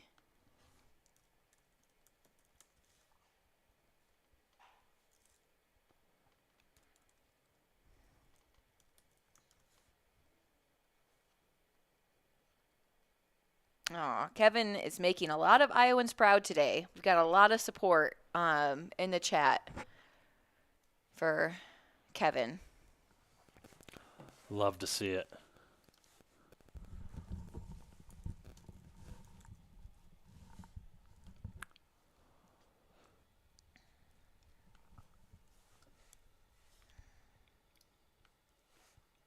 We do have some questions in the chat. How far to the next aid station? So the next aid station from where we just were is going to be Mingus Mountain. And Mingus is mile 110. And Fain Ranch is mile 98. So about a 12-mile stretch.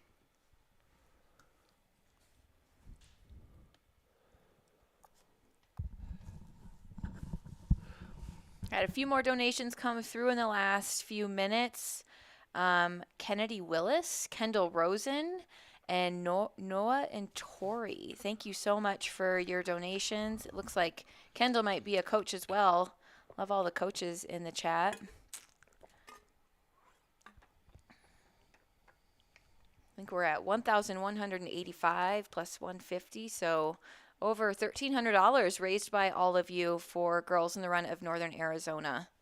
Thank you so much. Oh, I see. So Kim Gaylord thinks it was Andrew Glaze who just ran Canyon's 100-miler and now is at Cocodona to 50. Wow. So there is somebody who's actually doing that. Yeah, Andrew Glaze has like an insane 100-mile week streak going, like hundreds of weeks consecutively of 100-mile weeks. Wow. Yeah. And It's some crazy. of the so are some of those like cumulative miles and some are actually running like a 100-mile race, or are you saying a 100-mile race every week? No, so it'd be, I mean, it could be either, but it would be Okay. at least 100 miles during the week. Okay. For hundreds of straight weeks. I don't know what the streak is currently at, but That is quite incredible. Mental and physical fortitude.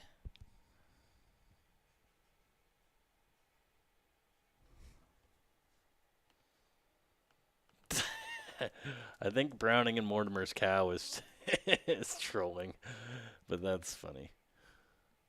Just the fact that your name is Browning and Mortimer's cow is great. Jeff Browning's towing the line tomorrow, right? Yep, yeah. Jeff Browning, an ultra aspire athlete, one of our hydration pack sponsors for the Cocodona events. So, yeah, shout out to Jeff, Flagstaff resident now. Yep. He's kind of my neighbor. Yep, he's oh yeah, is he? Yeah, he lives pretty close. Yep, so See he's him every towing the once in a line while. tomorrow. He'll get to experience the fun part of the Cocodona course. Yeah. Another guy that can put a lot of miles on his body. Yeah, 100 miles per week for over 3 years. Wow. And it looks like we've got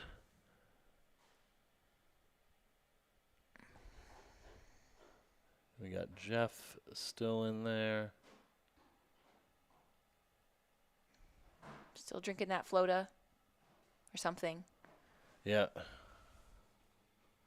Looks like he's moved on from the Floda. I see Trail Gangstas in the chat. Rory's in the chat. Another kind of full circle thing is we have a very small spring season for Girls in the Run. Fall is our biggest one in northern Arizona, but our spring season is very small. Typically, we host a big 5K for all of the girls. So like hundreds of girls are coming together, and we celebrate each and every one of them. With our very small season, what we like to do is partner with other 5Ks. They run their 5Ks. It's a pretty cool experience because it's a real 5K, and it's a little bit less work for us, to be honest, of planning a 5K 5K for a couple of teams. So Rory, who also plans the Doggy Dash 5K in Flagstaff, which raises money for High Country Humane and Animal Shelter in town, has generously offered the Doggy Dash to be our Girls in the Run 5K for our Flagstaff teams. So I don't really know how you can find a better partnership than little girls and dogs and puppies. So I'm hoping there's going to be puppies and dogs up for adoption, and a lot of girls get to go home with a new puppy as a congratulatory prize for completing their 5K. I don't know how happy their parents will be about that, but I think it's worth it. I think it works. And we just saw another runner head out of the Satisfy Fain Ranch aid station there. Someone asked if Chad Wright had come through. Chad Wright blew straight through the aid station like the legend that he is, beard flowing in the wind and all. So he is through. And, yeah, shout out to Rory. I believe the Doggy Dash is coming up in just a couple of weeks. Yep, May 20th. I love it because they've got a little kids fun run. Yep. Hopefully, last year my kids both had to be carried most of the way because they were still pretty little, but hopefully they will run the kind of the course this year. So yep, we're a free excited. 1K for those kiddos. Thanks, Angela. Oh yeah, Angela.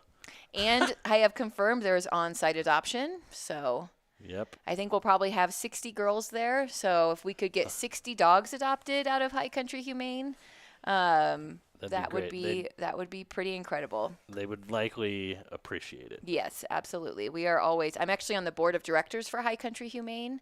And so it's like very full circle, bringing all of these things that I'm passionate about together. And yeah, the shelters are just kind of always full now. There really isn't a slow season like there used to be. And so the more dogs we can get out of the shelters, the better, obviously. And we're also trying really hard to shelter in fosters. So not necessarily asking everybody to adopt a dog, but if you have room in your home to foster a dog, that helps us create more room in the shelter for dogs that can't be in fosters, maybe with medical issues and things like that. So big thanks to Rory and Trail Gangstas for putting this race on and raising those critical donations for High Country Humane. And then Rory, Buffaloop's race name was Sarah O's idea. There's nothing like a good Buffaloop or two. So shout out to Rory. Hopefully we'll be able to coerce him onto coming back onto the live stream. What stop is this, Aaron? This is the mile 98 aid station, the Satisfy Fain Ranch aid station. And it looks like we've got Candace walking through here in Prescott. So this is Whiskey Row. Again, we will have runners coming through here throughout the course of the day.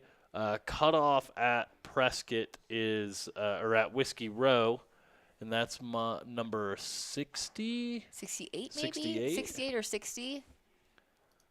I will pull that up.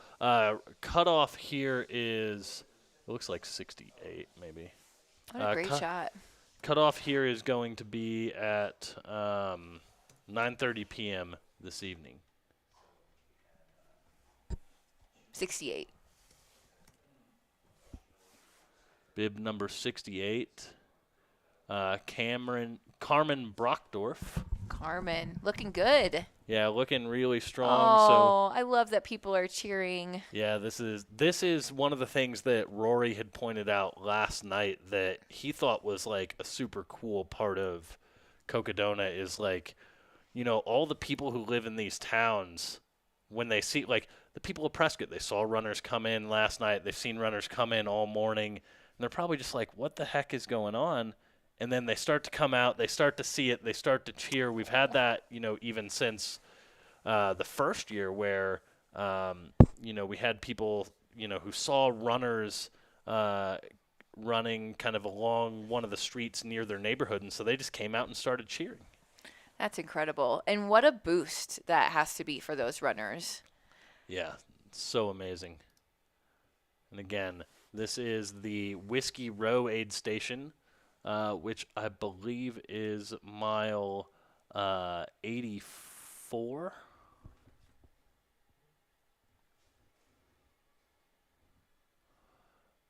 That doesn't seem. Oh, I believe it's mile 78. Yeah, mile 78.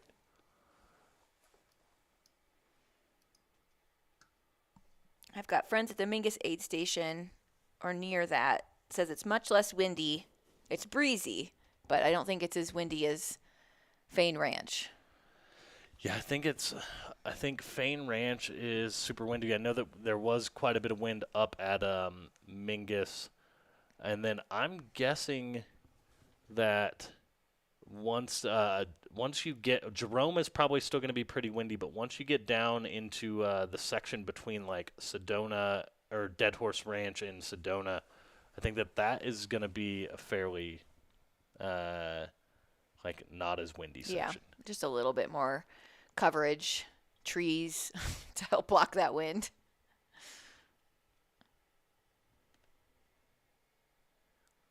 Love downtown Prescott. What a great little town.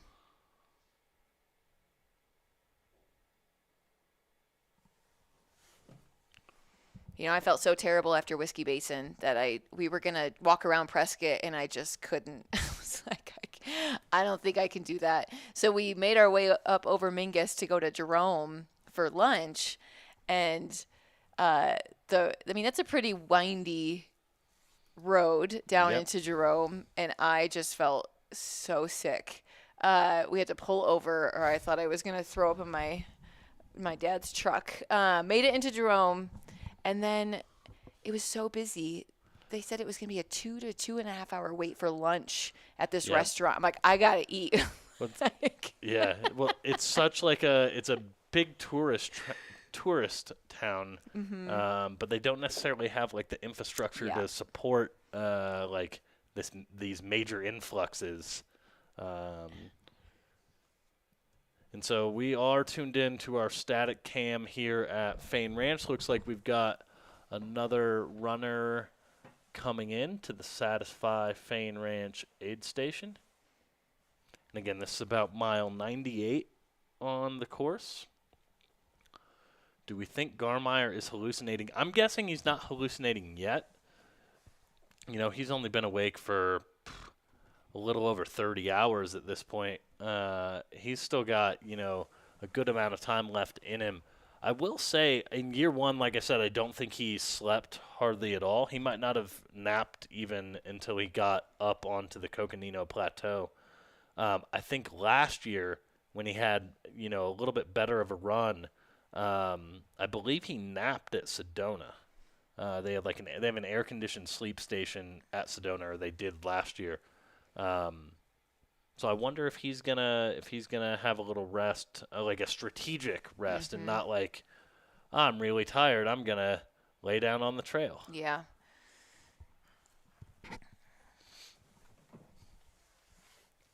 Yeah, I feel like that sleep strategy is really critical to figure out. Not trying to fight it, but also being intentional and strategic about when you're sleeping. And like you said, these thru hikers know their bodies and their rhythms so well that they can probably push it a little bit longer than those who might not have spent, days or weeks or months out on trails trying to go as fast as they possibly can. We got, looks like Eddie McRae in the chat saying Sally is on her way to Satisfy. I think some people will be excited about that. I think in so the chat. too. I know that we've been having some audio issues out at Fain Ranch due to the wind.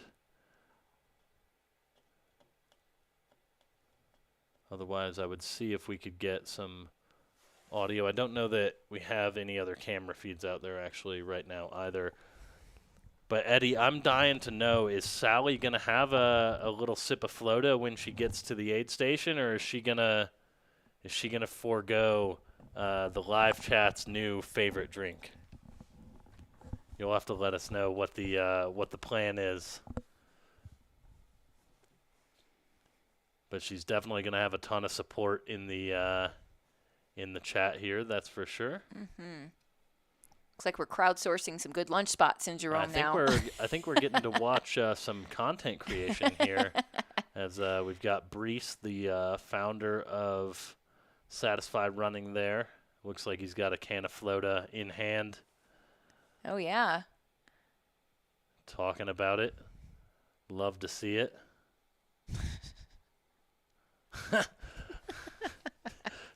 Browning and Mortimer's cow. Did you all hear about the beef Pete Mortimer has with Jeff Browning? Let's hear it. That's classic. We'll report it here first. So you know that they own a cow together. Do they really? Yeah. I thought this was just a joke.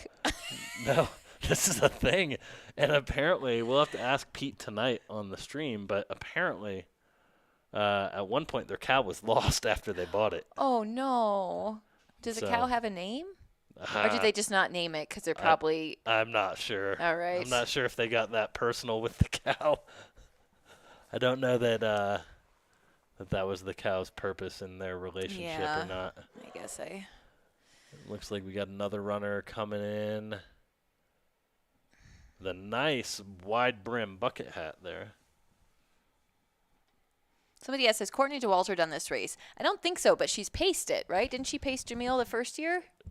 She paced Maggie. Oh. She may have paced Jamil in a section too. Okay. But she was out here, I think, with the intention of pacing Maggie Gutierrez, who was the women's winner in the first year. So, yeah, we'll have to get her out here one day just to see what she can do on the course. Yeah, I take it this year's not a good year when she's doing both Western States and Hard Rock. She's got a couple prominent races on her calendar, so maybe in 2024.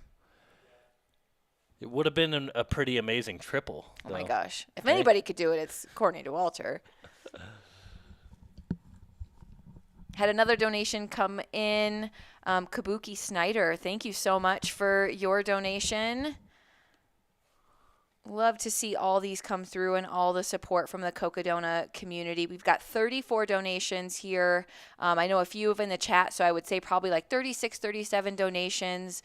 About $1,400 right now raised for Girls in the Run of Northern Arizona. And as a reminder, these funds will specifically cover scholarships for our girls to participate in Girls in the Run and get those incredibly important social emotional learning lessons around self-confidence, positive self-talk, making friends, dealing with tough emotions, all while they train to complete a 5K at the end of the 10 weeks. So you're giving a gift to these girls of participation in this transformational program, as well as running shoes and sports bras, because we all know that gear is incredibly important in being comfortable while we're moving, especially at that age when your body's changing and you're just going through some stuff. It is really critical to have the right gear to be able to move in a way that is comfortable and makes you enjoy movement and enjoy running. So thank you so much for helping us raise an incredible $1,400 so far for Girls in the Run of Northern Arizona.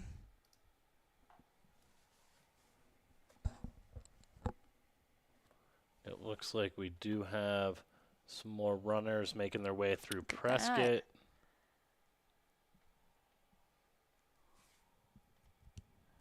144, looks like.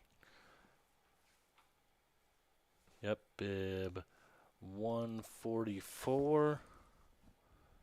That would be Jessica Turner. Nice. I think she's running for organization. She's raising funds. I can't remember which organization. And then we just saw Jim Ryan, bib 147 is who's on the screen right now. Moving good together. Yep. And I take it that's a pacer next to them. Yeah. Yeah, I would assume so. Yeah.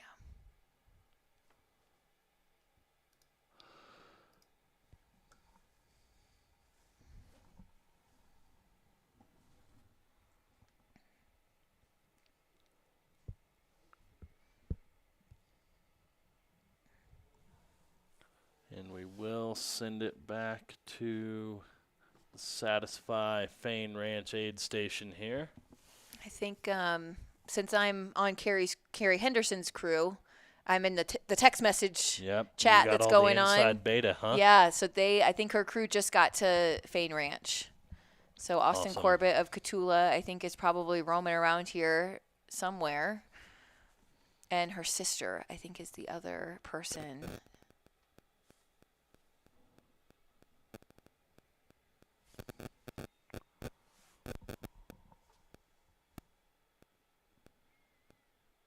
It's like Jeff's putting on some shoes. New shirt.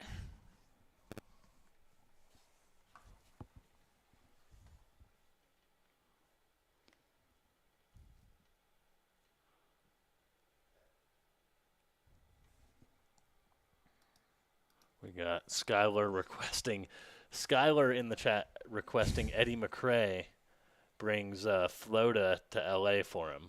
So shout out to Skylar, the people's champ. Sad he can't be joining us for the week-long endeavor that is the Cocodona live stream, but he's here in spirit.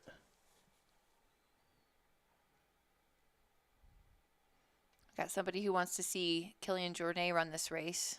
Doesn't really seem like the kind of race he might do, but it would be pretty cool to see how he fared in the Arizona desert and beyond. Yeah, I mean, I think almost anyone who like has who like you're a fan of in the sport of ultra running, it'd be cool to see them do this race, right? Like, yeah, absolutely.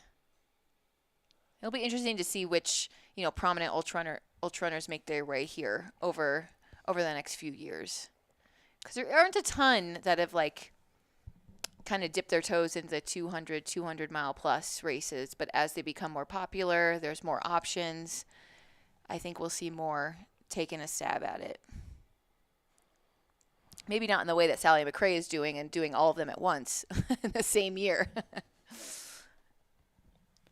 Yeah, no kidding. I think that, yeah, now that you have, athletes like Sally, last year you had, Sensman and Joe McConaughey, like, I think that you're starting to see people just show more interest in this crazy thing that is 200-plus mile races. And there you see Jeff, looks like he's starting to head out. All right. Hopefully feeling refreshed and ready to let the wind blow him down the road.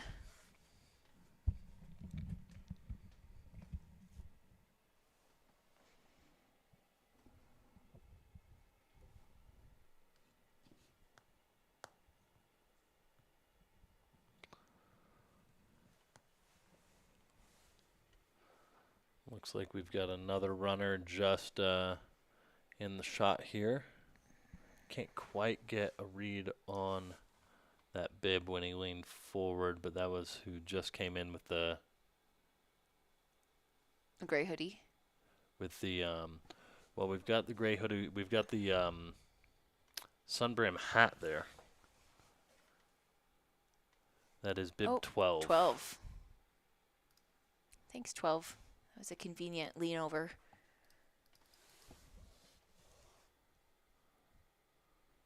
That is Jimmy Strayhorn. He lives down, I believe, in the Prescott Valley now.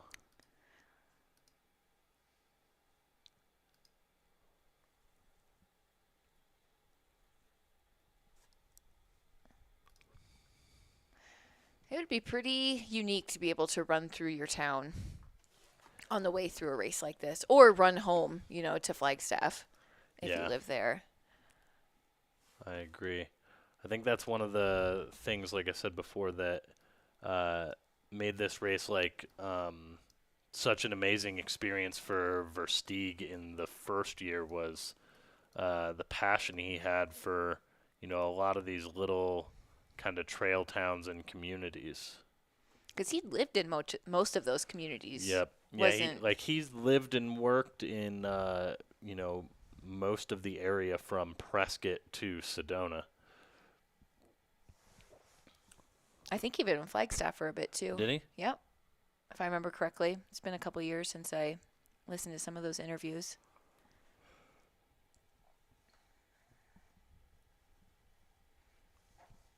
Pretty impressed that those flags have managed to stay secure. Yeah. It's a windy one.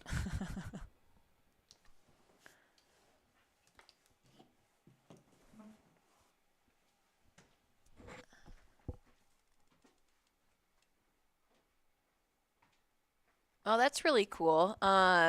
It looks like Jimmy Strawhorn, number 12 right there, is a teacher in Camp Verde, Arizona. That is really unique and fun, and how cool for his students to see him doing something so epic, running across the half of Arizona. Hopefully they're tuning into the live stream and they're able to see him from time to time as he makes his journey.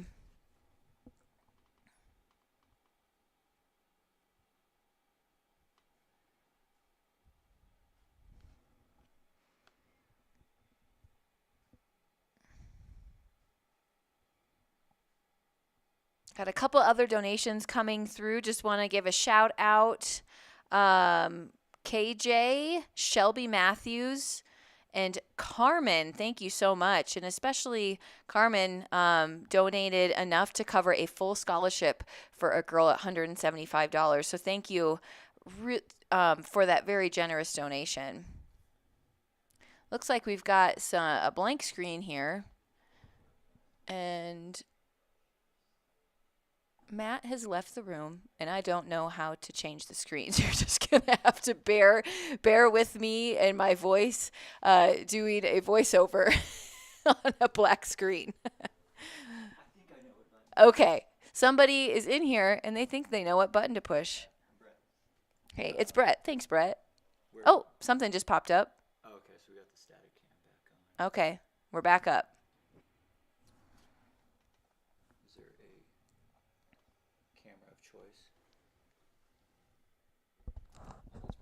This is the one we were on. Okay, cool. Yeah, thank you. I did nothing. Your presence, I think, created the support we needed. Yeah, it might have been on that end. Looks like Jimmy's students also came down to Javelina 100 to cheer him on. What a support crew to have. That's awesome.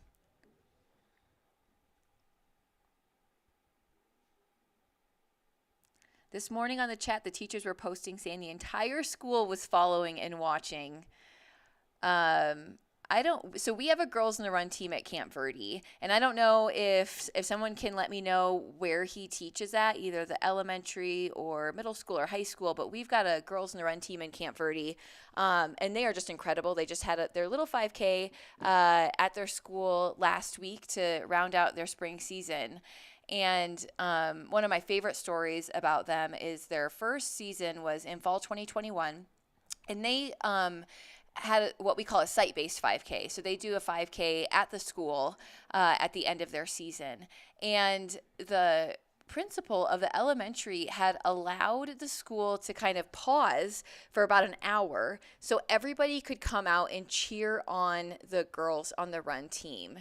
And there's usually not more than 15 girls on a Girls in the Run team. We like to keep teams small so we can really focus on building positive relationships between the girls and the coaches with the girls. And so we do keep teams intentionally small. But how incredible is it that these 15 girls ran a 5K with the support from their entire school? So these teams or these classes would come out with their teachers, and they were holding handmade posters that they had made to cheer the girls on. It was incredibly special, and the Camp Verde Elementary has a very special place in my heart. Oh, we've got another, okay, awesome. Middle school teacher at Camp Verde. Great. And then Maria says Girls in the Run in Madison, Wisconsin Elementary School with Coach Kelly. That is great to hear. Love seeing all the Girls in the Run love across the country.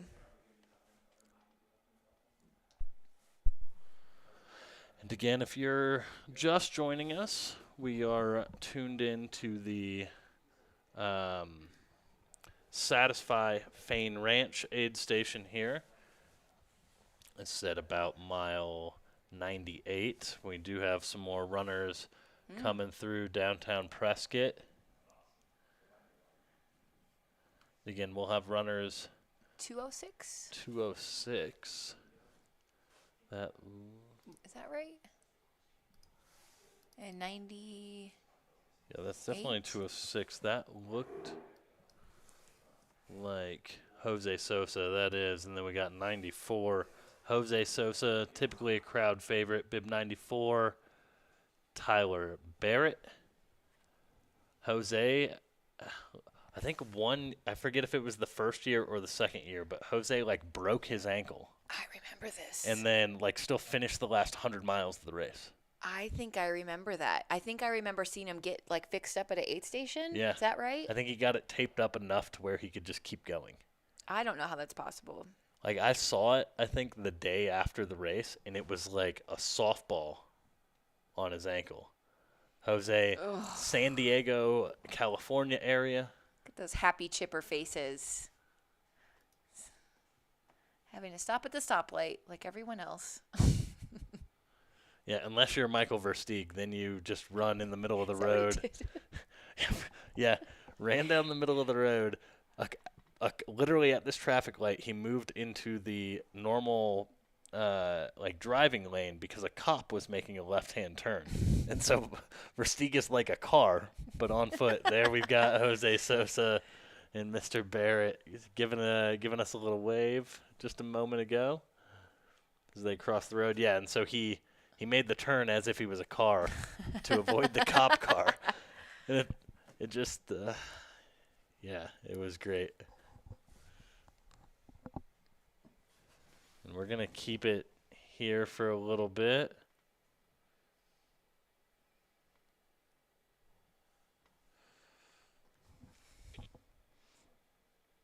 They look good. Happy, moving good.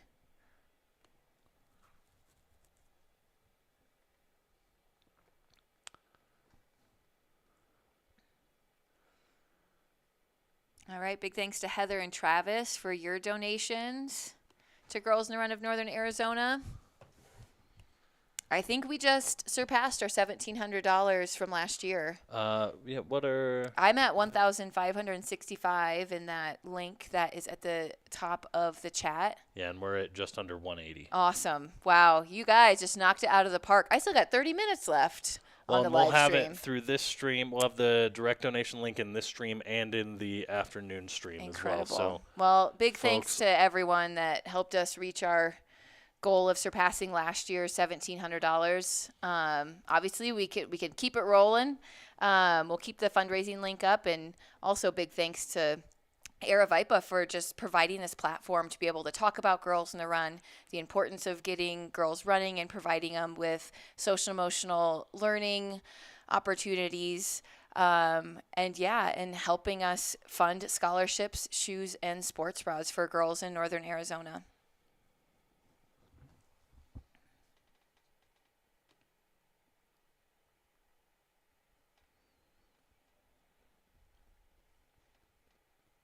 Someone was talking about asking about the DNF list. Is that pretty accurate? On the live tracker, that list, as I was told yesterday from Race Command, is 99% accurate. Perfect. So I would say, barring the very, very unforeseen circumstance, that list should be accurate. Somebody asked if there's any non-American runners. Yep, there's a number of non-American runners. I believe the first one that comes to mind is Josh Perry. I believe he's British, if I'm not mistaken. I'm not exactly sure, but we do have a handful of other international runners as well.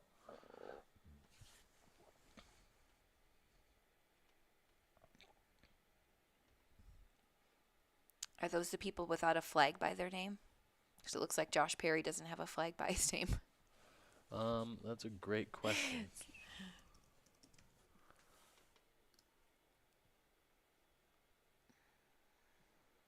Yeah, he's from England. It looks like Leeds.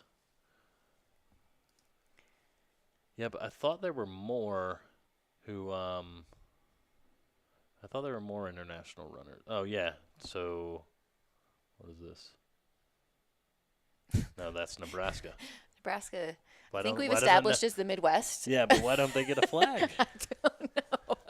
We're going to send it back to Fain Ranch here for a little bit as we have runners continuing to come in and out of the aid station.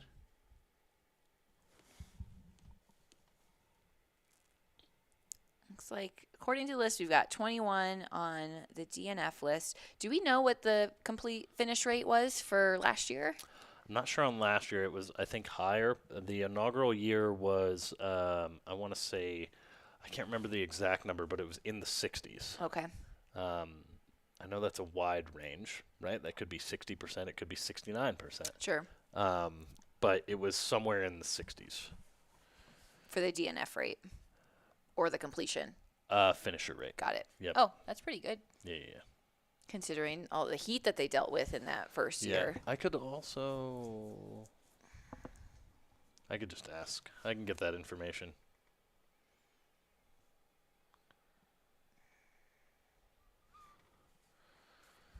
Looks like we got Free Trail in the chat. I'm assuming that's probably Dylan. So shout out to him for tuning in. We appreciate you, brother. Yeah, between Aravaipa and Free Trail, we're making It's great been- strides. So we're going to get, basically as ultra running fans, right? So taking our live stream hats off now, as ultra running fans, we're going to have had like almost 10 straight days of just like ultra running content. Between canyons and the stuff Free Trail was doing there to, the 5.5 days of the Cocodona live stream. It's pretty amazing when you think back just like, 3 years ago? Like none of this, like it didn't exist, right? Outside of a couple of races. So it's amazing just how far the sport has come and how many incredible people are doing stuff in the space. Yeah, big kudos to Aravaipa and Free Trail for essentially growing the sport, figuring this stuff out.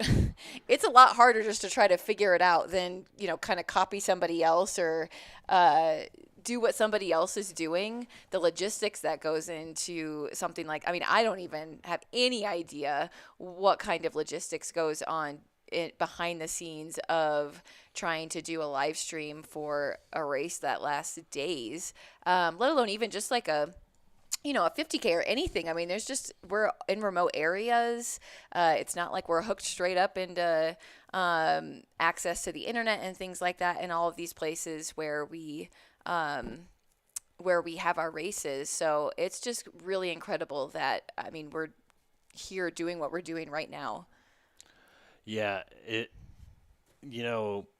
think one of the things like we produce, a number of live streams throughout the year, and they're each challenging, but I would argue there's nothing globally as challenging as producing the Cocodona live stream. And obviously I don't have experience in anything outside the Aravaipa ecosystem, but this live stream just takes so much that it's amazing that it even comes to fruition every year, because we rely so heavily on so many amazing volunteers, both for the race and for the live stream. We rely on so many amazing people to come help commentate and give our voice a rest. And it takes a small village to bring this to life, and it just shows how like strong the ultra running community really is, right? In terms of, everyone chips in. We've got, people who are signing up for overnight shifts to help follow our leaders and podium finishers into the finish, which it blows my mind every year when people sign up to help kind of film and put on this event, because it's different, right? Because it's in the middle of a work week. Yeah. So it's a little bit easier to find people to come for a few hours on a Saturday. Maybe they wanted to spectate the race anyway, or anything like that. But yeah, it's just amazing how awesome the trail run community is. And there was a question here: what mile is this aid station at? This is the Satisfy Fain Ranch aid station, which is right around mile 98. I think the live streaming capabilities that we're seeing in ultra running is also bringing more people to the sport, and maybe showing people who didn't think this is something that they could do, when they see people like them on the live stream and they hear their stories, and they see all these wonderful people in the chat supporting them and help sharing their stories. It really does, I think, make the sport more accessible to folks out there who might not have ever thought it's something that they could do.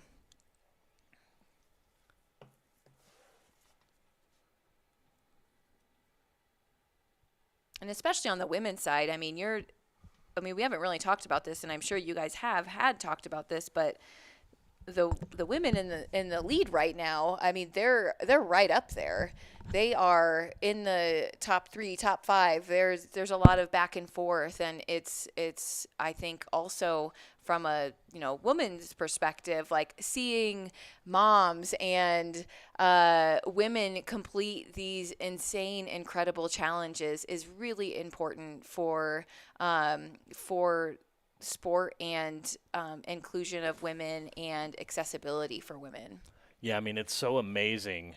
Like, it amazes me that anyone can cover 250 miles, right? But then you think about, parents or people who work full time, and like the amount of time you have to invest into being prepared for something like this, let alone, some of these people are, maybe away from their kids for the next 5 days, or aren't seeing them as much, and have to take time off work. And so it's always super inspiring to see, people who are just kind of ordinary people doing such extraordinary things, like traversing basically from Phoenix to Flagstaff on foot.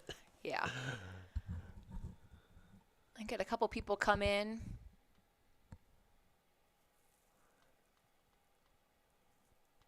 See my friend Julie Moffat in the chat. She is a very experienced ultra runner. She's one of my best running friends. We started running ultras at the same time together over a decade ago, I think.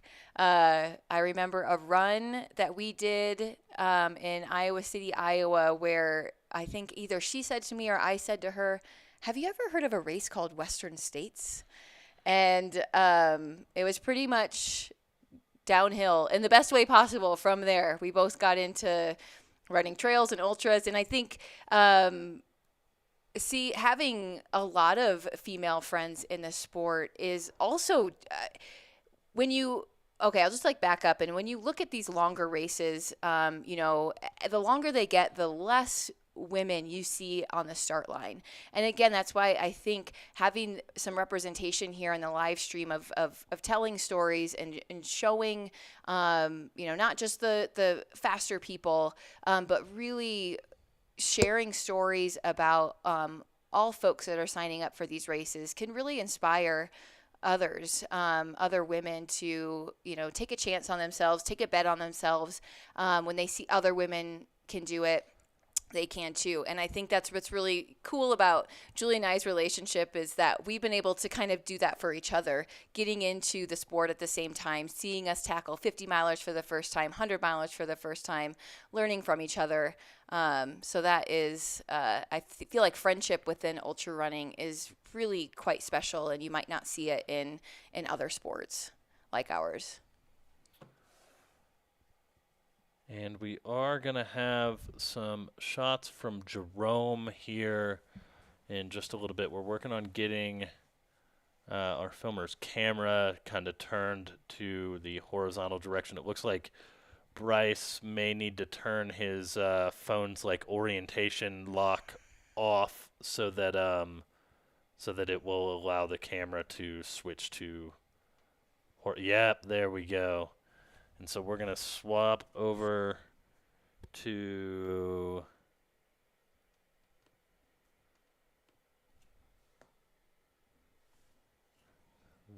this shot here, and here we go. And I believe this is the race leader, Killian Korth. Wow. Just in time, we got that turned around. Shout out to Bryce, not Bryce Brooks, as there was a little confusion on that in our live chat earlier. But here we have one of our amazing live stream volunteers, Bryce, getting some shots. And this, I believe, they said that this is right up by the Sedona Canyons 125 start line. So it's going to start right around these kind of open pit mines here. Killian's still looking really strong here. Yeah, he looks good. No pacer. Just chugging along. Yeah, I wonder how this downhill on the road is feeling right now. Because you come down from Mingus, it's almost all downhill into Jerome. So I'm wondering how those quads are feeling. That's a pretty steep grade. I'm going to say not great. Yeah. Just go out on a limb there. Well, he's got the half tights on underneath the shorts, maybe helping circulate some blood to the quads and hamstrings there. But he still looks, in really good spirits. He's still moving really well. He just looks like he's out for a little afternoon jog, smiling, thumbs up, loving life. Yeah, and as far as I'm aware, he has not slept yet.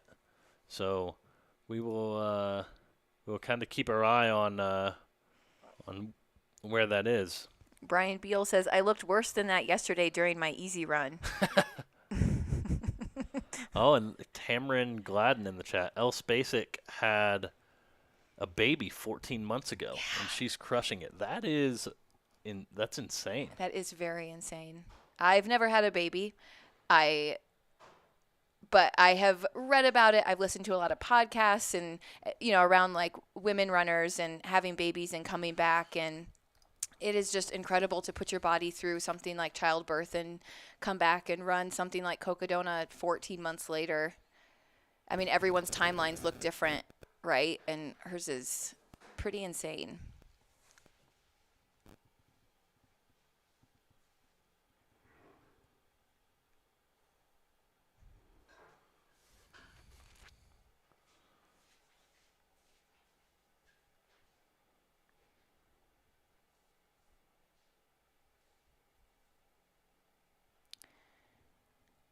So this road takes you into Jerome. Am I understanding that correctly? Yep. So this basically runs you into Jerome's like main street, I believe.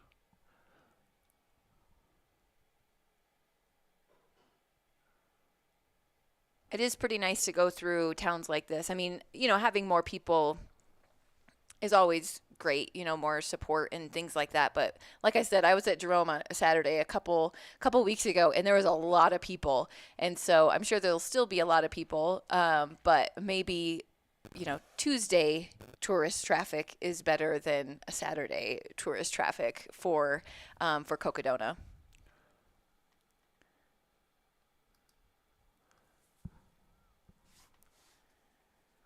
Looks like we maybe have our eyes in the sky also on them.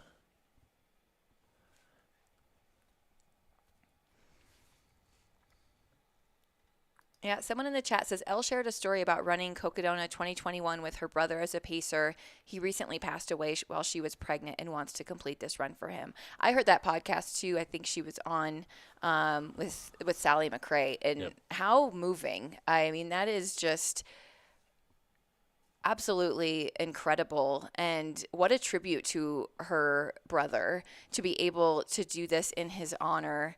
14 months after she's given birth, it's very moving.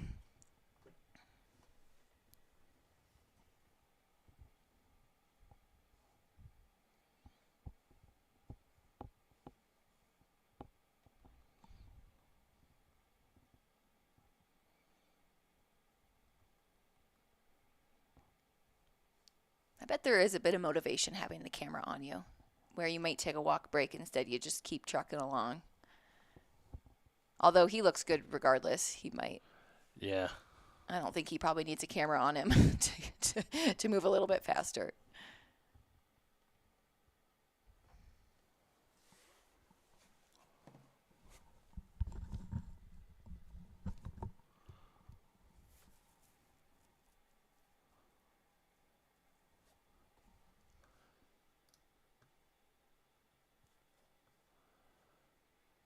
Nick Rogers in the chat asking for an update on Sally. We saw her come into the Fain Ranch aid station not long ago. She was kind of off camera, so I'm unsure if she left or not. Eddie was in the chat for a while, so he might be able to provide us with a little bit more of an update whenever he has time.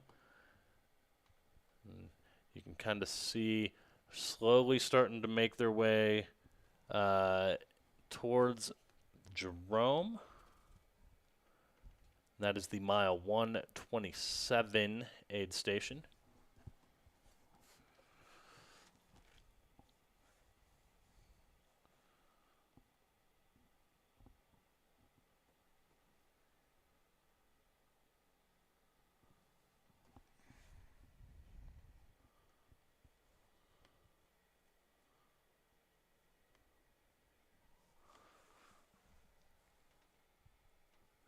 $80 degrees. So, Seatown fan, that weather bug, I believe, is set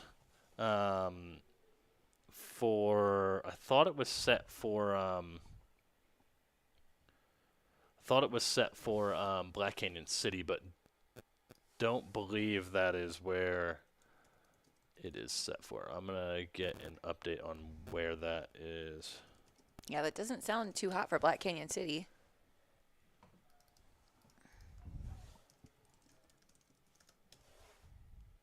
Yeah, that's about right for Black Canyon City right now. I wonder, only a high of 82 in Black Canyon City today. Not too shabby.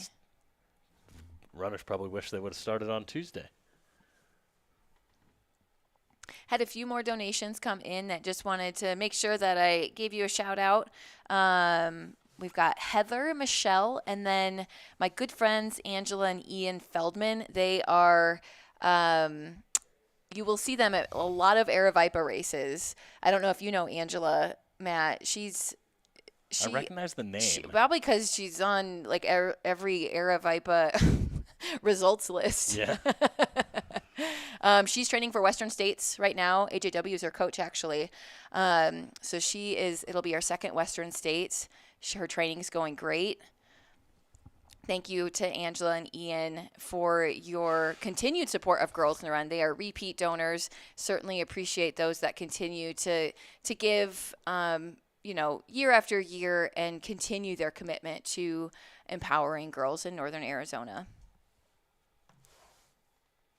Do we know what he's chatting about? We don't. If Bryce can hear and wants to unmute his feed on his end, we might be able to listen in a little bit. Unmuted on my end. Yep, there we go. Bryce, you can leave yourself unmuted, and I can toggle your mute on and off on my side. But we'll just kind of listen in here and enjoy some of this. Killian making his way down into Jerome here, having a strong run. Has Killian slept yet? Have you slept yet, Killian? No. No sleep yet for Killian. He says he's feeling really good. Little windy in Jerome right now with the headwind heading down to the aid station, but no sleep for him yet. Yeah, and there you see the little truck for the Jerome Ghost Town, which was about where Bryce picked Killian up. And that will be the start of the Sedona Canyons 125 tomorrow morning. And you can see they're starting to come into civilization here as they start to close in on Jerome proper and downtown Jerome. Iconic mountain town. So cool. I wonder how many people on the street here know what's going on. Or iconic western town, I guess. Right? Yeah, I would say that. Yeah, most of these people have no clue what's happening. They're just trying to enjoy their lunch and hitting some of the local shops. But I'm guessing that I love it. That by the time the final finishers come through, everyone in Jerome is probably going to know about it. And just so everyone in the chat is aware, We are only allowed to film in the like more commercial areas. So if we do end up near any sort of residential places, which we shouldn't, but I will be mindful of that. We'll swap off just to keep our relationship with the city of Jerome in good standing. And there you see the turn arrow, which means he's just going downhill to the aid station here. We'll see what our drone cam looks like. It's still just a little grainy, but we're going to continue to look on that. But you can see the overhead shot here is it's pretty beautiful down there. Another turn. They are closing in on the aid station at Jerome Historic State Park. I don't think so, no. Yep, Yeah, you keep stay going. right. Yep, there you go.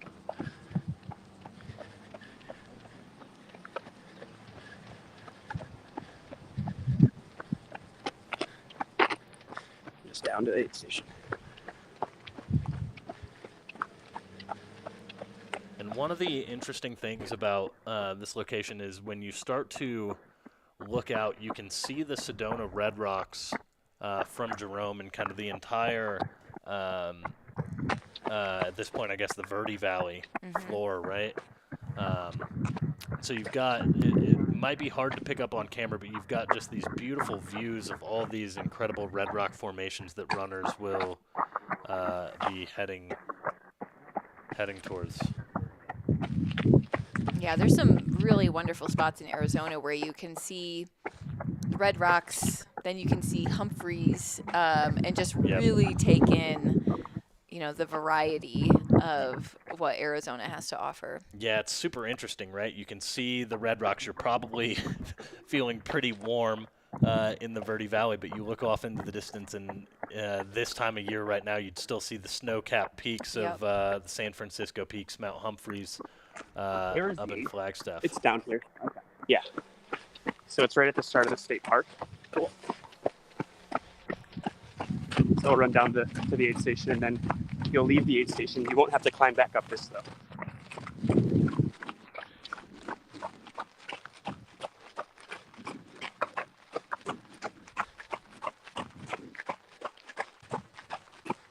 Yeah, the rules have changed in Jerome a bit since the first year. Yeah, no, they have. We've done our best to really help foster and grow that relationship. And shout out to the city of Jerome for, you know, working with us on that. And this new route down from Mingus Mountain also, like we enjoy this route more, or this way down, especially after Jamil experienced it in year one. But also the city of Jerome appreciates it a little bit more because it does go through less residential areas and things like that. So it's kind of a win-win for both parties involved. And yeah, we hope to continue to kind of grow and grow this relationship. But yeah, I mean, we go from year one where we weren't able to get much any footage from Jerome to, you know, year three where we've got drones and follow cams and another event starting in Jerome. Wow, so that's pretty incredible. It's just it's amazing to see, like, you know, what can happen when everyone's committed to just like listening and finding a way to make things work. So shout out to the city of Jerome and all the citizens here.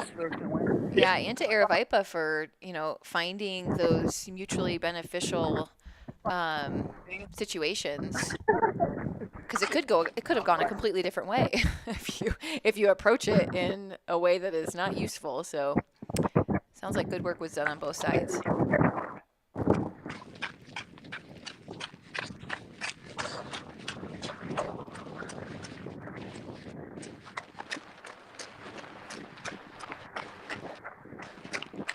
can probably hear it's pretty windy on the live. Yeah, we can see the wind. Thankfully, we're not hearing too much of the wind, and we're getting some of the beautiful just trail crunch of the footsteps, which is always just awesome to hear. And it's amazing how strong Killian is looking. You know, 127 miles. He's at the halfway point when he hits Jerome, basically. Maybe I shouldn't say those words out loud, but he's looking so strong, and he's got the section ahead from Jerome to Sedona is quite a bit more runnable. You do have a little bit more climbing around the Sedona airport, and then runners will enter Sedona a different way. The aid station has moved in Sedona from St. John Vianney, the church there, to Posse Grounds Park, which is more in Sedona. Okay. So runners will get kind of a little mini tour of Sedona via the roads before linking to some more trails to connect. But a much more runnable section between here and Sedona before you start to head up to the Coconino Plateau on the Kasner climb.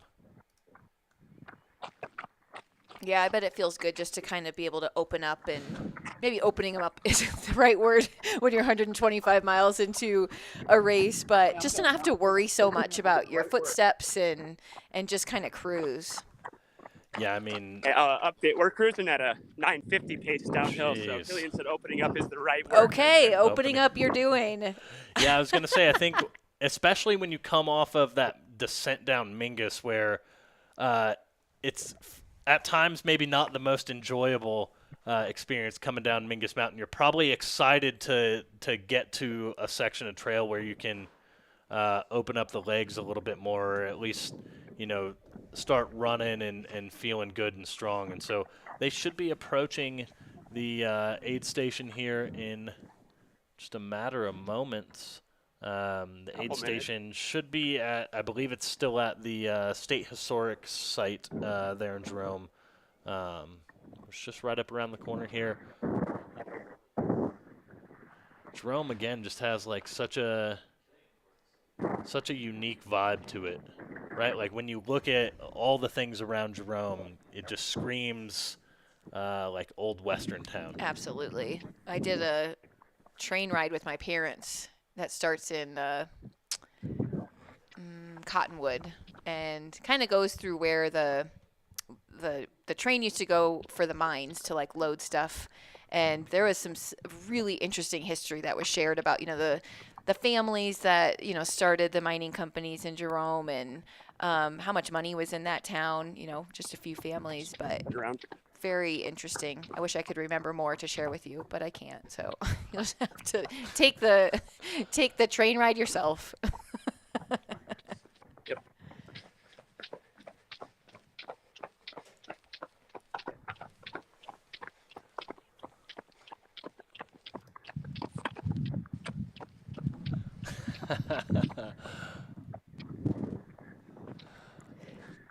That's hilarious. People are shouting out Bryce, our camera guy here, for having to run back up after he films here.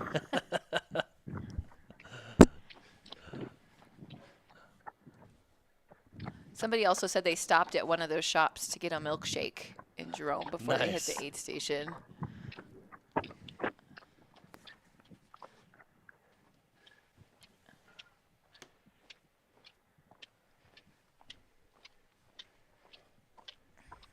Yeah, and here he's coming. I believe this is the parking lot for the aid station.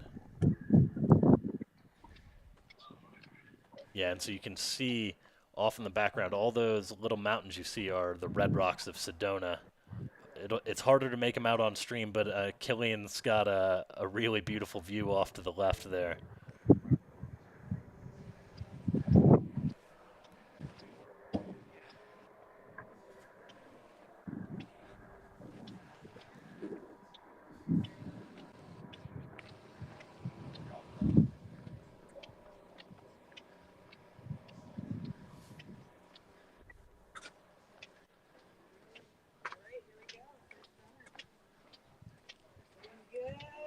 And he has made it. Yep. There he is. Actually, I will take. Can you fill up both of these with water? Charlie? Yeah, mile 120. Got it. I'm not going to change shoes. I'm not going to change socks. Everything feels good right now. No, I want to leave everything the way it is. If it ain't broke. I need to rehydrate. That's what I need to do. I'm gonna eat like half of this now, and then half of it for later. Everything in there needs to be refilled. I want. What's the mileage to Sedona? 9 miles the next one, and you got a river crossing. I want 1 thing of rice, 1 Rice Krispie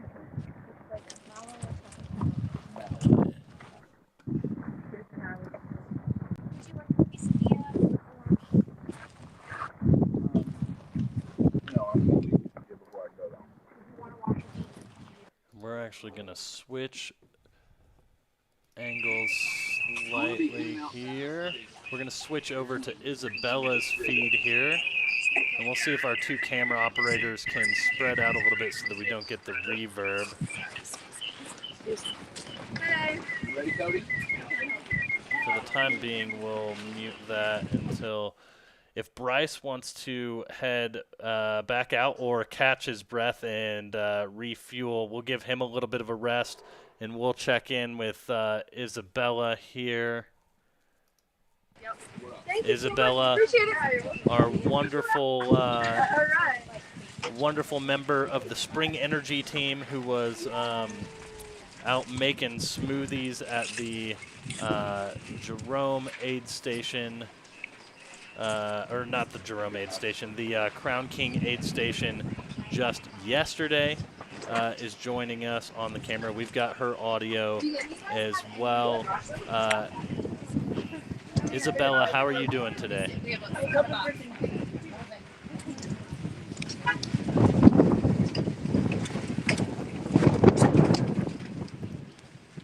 can hear just how windy it is there.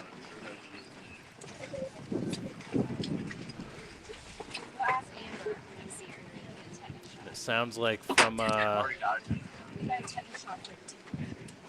we heard from Killian telling his crew he's not changing anything, he's feeling good, just wants to refuel and rehydrate.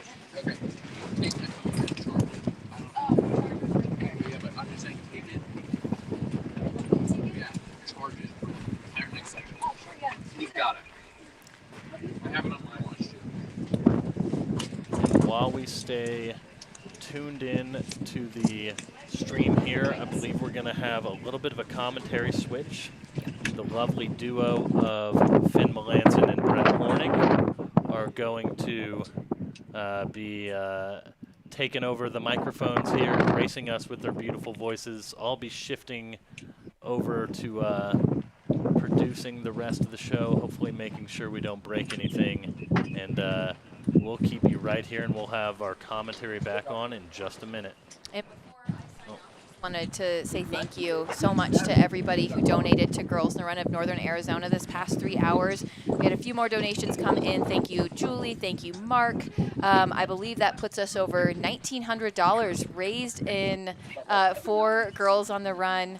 Very, very grateful for you all for your support of empowering girls who become empowered women who are hopefully be on the trails with us in a few short years. So thank you so much, and thanks to Aravaipa for the opportunity. Yep, and you will be able to continue to support Girls on the Run via the direct donation link or live chat donations throughout the rest of the day. So both the rest of this stream and our stream later on. So for the time being, we are going to take a little commentary break, and we'll be back in just a minute.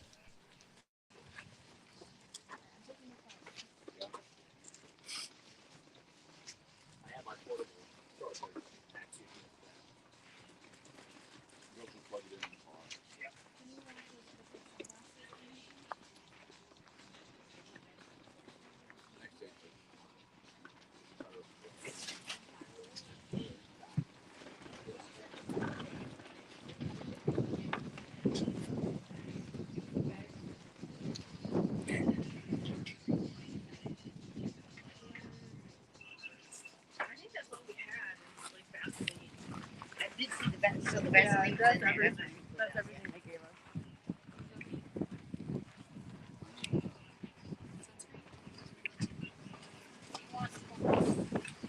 No. I would like it available to me at the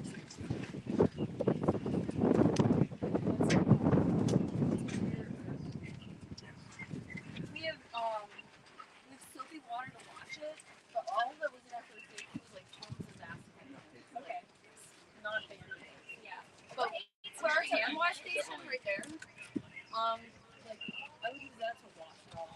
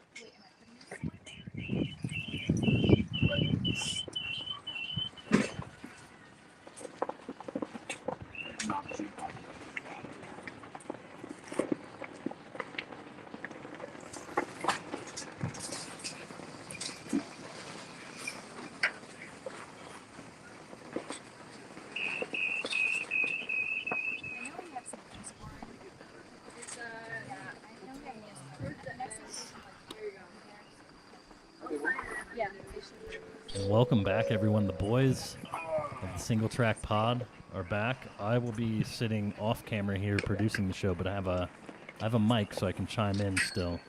We got Finn Melanson, Brett Hornig, as we're looking at Killian Korth here and Jerome.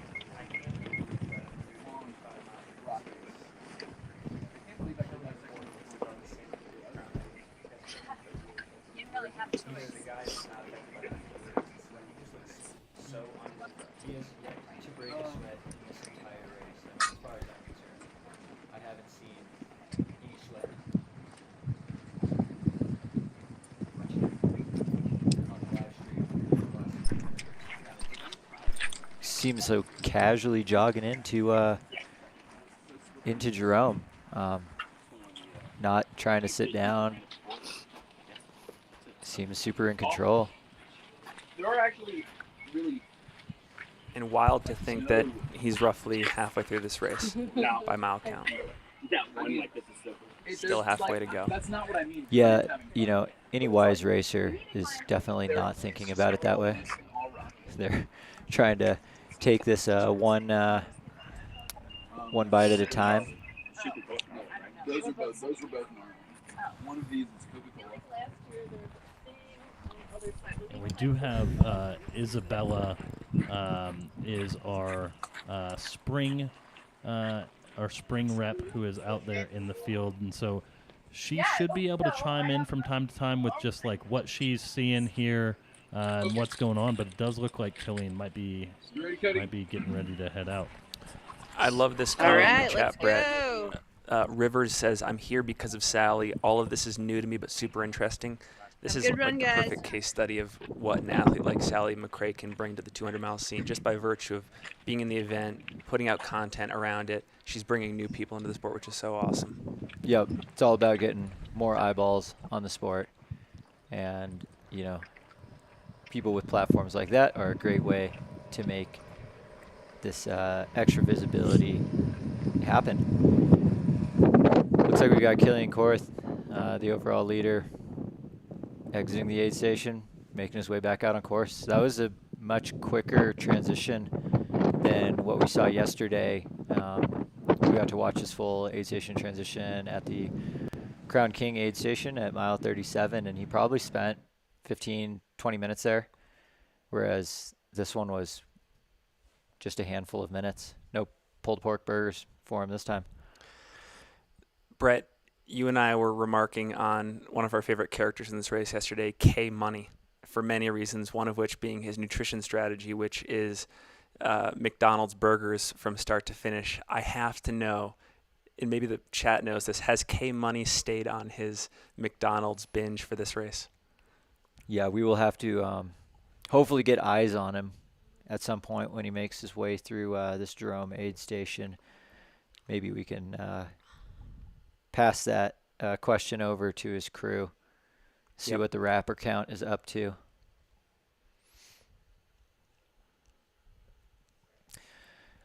Yeah, watching Killian leave this, leave the town of Jerome and head back onto the course. I mean, it looks like he's got a little bit less spring in his step from yesterday, but I mean, that's to be expected. I definitely won't say the spring is gone. He's still running. He's still running. He's still well. motoring. Like, he's running on spots when it's absolutely okay to not be running. So he's still making that choice to actively run. And here's the thing. In 2023, in a 200-mile race, that is the precise pace that wins this race. Yeah. Yeah, that's winning pace right there. You just have to stay steady. So let's see. So, Killian, looking at the course profile, where Killian is at right now is, we were saying, that from pretty much overnight, these leaders have more or less been descending. Yep.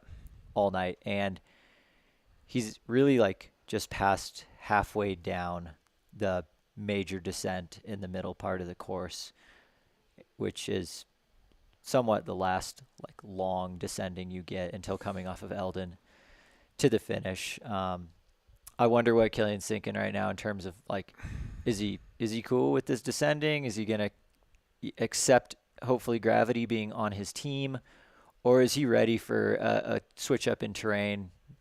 How quickly after you start climbing in do you immediately regret wishing that you were climbing? We were talking on our run yesterday. I think you were saying you would much rather be climbing than descending late in a race. Yeah, I mean, the muscular damage that comes from the descending, it's hard to reverse. I mean, you can't really reverse that over the course of one race. The way to fix that is you have to stop and rest and take a week off or 2 weeks. Yep. Climbing, just the way that it uses your muscles a little bit differently. It's more of an aerobic activity, and as long as you don't push too hard, it's less. It just takes less of a toll on the body. Gosh, we're getting a look here, Brett, at the mile 100 Satisfy aid station. This is about as bourgeois an aid station I've ever seen in our sport, and I'm kind of loving it. Look at those seats. Yeah, the setup is amazing. I'm not sure I'd ever get out of that seat if I sat down in it. Beware the chair. I love that, the details. We have an area rug, a couple coffee tables, maybe an agave plant, aloe vera on the table. That would be amazing if it was aloe vera and you could just break a piece off and rub that on, help the sunburn a little bit. But yeah, it sounds like, I saw a little bit of video that got captured last night of the leaders coming through that Satisfy aid station. It looked pretty nice, pretty great. There was some incredible food, that was catered in and cooked up by professional chefs. I mean, what more could you want? I guess maybe for the wind to die down a little bit. That those flags back there, those things are ripping. Brett, can you confirm that Jen Shelton ate a ton of Taco Bell back in her racing days? I cannot confirm nor deny that. I mean, I believe that. What do they say? Good fuel is better than bad fuel, but bad fuel is better than no fuel. And Taco Bell is good fuel. Brett, this comment's cracking me up. String Bean ran a bunch of that downhill last year backwards from Ryan Nadeau. Matt's grinning over in the corner. Cannot confirm nor deny that either, but I mean, yeah, you switch up the muscles. String Bean, he's a unique fellow. That's for sure. So I mean, I wouldn't put that past him. So, thanks to Brett, yesterday we kicked off this whole debate about the feasibility of a blimp at next year's Cocodona 250, and Adam in the chat is saying, think of the blimps you could buy if you didn't have such a plush aid station. He's not wrong. Yeah, I mean, he's not wrong, but you don't want to completely make every single sacrifice possible to fund a blimp. I think there's a world where we can have both. Oh no, where did my blimp facts go? I had a tab pulled up on my computer of 18 facts about blimps. It's probably for the better that I lost that tab. Matt, can you you were nodding your head when you said String Beam was taking that downhill backwards last year. We had footage on the live stream of Joe McConaughey running backwards down into Jerome. That was just a coordination flex. Yeah, he had a reason. I can't remember what it was, but I just trusted him, you know? Yeah, I mean, use the muscle groups a little differently. I could see that playing in a race this long.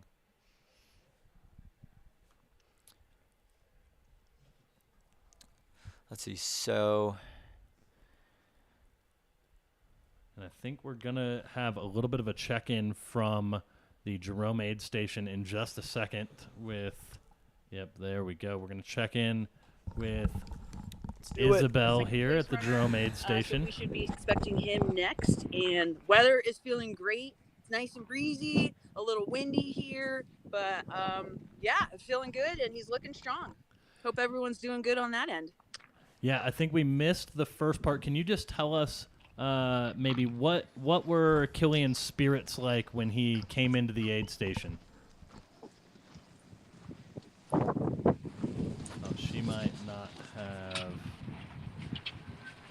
not be able to hear us right now, so we will have to work on that. But it was good to hear from Isabella there for just a second.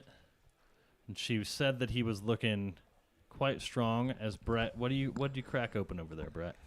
I have a rock stacker kombucha, black lime and lavender. Matt, you didn't ask, but I am drinking Rest in Peach by Liquid Death. The only drink I consume on air, Liquid Death. I was getting to you next, Finn. I appreciate you you jumping the gun. We've got a little bit of a 3-man commentary going right now. It's kind of different, you know. I love it. Not trying to steal your thunder, but no, we've been trying to get you out of Long Run Archives forever. Maybe this is it. Maybe This might be the one. Yeah, we can clip it. I agree. I'm looking at the Coco 400 runner guide, and Killian Korth is making his way now towards the Dead Horse Ranch State Park aid station. On the menu there, we have tacos, burritos, potato soup, and oatmeal. That sounds pretty nice. At the Jerome Historic State Park aid station, their specials on their menu were chicken tacos and pancakes. Wow. Yeah, if there's one of the many things that I've been impressed by during this race is the aid station fare. It feels like a taste of Europe. There's so much TLC put in each of these stations and some cuisine that I certainly haven't had experience with in my races. Yeah, there's a question in the chat about what drink did I just open? It was a rock stacker kombucha. One of the follow-ups was like, it's probably just some expensive drink in a can. You're 100% right. I actually don't know how much it was though.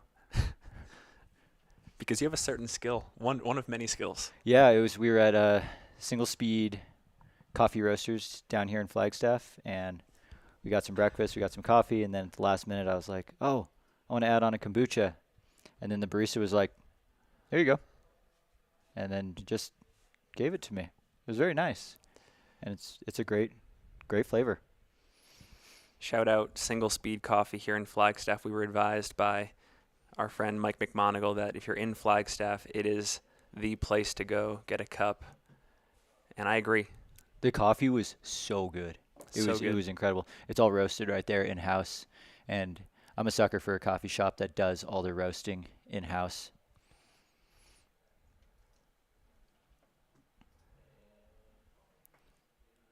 see. People asking for the leaderboard here. I am going to see if I can pull it up. I was having some problems with it a little bit earlier, but I will work on getting that fixed. Yeah, we can give a race update as well, just like as the trackers show it. So I'm just going to refresh it. As the trackers are updated, we have Killian Korth leading the race with Michael Versteeg about 4 miles back in second. And then third overall at the moment. Oh, I got it. Oh, that's actually different. Eliza LaPierre has, on the trackers, has moved into third, but Micah Thew's tracker hasn't updated in the last 17 minutes, so that gap might not be as large as the trackers are showing. But we have tentatively, I guess, Eliza LaPierre and Mike Groenwegen in third and fourth. Yep. Micah Thew's in fifth, and that's his second lady on the course. And then Michael Greer in sixth. And then there's a pretty good sized gap basically going back to the Mingus Mountain aid station, where we have Sarah Ostazuski, who was our female race leader for the most part of yesterday. And she's running around Josh Perry and Christopher St. Jean. Brett, I wonder when we see the tracker stagnant for that long if it indicates they're taking a nap. It could. I think some of these trackers are just, they don't update all at the exact same time. So it's kind of always a slightly rolling position. Because, yeah, it just said, Micah Thews, it hasn't pinged us in 18 minutes. Okay. So I got corrected in the chat yesterday. Mika. Mika. Mika. Okay. I get corrected every year because I'm committing that one to memory. This isn't the first year Mika has been out here, and I mess up the name every year. So, and it looks like we did get our audio sorted, so we will be able to check in with Isabella at Jerome here in just a little bit. Love it. Brett, one thing from your analysis there I think is so cool. Three of the top 10 right now are women, which is awesome. Eliza LaPierre, Sarah, Mika. That's going to be really fun to monitor. Yeah, it'll be. Yeah, it's just curious, and as we said yesterday, and definitely still applies today. There's a lot of running left. I think we didn't see too many place changes yesterday, and that kind of makes sense. Who's really going to be aiming for those moves. Yes, that's just not the. There's a time and place for everything, but yesterday is not the time to be making your move in the Cocodona 250. So, Brett, we had this awesome chat going about some of the greatest ultra running movies of all time yesterday, and I just saw Skylar in the chat, and you had mentioned how his videos with Jamil back in the day are worth commenting on, and maybe at some point later in the week we can plug Skylar into the live stream, and we can have a reflection on some of those 2016, 2017, 2018 era collabs, because they were awesome. I personally need to know more about how this Chipotle challenge video came to fruition. Yeah, that one and the Unicorn Frappuccino challenge. Like, maybe we can have Skylar remote in and try a challenge like that live, picture in picture. Yeah, maybe we need Skylar to do a remote in drop bag challenge in his living room. Oh, that would be amazing. We'll set up some chairs. We'll set up a little course. Let's see if we can make this happen. At the end of the Cocodona 250, do you guys have a pretty large number of unclaimed drop bags, or do people do a pretty good job of claiming their things after the race is over? My brain is so mush at the end of the Cocodona live stream that I don't know what's going on. I don't know what our drop bag situation looks like. John Maroshik has been in the chat though, and he would be the person who would really know what the drop bag situation looks like after I'm Cocodona. sure the drop bag challenge would be very interesting with 250-mile drop bags. Like a Crown King mile 37 drop bag that got left. You know, like Skylar opens it up and he's like, oh, cool. All I have is 18 ounces of Vaseline. That's all he's got to work with. Skylar, age is just a number.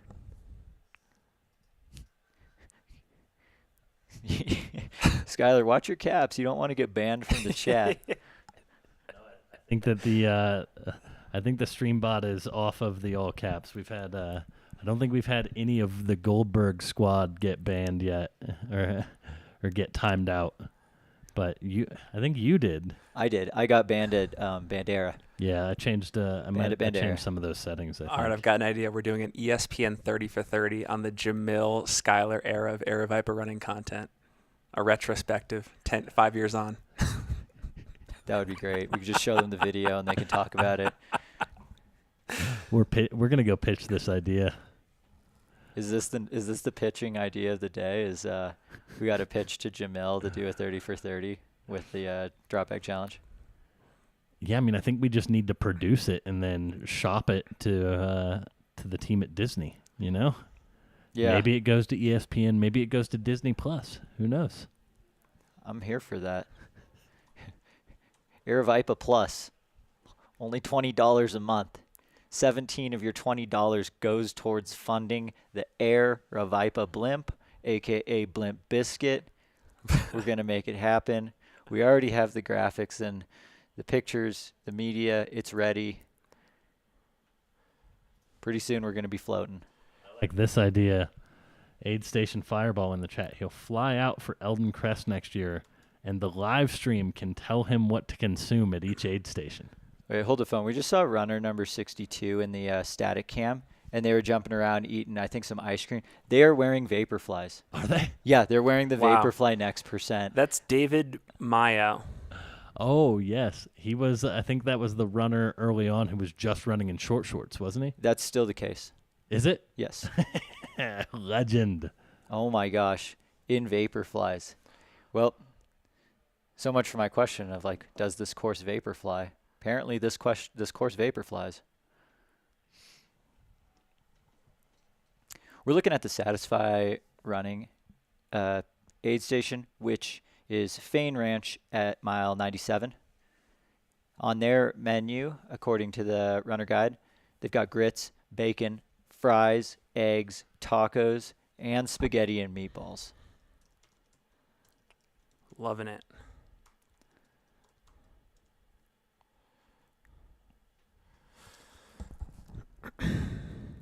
Yeah, I agree. Vaporflies.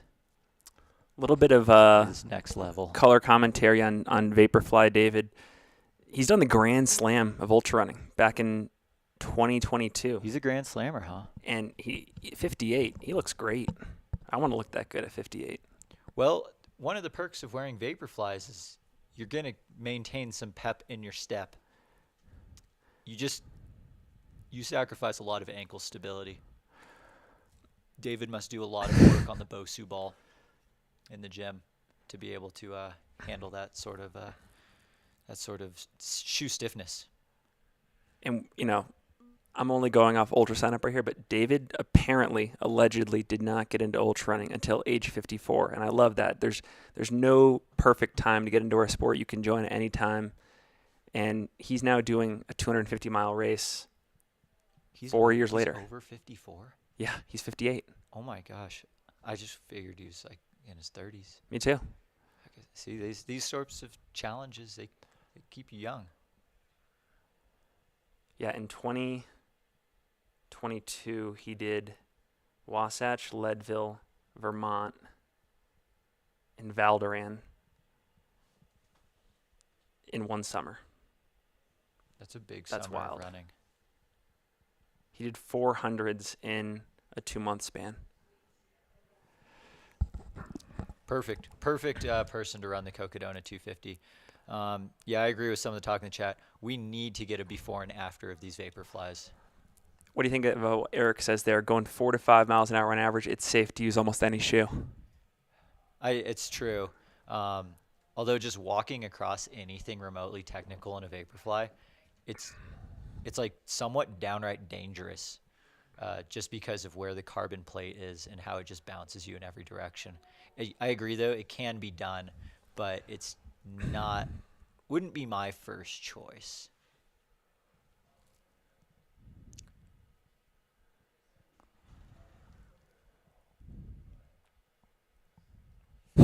What are the best vapor flyable trail ultras out there?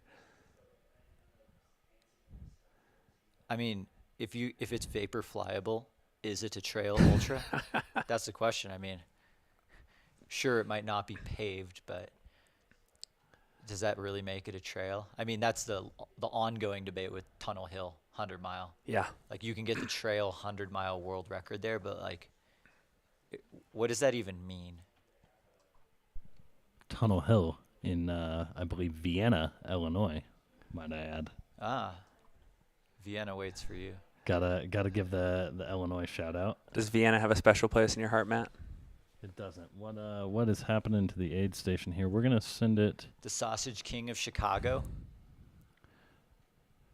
back out as we await our lead runner. We're getting a close up on some Satisfy apparel. Oh, we switched back to. Yeah, we switched back. Is this Michael Versteeg? Yep. Versteeg. Coming into Jerome. Yep. So this is Bryce on cam. Once again, I'll get his audio unmuted, so we should be able to hear some audio here. And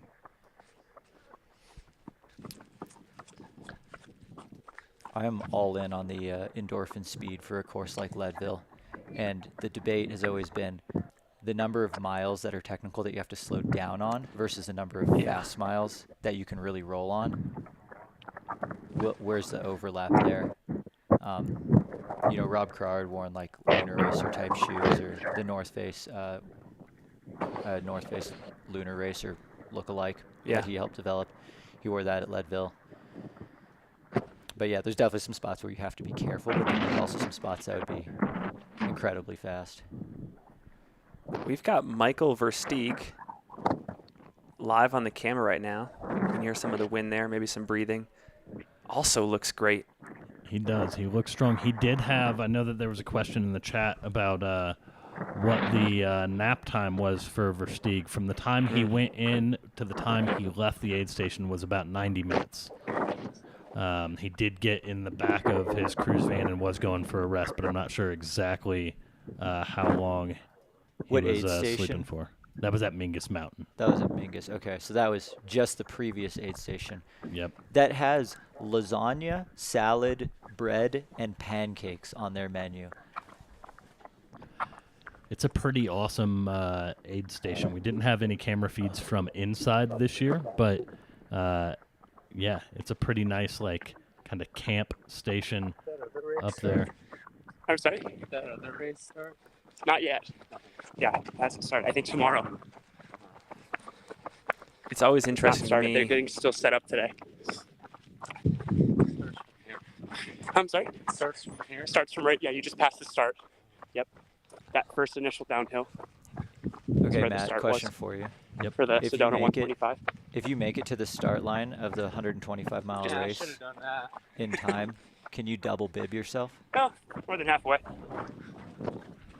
Like, could I start the Cocodona 250 and then make it 125 miles up the course and then wait for the 125 to start and then put 2 bibs on and get 2 finishes? Double the buckle, double the fun? This sounds like just a ludicrous idea. I mean, I'll sign up for both. Yeah, I mean, maybe. So you're basically gonna pay to run 2 races, and then you're gonna transport yourself to the starting line of the second one by foot. By foot. Yeah, I mean, if we're going crazy, I could do that with the Eldon Crest 36. I could do all 3 races in one race. Oh, that's the real Triple Crown. 3 races in one race. Well, the real double would be, could you do Sedona Canyons and finish in time to then also come and do Eldon Crest on Friday? Well, you could, but that's like a very possible double. Wait, so that means you would have to go do 250 miles and then just do 36 more on Friday morning. Well, if you did Cocodona, yeah. But if you did the 125 and then did the 36. Because that's from Wednesday morning to Thursday night. Finish Thursday night, wake up Friday morning. And then do the last section again. Yeah, so I think you should do that. But starting in Black Canyon City for Cocodona. And then transport yourself from Black Canyon City to the start. Yeah. Oh my gosh. Dude, the Dona Double. That's what it's been coined as in the chat. The Dona Double. Maybe that's what Versteeg's thinking. That's why he was asking, because... What does it become, the Dona 455? I don't know if in that public math, 250 plus 125. I don't think it's 425. Well, I think kilometers. In the inaugural year, I think what we had initially thought of was, what if you did the normal Cocodona 250, and then you ran back to Black Canyon City, so the Cocodona double, which becomes the Cocodona 500. The Cocodona Wild. 500. Yeah, dude, the yo-yo. Yeah. Indy 500 versus the Dona 500. You decide. Dude, I'm here for the Dona 500. That's it. I mean, that's gonna get the blimp. Versteeg is looking Cocadoos. really strong here. And then, like I said earlier when I was on, these are trails and areas that there's no one in the race that knows kind of this section between Mingus Mountain and basically the Coconino Plateau and Flagstaff better than Michael. He's lived in various parts of the area. He's run all these trails. He's worked in the area. He knows all the little areas here that most people wouldn't know about. So, and I definitely believe that's a huge advantage to have. Just knowing how long each climb takes and how long each descent takes, you're just able to calculate things that much better. We do have them on an overhead shot here on the drone. Our drone feed, we'll keep working on getting that cleaned up, but it does give you just a little bit more perspective on the terrain they're on here, kind of just a forest road that will lead them kind of back down into Jerome here in just a few miles.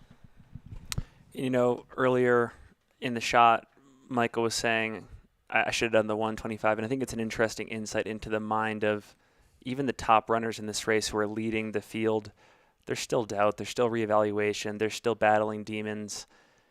We're all human, and it's just a real moment. I really appreciate it. Did you say he should have done the 125? Yeah. Oh. Well, he still can.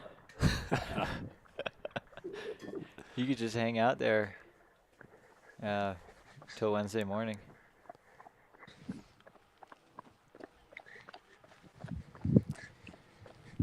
So looking at, I just Googled the weather in Jerome. We're looking at about 70, 71 in Jerome right now, but in the direct sunlight and on the tarmac, that's definitely going to be pretty uncomfortably warm. Yeah, especially from just the feet, having that kind of exposure to that kind of just pounding in the heat. Not the most fun section, I'm sure. Mm.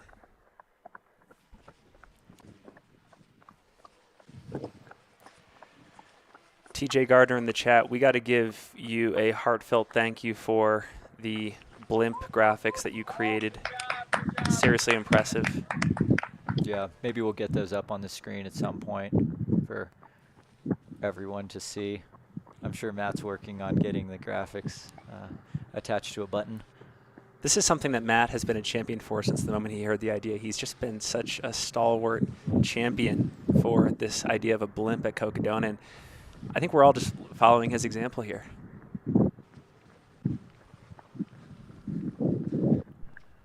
Yeah, I guess you could say that, I told you that your dream was maybe unachievable, but look at how far you've come. Unfortunately for you, Finn, there will be no blimp funding raised today. for anyone who is just tuning in, all of our live chat donations, as well as will be donated to Girls on the Run, Northern Arizona. And there is as well a direct donation link to pinned in the top of the chat. So, yeah, and unfortunately, we're gonna have to pause the VC funding we're searching for the blimp to support a good local establishment. I'm totally okay with that. Rising tide lifts all blimps, and yeah, everyone who maybe was thinking of throwing a couple bucks towards the blimp, I encourage you to take those dollars and donate them towards Girls on the Run. That can be straight through the chat here, or the pinned comment in the chat is the direct donation link, and all of those donations towards, I guess that link will be up all day today. Awesome organization, and if you rewind on the live stream a bit, I believe Matt had an awesome conversation on this topic. So we missed Versteeg's mom when I was on this morning, but shout out to Mrs. Versteeg, or Mama Versteeg rather. I'm his mom, and trust me, that was a sarcastic remark that he made about he should have done the 125. Michael's looking like in good spirits, especially him joking around, but I think that first section of the course he enjoys a lot because it's hard, right? And then he's obviously lived in a lot of the areas up basically from Prescott all the way over here into the Verde Valley. But I think this section here, along with Prescott, just means a lot to him. And if anyone was tuning in last night, Versteeg was running down the middle of the road through downtown Prescott like he's the mayor, or like that's his town. And it was just so awesome to see him. Oh, look at that! Style points. Tony Hawk's Pro Skater 2. He's in good spirits and he's having fun out there, which is awesome to see. You could tell that last year when he started the race, he maybe wasn't feeling super great and had to call it a day early due to some injury stuff. But he's having a good time out there today, and he's having just a really strong run. That's actually a really smart tactic to slide down the handrail instead of take the stairs. That's like 2 less stairs that you have to go down over the course of the race. Like, tactically brilliant. Again, a big brain move by Mr. Michael Versteeg. Obviously someone who's experienced, knows every inch of the course, probably had that written in the race plan. Love to see it. There's been some chatter going on in the live chat about maybe a questionable rip on Michael Versteeg's shorts. I have no comment on that other than that. Yes, hashtag hardcore parkour.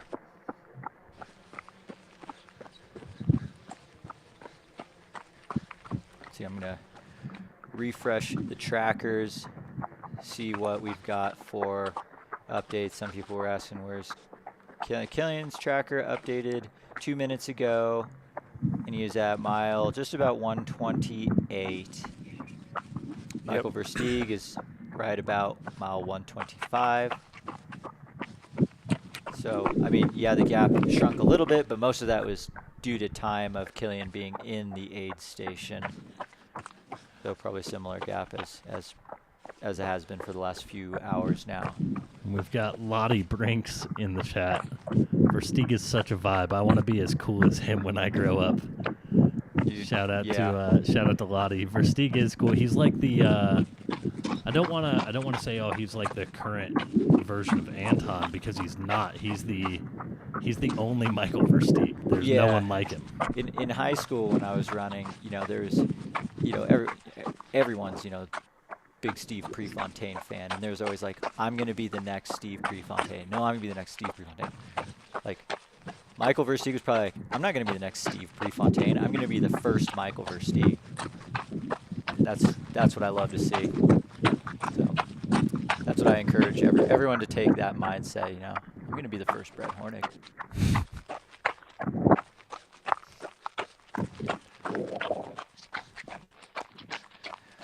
Sure, it's a good question. What pace do we think Michael Versteeg's going right now?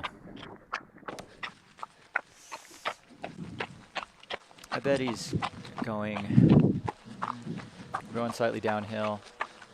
Cadence looks pretty good. 11:06 pace, maybe. Tom and Blanche in the chat. Blanche says the rip costs $80 more. And Tom says, I think Satisfy pre-rips their stuff, for fashion. Well, yeah, I mean, it's also functional too, especially in a race like this. You need that breathability. You save a gram. You don't save a grand. You spend a grand. You save a gram. Spend a grand to save a gram. Well, yeah, I mean, that's how the outdoor industry works. You pay more for less stuff. Like if you want to be an ultralight backpacker, you spend a lot of money to get ultralight things. And that's true. Versteeg is testing out prototype, very lightweight shorts. Footwear check. Just looking at the pictures, I'm thinking Topo Mountain Racer. Yeah. Great shoe. Topo Mountain Racer 2, Mountain Racer 3 comes out this summer.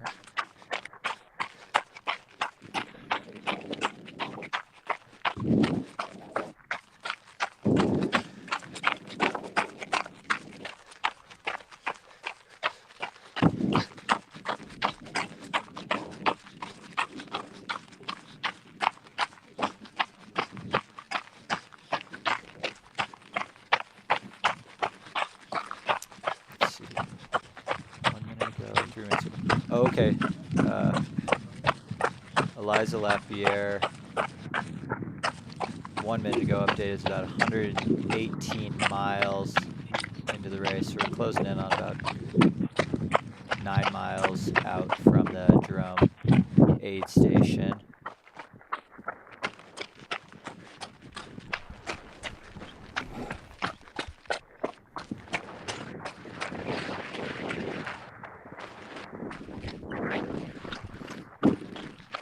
And it appears that Mika Thews had her trackers updated 3 minutes ago, and it was just 0.5 of a mile behind Eliza LaPierre. So they are very close together. And my friends, we have a battle for the overall lead in the women's race. We have a battle. This is fun. I mean, I always wonder how much of a battle is it at this point. You just kind of do your thing and see what happens, because what the other runner's doing is outside of your control. But, yeah, we've got some battles up front. This is great. Brett, you were talking earlier just about how Mike Versteeg is his own unique character. He rolls to the beat of his own drum. We had some Anton comments in the chat. I think this would be a fun debate that we can throw out there to the audience. Who have been some of your favorite characters in ultra running over the years? People that really just had their own style. They were truly unique, etc. Don't necessarily have to be the best runners, but just brought a certain level of flavor to the sport that made people think, made people stop and reflect and, inspire, etc. Any come to mind for you? Man,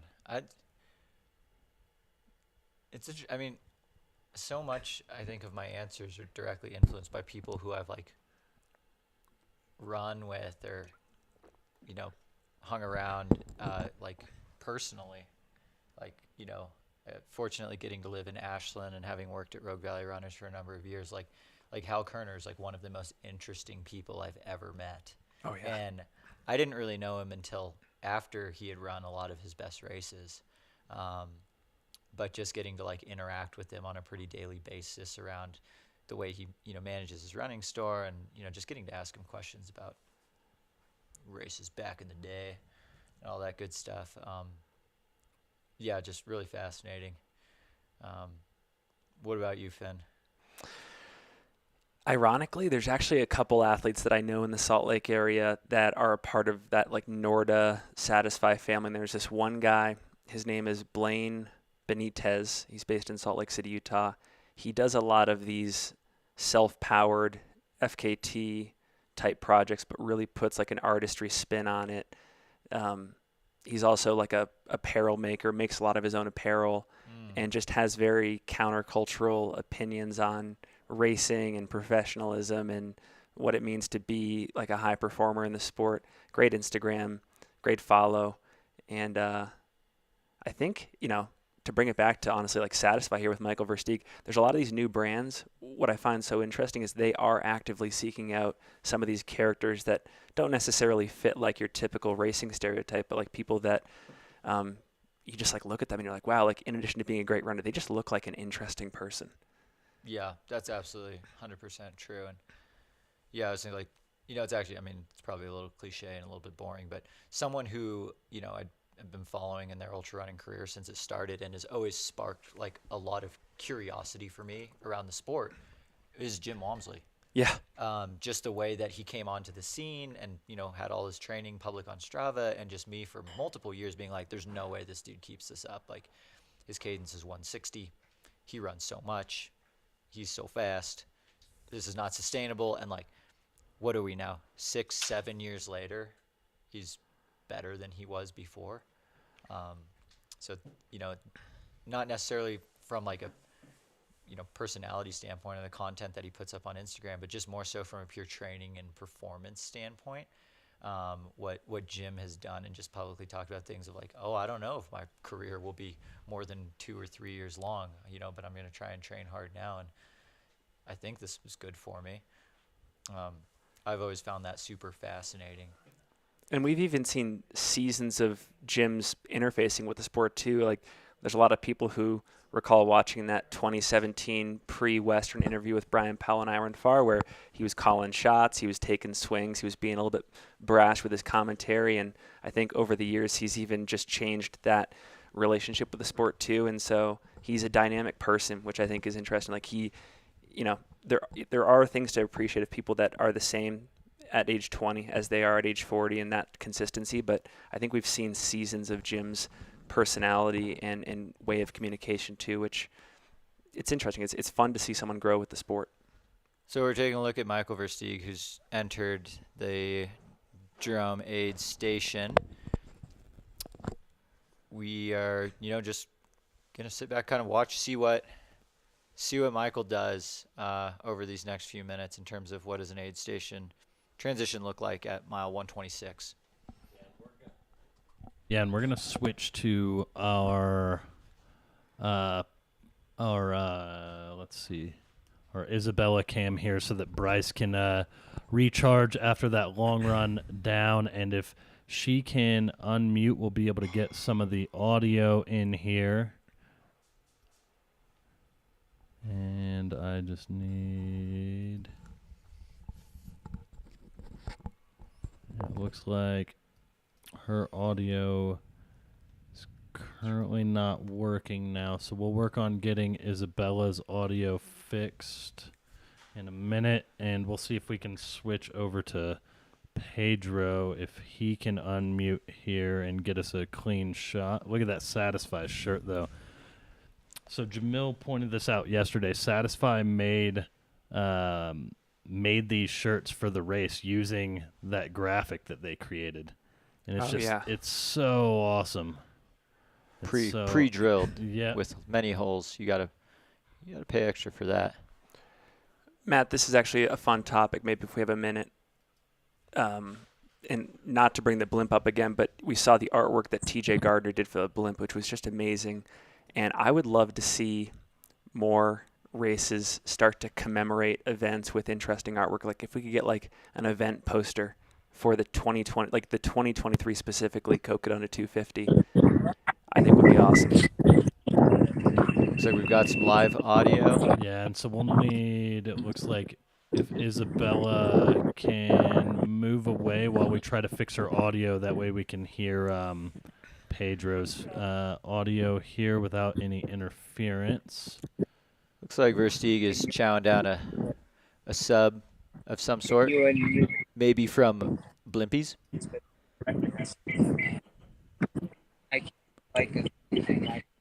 Oh yeah. But if I think that he has to do it.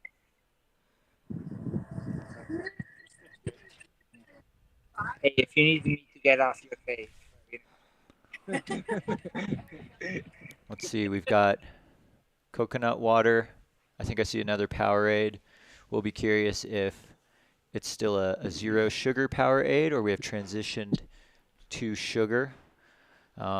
can't quite get an ID on what that canned beverage is. Hopefully soon. Just always interesting to see what's being put down. Love seeing the at Vita these Coco. races. Vita Coco. They seem to be like the #1 cocoa water brand of this race. Like that's like the only one I've seen, really. Let's bring some of these non-endemic nutrition sponsors into the sport. Vita Coco. Who's your partnership manager? I'm sure they're in the chat right now. Yeah, Maria, I've always loved Carl. Carl is someone, he's fun to talk to. You go by what side? The river. Someone pull out the horse.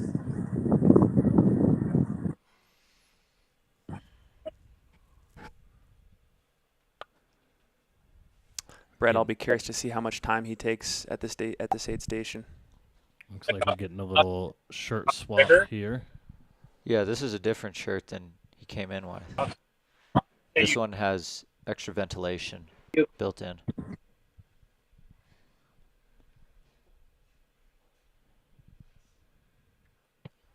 Yeah, I mean, we can only assume that every single soft bottle that Michael Versteeg carries out of this aid station is full of Floda.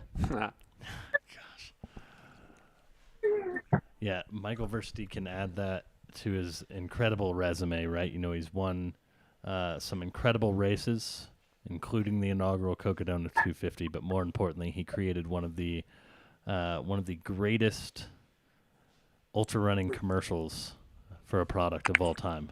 And we did get confirmation, Finn and Brett, Floda does in fact exist. Floda exists. Yeah, we saw It's pictures tangible. of the pallets. Jeff Garmeyer gave us a little taste test at the Fain Ranch aid station. Gave us a thumbs up on how it tasted. That's awesome. Did he say as to what flavor it was? It was on a static cam, so we didn't have any audio. Because I always wonder, like, you know, what flavor are some of these things that don't necessarily have flavors? You know, it's kind of like Taco Bell Baja Blast. Like, what flavor is Baja Blast? And my best answer has always only ever been it's Baja flavored. Why is this? Floda might be a similar type situation. What's going to be interesting here is Killian Korth has not slept yet. Michael Versteeg did nap at the Mingus Mountain aid station. So it'll be interesting to see what dynamic changes there are if and when Killian does choose to nap.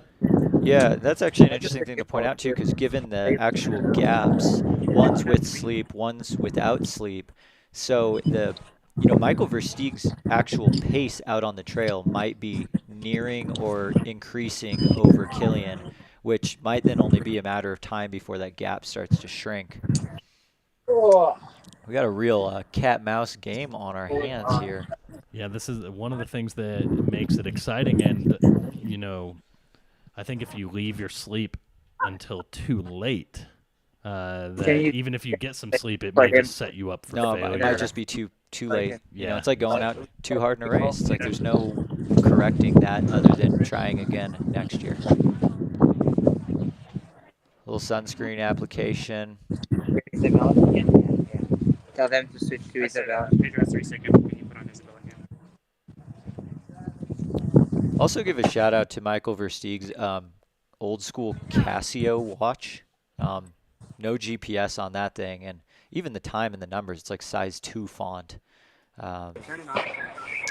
Yeah, but he's just rocking a classic Casio. I don't even think it's the one that has the calculator.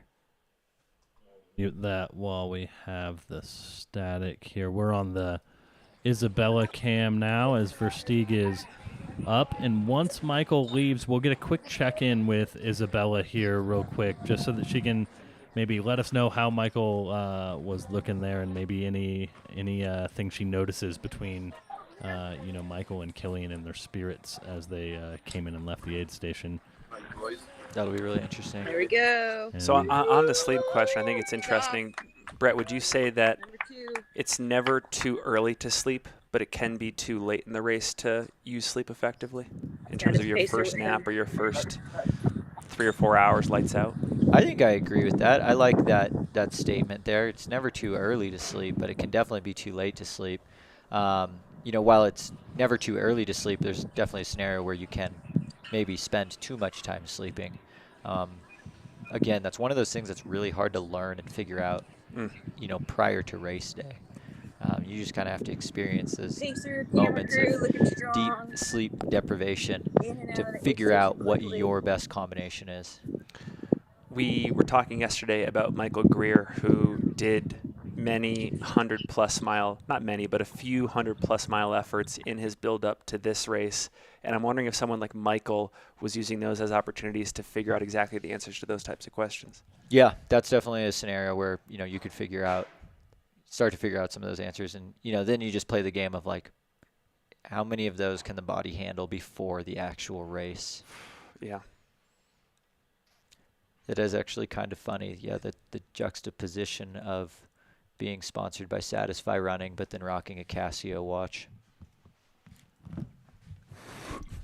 It looks like we lost that feed here real quick. It should be coming back up. We'll send it here while I try to get that fixed here.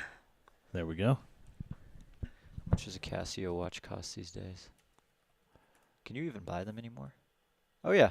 $13.30 on Amazon. Amazing. The F91W-1. Classic resin strap digital sport watch. That's exactly what Michael Versteeg is wearing.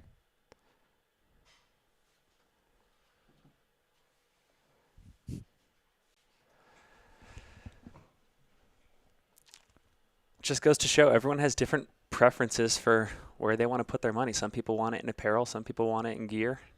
Shoes. And if you're not a data-driven runner, you don't need to spend hundreds of dollars on a watch. I mean, yeah, the Casio that Versteeg's wearing, it tells the time. It probably has a stopwatch function. Yeah. If you want to spend $8 more, you can get the one with the calculator. And I mean, there's probably a practical use case scenario to having the Casio calculator watch over the course of the Cocodona 250 course. I mean, you could add up your carbohydrates per hour, calories. As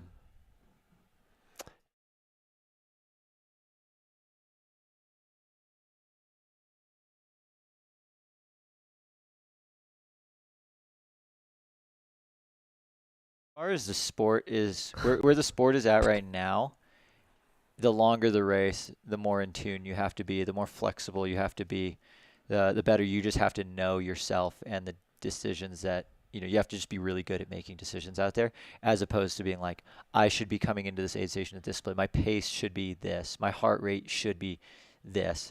I think as of where, 200-plus mile races are right now, you don't want to overcomplicate things on race day. I think there's definitely maybe more practical use for data in your training leading up to the race. For viewers out there that can't see, Brett has an Amazon page up for a Casio calculator watch. It's amazing, and it's only $22 on Amazon. It's 27% off right now. 19,000 reviews. 4.7 stars on average. Okay, now I want to see what some one-star reviews are. Like, how could you one-star review it? Awful, cheap feel. Is that a joke?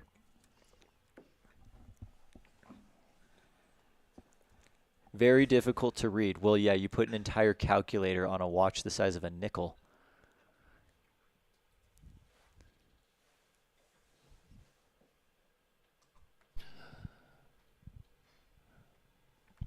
I wonder if anyone in the live chat knows who Versteeg's pacer currently is.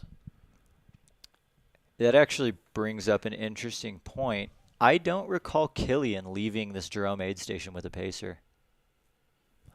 No, I think he just had the filmer, Bryce or filmer left with him. I don't think he had I don't think he had a pacer. He also came in and didn't change shirt, shoes, socks, nothing. He said everything the same. Everything was good. He's just ready, just in and out.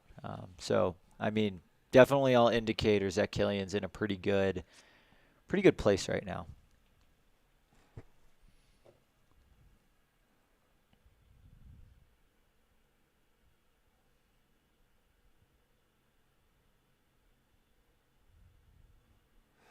Jason in the feed asks, what is the feed coming through on right now? Cell phone, live view, Matt? This is a phone on a this is gimbal. just a phone on a gimbal. Amazing. And so again, this is a stretch. Obviously, Prescott is a town that's near and dear to Versteeg's heart, which is why he was able to just run right down the middle of the road as a cop car passed, and no one blinked an eye. But Michael has also lived in this general area as well, and so he's going to know a lot of these trails. But one of the interesting things is from up here you can see the San Francisco peaks in Flagstaff. So if you are able to look out probably to the left, you'd be able to see all the Sedona red rocks in the distance, which will be kind of the next, not the next aid station, but like kind of the next real major town that runners hit. And then behind those red rocks, you can see the snow-capped peaks of Mount Humphreys, which is pretty awesome. Man, I wonder how much that kind of takes the wind out of the sails to look over and seemingly about as far as you can see in the horizon and just being like, oh, I'm going to be making my way over there in a couple of days. And immediately you just put your head down. Just don't look. We had the infographic up on the screen earlier. I think a lot of folks in the chat know, but Mike is a hometown hero here, Prescott, Arizona. And I have to imagine that when you are running in your backyard, you're running home, that kind of feel, there's just an added level of inspiration and connection with the course, and you're just able to give more, you're able to stay engaged longer, and maybe it's just a bit easier to wrap your head around all those sites that are way far off in the distance compared to someone coming in from, Yeah, Boston. I would say so. Definitely. You find little, you get a little extra, uplifting boost when you come through areas that you're, just familiar with. You kind of get that nostalgic boost. I mean, we probably saw that with Cole at Canyons. You've talked about it with the Pine to Palm race up in Ashland. Yeah, There's it didn't definitely work an for effect. me at Pine to Palm, though. Yeah. But it will. It will at some point. It will. You've nailed the 100-mile distance now. You've got it. You've got to figure it out. Yeah, but it wasn't that long. I mean, it was 100 miles, but time-wise, it wasn't that big. There's a lot of hard 100Ks that take way longer. It's true. Finn's already on to Liquid Death number 2. This guy's like a camel. He just keeps putting it in. just downing Liquid Death after Liquid Death. And never has to go to the bathroom. It's fascinating. I've been sitting here next to him for yesterday for 6 hours, today. I'm like, where does it all go?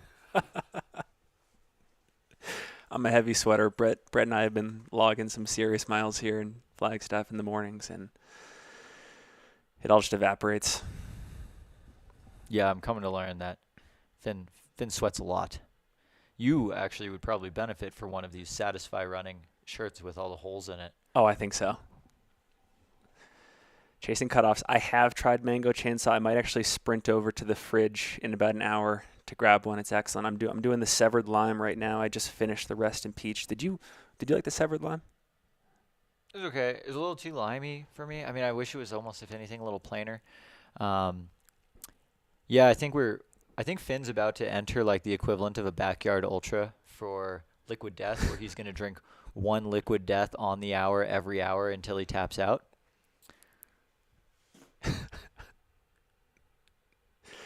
So you just cracked open your second one at 1 o'clock. So 6 Liquid Deaths for Finn over the course of this broadcast. I have to tell Eric in the chat that sure, it's just seltzer, but have you ever tasted branding? Tasted good branding? Well, and because it tastes amazing. It's not just seltzer. Like the Severed Lime, it's 20 calories. Like they add just a little bit of additional flavor, and I'm not sure if I agree with that. I don't I've always been in the camp of whole ass one thing instead of half-assing a whole bunch of things. It's are you soda or are you bubbly water? That's a great point. Don't give me this in between. That's a great point. So that's just my 2 cents. Brett, do you want to give Simon in the chat an update on Sarah O from the live tracker? Yeah.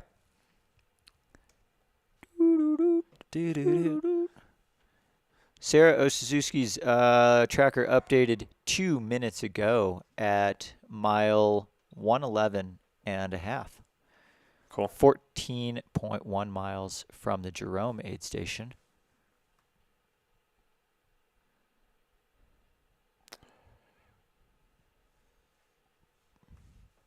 Is Jamil wearing a GPS tracker?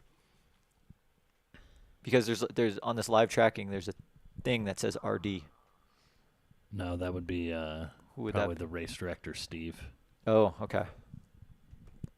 Or, yeah, I would assume that's what it is. Well, he's off course. Oh, goodness. Poor guy. Brett, do you have any insight for Ziamara in the chat about whether these shirts that I got the perforations in them, do they have to be cotton or can they be other material? It's easier to do it with cotton just because the shirt doesn't fall apart quite quickly. With, like your classic thin running, like polyester shirt, you have to like laser cut and like, burn off the fabric or, heat treat the fabric so it doesn't just totally unravel. So it can definitely be done, but I would say it's like easier with a cotton shirt. Definitely easier to produce. And I don't know if a thin polyester shirt needs the holes in it because it's already a breathable material. So yeah, there's kind of a balance that comes with a cotton shirt with a few extra holes in it because all the materials have their own special abilities, I would say. So cotton with holes. It's a good move. I wouldn't say it's a bold move. It's a good move. Matt, Emily in the chat wants to know: is Aravaipa doing a Liquid Death DFL award again this year? I will have to. I'll have to see. I'm not 100% sure, so I'll have to reach out and ask.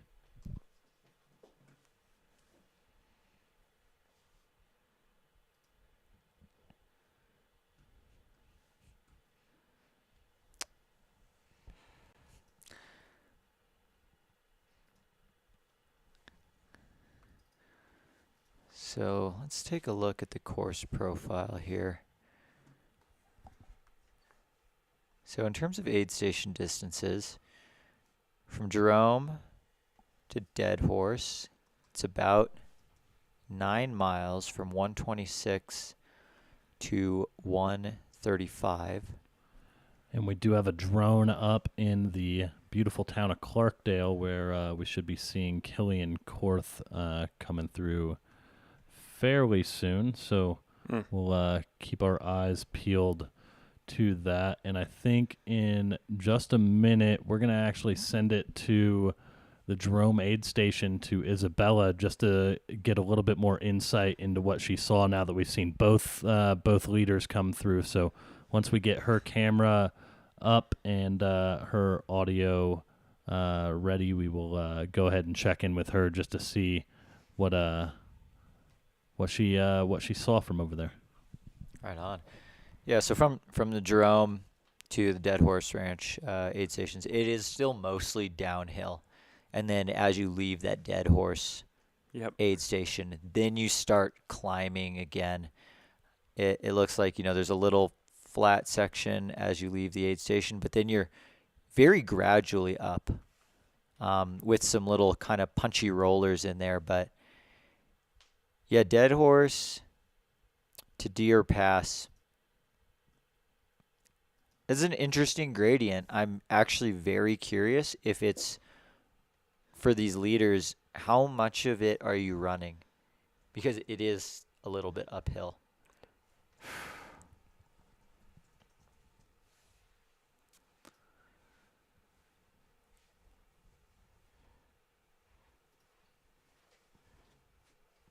And yeah, almost without reprieve from Dead Horse all the way to the top of Eldon, which is 110 miles later. It is effectively one continuous climb, a little bit of flat, a few brief descents, but you are net uphill until the top of Eldon. Yep. Gravity's no longer on your team. We'll be here all week. All week. We just received some very pertinent information. It's regarding Floda. Dude, if we get any Flodas in the studio, I will shotgun one live. And we are going to send it over to Isabella here in just a second. Once she unmutes on her end, we are going to send it. Isabella, are you able to hear us over there? Yeah, I can hear you guys. It's a little hard. It's pretty windy over here in this location, this spot, but we're here at Jerome. Watched the first two runners come in. Both guys look fresh as can be. They got their fuel, hydrated. I don't think Killian changed anything, but it looks like Michael did. They both left with pacers, and again, just looked fantastic. Like stoked for them. Did you notice any difference between like maybe their mental attitudes or spirits when they left? Like Killian, obviously we could hear he was in really good spirits. Michael just is kind of a quieter person, so it's harder to tell, but was there anything that you had taken away from kind of their aid station stops there? They just both looked great, fresh. I think their spirits were high. Their crew was there. Their pacers were ready to go. Their time seemed fine. They weren't complaining or whining about anything. So, yeah, I thought they were good. Sorry, I can barely hear you guys right here. That's all right. I love it. Well, thank you so much for the update. We will probably check in with you a little bit later, and I know that you're going to be. Hopefully we can get the audio a little bit better. Yeah, I think the wind there in Jerome is making it tough, but thank you so much for checking in with us. And we'll see you soon. We're gonna send it back to our eyes in the sky here. I feel like I've just hijacked the commentary here from Finn and Brett. I'm keeping them in the picture-in-picture, and I'm just, running wild with the producer mic over here. Yeah, Matt, you're doing great. We love riffing with you. Seriously. My, dude, the short-term memory, the loss is getting bigger and bigger. I look down at the chat, and everyone's just like, yeah, Brett, do it. Dude, I'm like, what the hell are they talking about? I just remembered. I said I would shotgun a Floda if we got one here. I think we need like a full review. I know you like to have your time with a product before you give a full review, but can we get a first impressions of Floda when we get it up here? Absolutely. Yeah. No. We'll reaction video. I will treat it. I'll treat it like a wine tasting. I love it. I bet there's some wine glasses here in this studio, and we will do a full wine tasting with some Floda.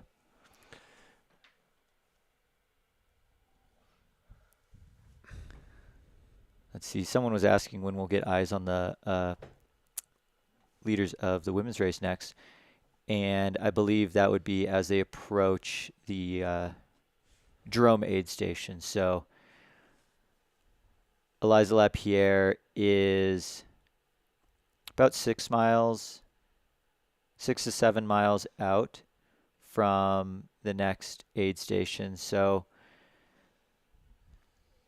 maybe in the next 1 to 2 hours, we'll be able to get eyes on Eliza.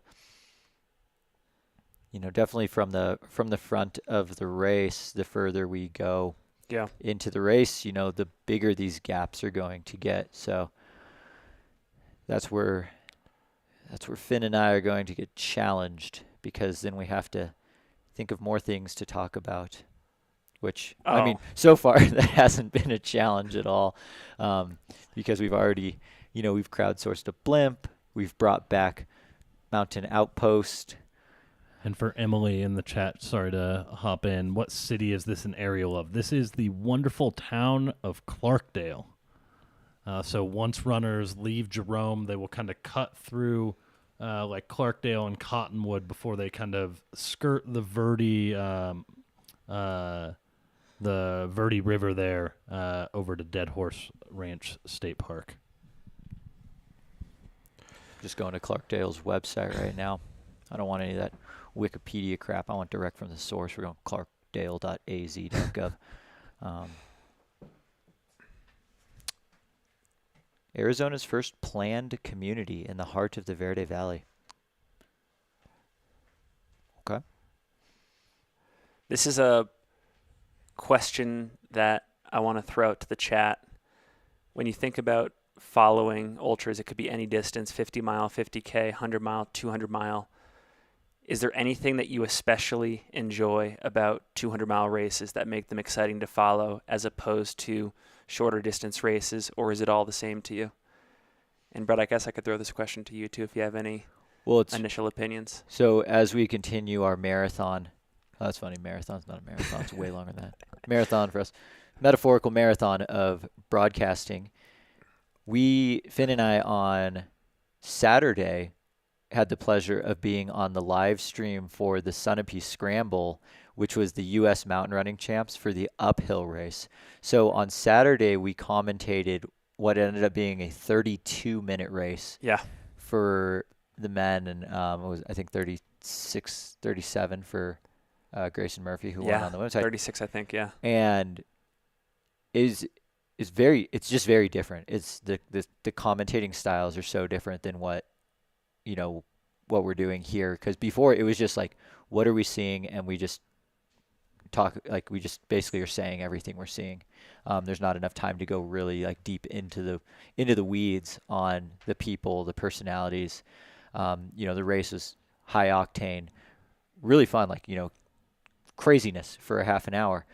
But you don't get to go super in depth on everyone. And I think that part's key. That is fun to do that, but It's also been so fascinating where I can, we really learn a lot about, each of the people in this race, and we get to see, how they go through the aid station, those transitions. The emotions are very different over the course of the two races. I don't know anything about where the Sunapee Scramble was. I now am learning about Clarkdale and how it was founded as a modern copper smelting company town. First planned community. Yeah. Really cool. There's a couple fun comments in the chat here. One of them, one person appreciates a race where we get to focus on the lack of household names, lack of established runners. I agree, and we can build out those stories. That's awesome. Another person says the broadcasting mental meltdowns, which is hilarious. I'm sure we'll have a few of our own as the days proceed. Those are insanely epic because you think you're doing you think you're doing good, but you're just saying gibberish. But yeah, your brain is just like melting before the viewing audience's eyes. I feel like in years past I've aged like 5 or 10 years over the course of the week. Like developing more gray hairs. It's great. I hope that the viewing audience enjoys it. But as the week goes on, you sit and stutter a little bit more, trying to think of the words that you want to say. It's great. Matt, knowing how much you've worked the last 4 days and how little you've slept, you look amazing. Thanks. I appreciate that. We've also never seen Matt outside of a scenario like this like Matt might actually look way better than he does. We've just never seen it before because it's always like Bandera putting that whole remote stream together, Black Canyon putting that on. I was like, I've just never seen a fresh Matt. I love it. I mean, I don't know that I ever look too good, but no, we're doing good. This year's been great. We've had a ton of amazing volunteers and a ton of help. And are you able, Brett, to just give us an update on where the women's race leader is? I know you did that just a few minutes ago, but yeah, no, happy to do it again. So I guess just full disclosure, I'm updating the tracking, and what I'm trying my best to do is see where they were the last time the tracker updated. So, Eliza LaPierre's tracker hasn't updated for 9 minutes, whereas Mika Thu's updated just a minute ago, so that gap appears much smaller. It's probably similar to what it was. Either way, they're both around mile 120, and they are still probably within a mile of each other. Eliza, Mika, and Mike Groenwegen all maybe running together, running very close to each other, but they've got they've got about 8 miles or so before they hit the Jerome aid station, so we won't have eyes on them for a little while longer. But I do know that, the section coming into Jerome, I guess, is quote unquote faster because you still get to just start descending. They're right around on the course, as the course profile is. They just did a really long, steep descent off of Mingus, which that's probably not fun at all. They're just getting over a climb that's roughly 500-ish feet, and then they get a little bit more mellow descent into Jerome. Matt, I gotta ask you a question that I think could kick off a good conversation here. You've managed the 2022 live stream, and you've seen that race unfold. You're watching this race unfold. Can you talk about any of the interesting similarities and differences about the two races? And it could be anything about the runners, the aid stations, the live stream production, anything logistical. Like what immediately comes to mind for you? Yeah, I mean, I think the first thing that comes to mind for me is just like a continued like increase in support of all things Cocodona. Year over year, we have, more people inquiring about volunteering, whether it be for the live stream or for our aid stations. We've seen races added and, a good number of people registering for those races, so there's interest there. We've seen, a lot of people tuning in and commenting in the live chat. So I think just like general support for the race has been higher. I think another big thing that stands out to me over the last 3 years with this race is just like the growing support from a lot of the local communities, right? So we talked about that a little bit ago, but in year one, we weren't able to film at all in Jerome, and the race was allowed to go through there, but there wasn't really meant to be any content or coverage there, and we've been able to work with the good folks of the city of Jerome and develop a really great relationship there to where now we're flying drones and filming, and we've got another race that's going to start in Jerome with Sedona Canyons tomorrow. And so I think like the increased support, we've seen more people out in these various towns. I think that's been one of the really cool things. Did you guys have a sense when you started the Cocodona 250 that 200-mile races were going to be this growing thing and that they would be increasing in popularity over time? I mean, I think we had a pretty good idea for that. I think that we thought that we could produce a 200-plus mile race that would be so epic that people would want to come and do it, right? Jamil had done, I think it was Tahoe. Yeah, I think you're right. Tahoe 200, I believe, was the one that Jamil did, and that was prior to us starting Cocodona. And I think that just we believe that Arizona has such incredibly diverse landscapes that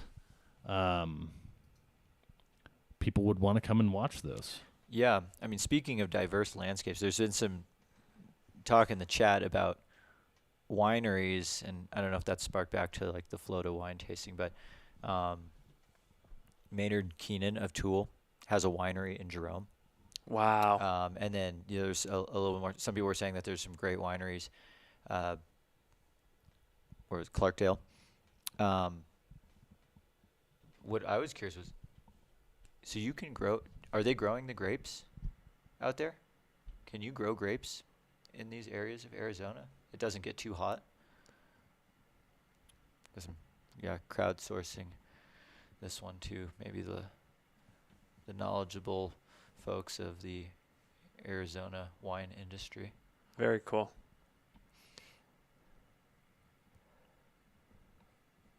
Great overhead shots here. Someone in the chat just said, thanks to the footage I'm seeing, I'm reconsidering my holiday travel plans. So, I mean, Clarkdale, Jerome, they're getting some good organic advertising for their communities. You know, you think about all these community development programs and, you know, commerce groups that are trying to figure out ways to increase the local economy and bring in tourism. Hey, the live stream can help. Yeah, 100% true. Yeah, I mean, the route that Cocodona follows, like, this is sweet kind of road tripping type. So route. cool. Yeah, and I think like one of the grander visions long term is to develop this into like an established trail. Like obviously some sections What's would the time have horizon? to be 10 years maybe. I don't know. That's amazing. I don't know what that would look like, but like that is the blimp comes first.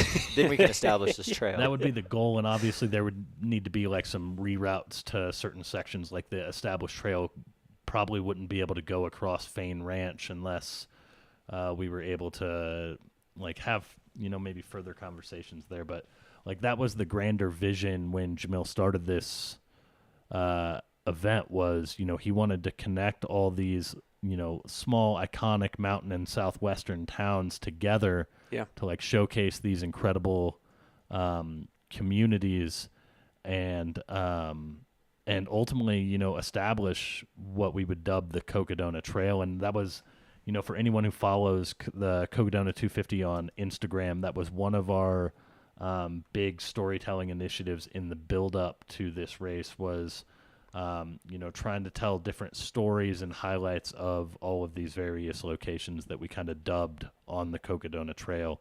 And we would highlight, you know, different sections or towns along the course, which I think is kind of what it's all about, right? Like, this is different from a Western States Golden Ticket race where people are just exclusively trying to essentially run as fast as they can. They are, we think we might have eyes on the leader on the drone there. But they're trying to have like this existential adventure, right? Yeah. Across central and northern Arizona. I'm inspired. And again, we know that the feed is a little bit grainy, but we're gonna stick with it so that we can kind of keep our eyes on our race leaders. And maybe while we have a minute with the drone shot up, we're gonna take a quick little ad break to have a word from our sponsors here. So a huge shout out to Spring Energy for helping support this live stream coverage. Real food, real good. Spring is providing cold fruit smoothies at the Spring Energy. Spring provided these smoothies, fruit smoothies, at the Crown King aid station. Real food is a powerful source of energy. At Spring Energy, we took what is offered by nature and carefully crafted a line of healthy nutrition products for endurance athletes. With proper nutrition, training and racing should be full of joy, without the worry of GI problems, harmful sugar highs and dips, or other negative effects from low-quality ingredients and chemicals. Spring Energy is driven by science, equipped with vast athletic experience, and inspired by the passion for a healthy lifestyle. We designed a unique formula for a 100% natural product. We embrace the culture of active and healthy living, providing nutritious endurance fuel for athletes who choose this path. A huge shout out to our good friends at Spring Energy. And it wouldn't be right without giving another huge shout out to Satisfy Running, who are big partners for this race and sponsored the Satisfy Fain Ranch aid station. Since launching in 2015, Satisfy Running has become renowned for its own unique take on developing technical equipment that reduce distractions to help runners unlock the high. We're excited to announce Satisfy as a sponsor of the Cocodona 250, as they curate a first-of-its-kind premium aid station recovery experience for runners as they make their way through mile 100 at Fain Ranch. So huge shout-out to both of those sponsors, and we will take it back to the action with our eyes in the sky here near Clarkdale, Arizona. Corinne in the chat asks, what will coverage for the 125 look like? And I'm imagining that there's going to be a lot of coinciding at aid stations, especially as the rest of the week goes on. Is that correct, Matt? Yeah, I mean, our goal is going to be to cover the races as best we can. We should have someone at the start to capture the start of the Sedona Canyons 125, and then from there, runners will link up to all of our aid stations. So our hope is that we'll be able to catch as many of the 125 runners as they're coming through aid stations, and that we're able to have drones in the sky to catch them as well. One of the challenges is going to be knowing which runners are in which race, because the only real identifier aside from the live tracker is going to be bib color, which from some of our drones is going to be obviously tough to identify, but from some of our static cams and aid station cams, we should be able to keep tabs on that. We'll also be using the live tracker for that as well, and that goes for the Eldon Crest race as well.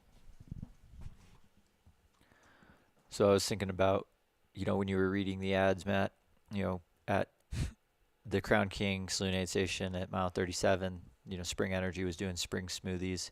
And then that just got me thinking of, can we do a spring smoothie where the base liquid is Floda? Get that Satisfy Spring Energy collab going on. And then I started thinking even further. I was like, oh my gosh, dude, a Floda flavored Spring Energy gel.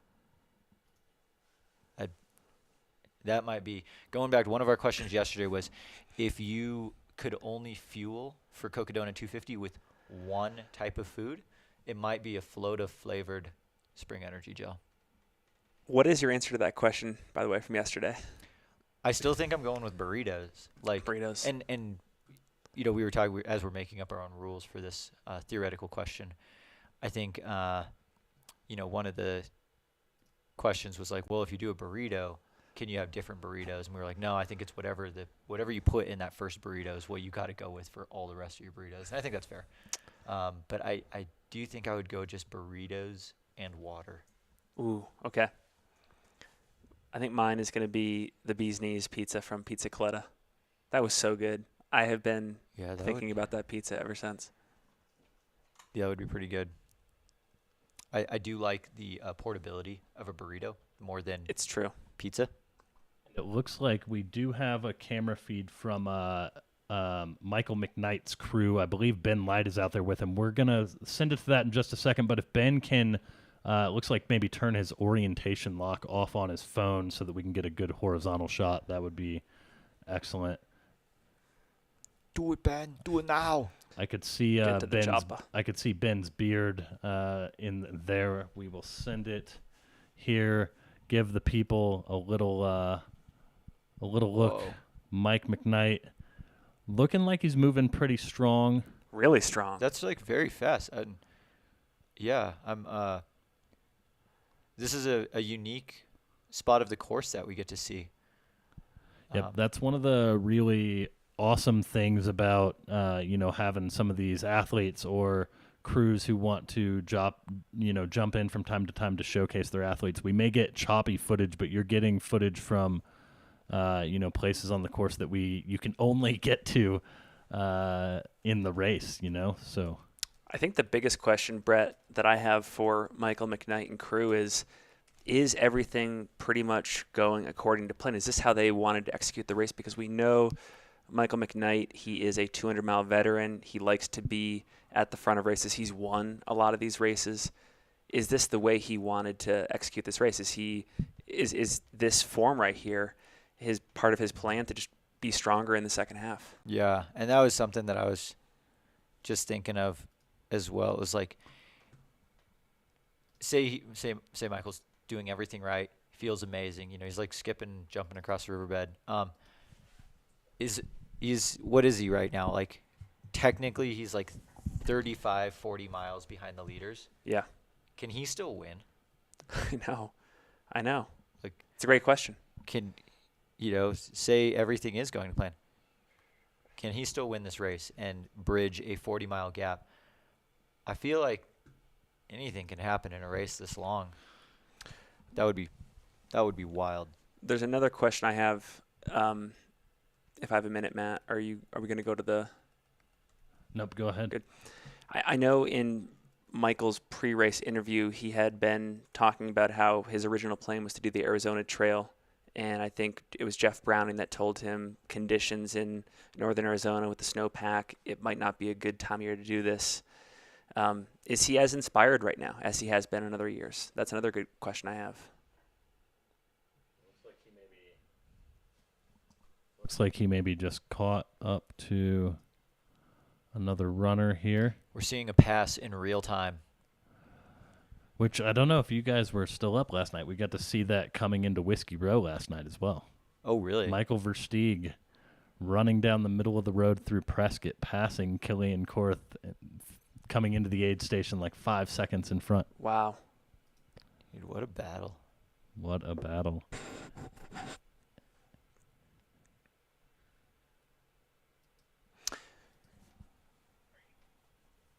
It looks like we may have some audio from Ben Light. I'm not sure if he can hear us. Ben, how is Mike doing out there?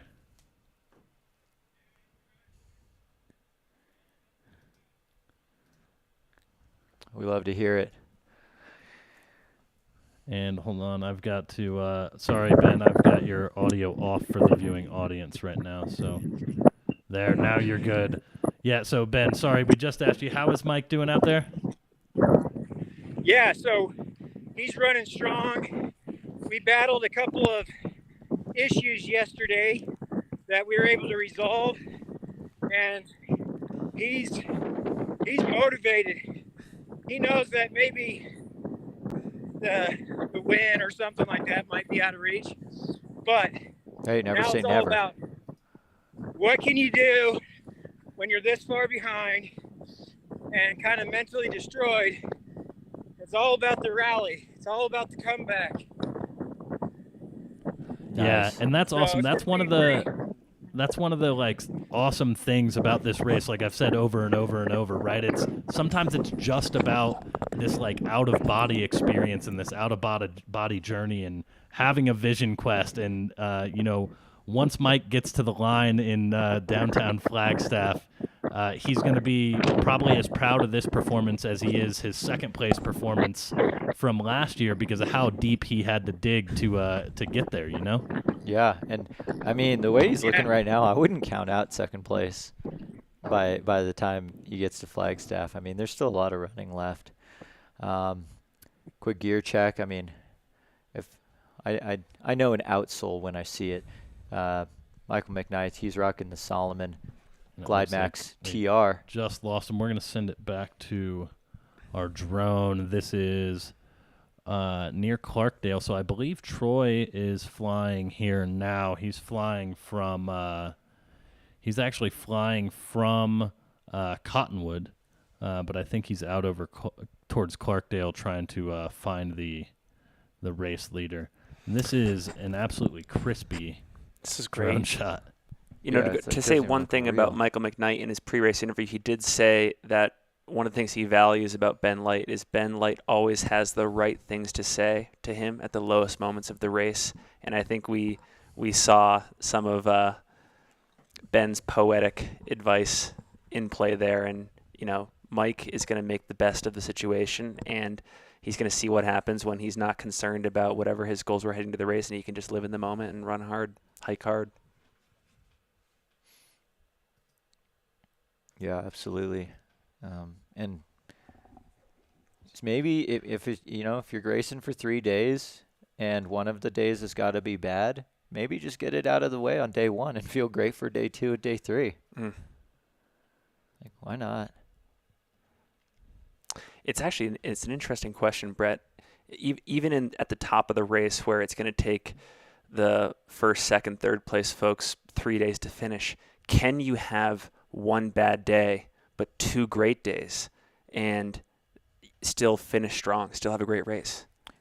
I think with where the sport is right now, yes, definitely can. I would totally 5 6 years from now, I don't think that will be the case. You know, the winner will be the one who has 3 great days. Yep. 2.5 great days. Yep. And, you know, the margins will get slimmer as we've continued to see in these longer races each year. The races are going to get closer. The margins are going to get a little bit smaller. We're going to, like, gosh, 10 years from now, our drone pilot going to be filming a pack of 10 coming down the trail. I believe it. While we wait to see if our drones can pick up the leader, let's actually throw it back to Mingus Mountain. So I'll throw it to Whiskey. So this is Whiskey Basin. Cutoff at Whiskey Basin is at 9:30 p.m. tonight. So you'll be seeing mid and back of the pack runners coming throughout the course of the day. And we are working on getting a camera feed up at Mingus. It looks like we have that as well. But for right now, we have some footage again of Mike McKnight here. One thing, Brett, that I think Mike did differently for this Cocodona, I believe he got to Arizona very, well ahead of the race, maybe 2-3 weeks ahead of the race to work on the heat acclimation element. I wonder if that investment's paying off here, or at the very least, if it's helped him resurrect here on day 2. Yeah, maybe he just needed one more day of heat acclimation for it to work, and that was yesterday, and now he's good. Or maybe the heat acclimation was spot on, and that's why he was able to really still get through that early section. I think one of the things I'd heard from our race command was that he was dealing with some back issues last night from a pre-existing injury. I think he maybe had surgery years ago or something like that, and so here you go, the classic cattle gates here. Got to hop over. So they must still be going through the Fain Ranch section here, and we'll send it to Mingus. Yeah, what was it?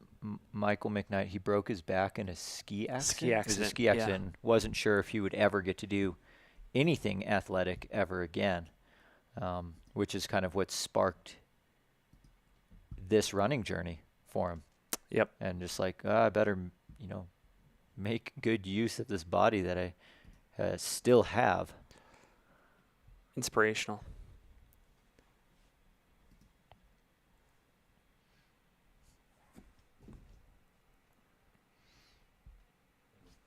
Yeah, and we do have our camera feed here.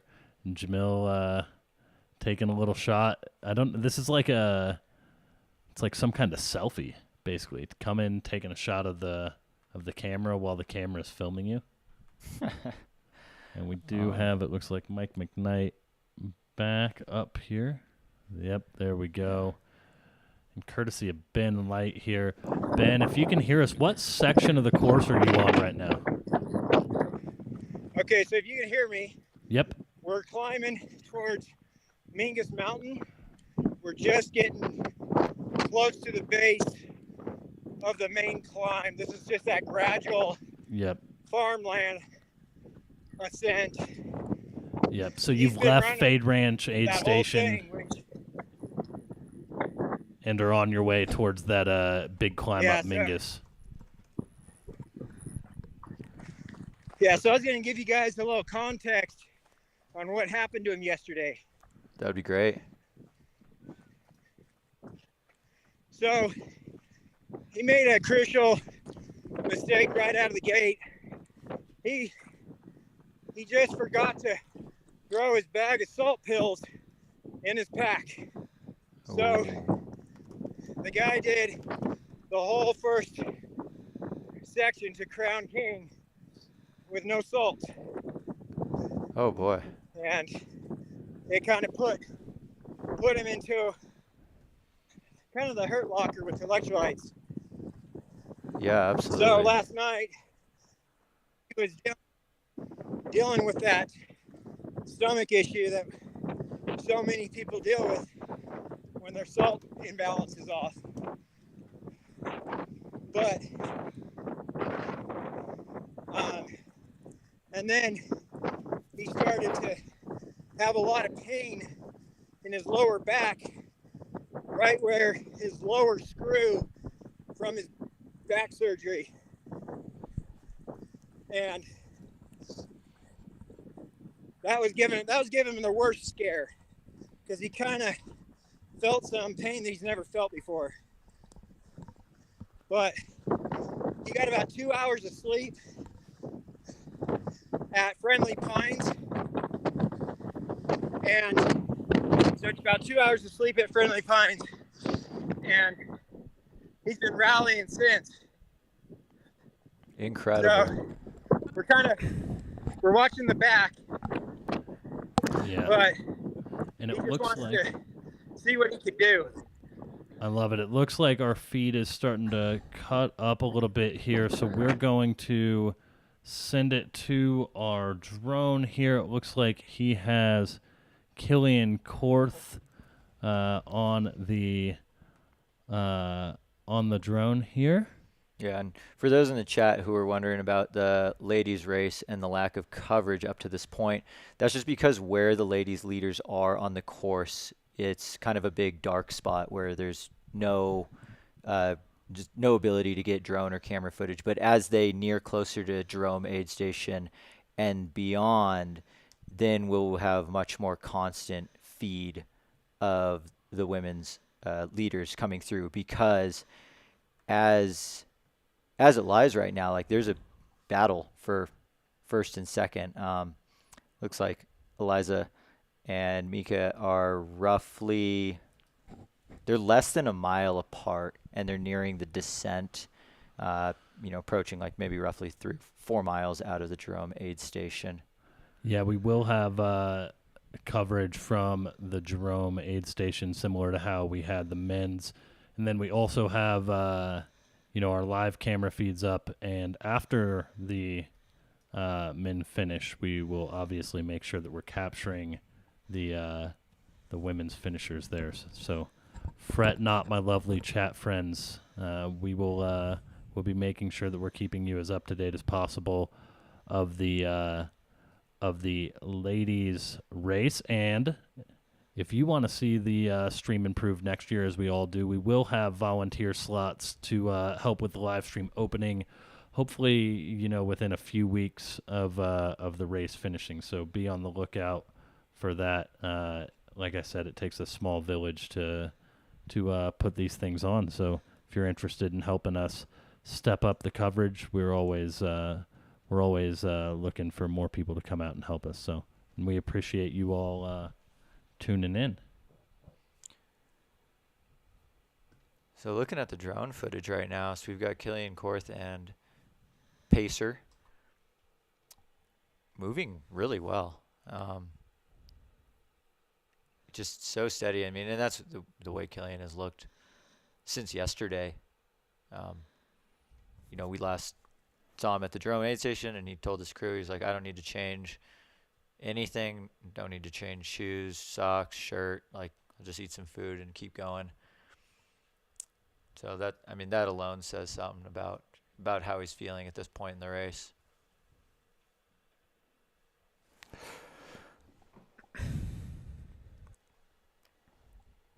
Yeah, that is an interesting point. That we're very interested to see how this continues to play out over the course of the day. But Michael Versteeg in second has had maybe a couple hours more stoppage time due to sleeping than Killian. And even though Killian's in the lead, Michael Versteeg might actually be running the sections of the course a little bit faster at this point. So very curious to see if that gap does indeed start to shrink. Because as it's current right now, we're approaching 33 hours, and it doesn't sound like Killian has taken much for any sleep.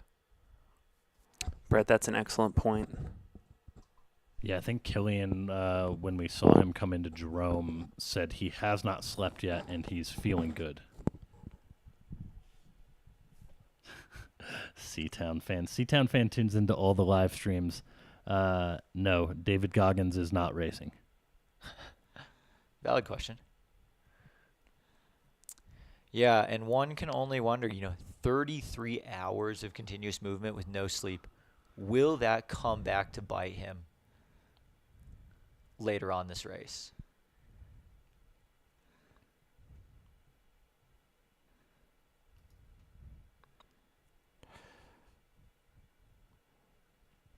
Brett, one of the storylines we were talking about before leaving the broadcast yesterday is how just the number of women in the overall top 10 for this race. Eliza LaPierre in third, Mika in fourth, and Sarah O in ninth. And really looking forward to getting cameras on them when they arrive in Jerome later today.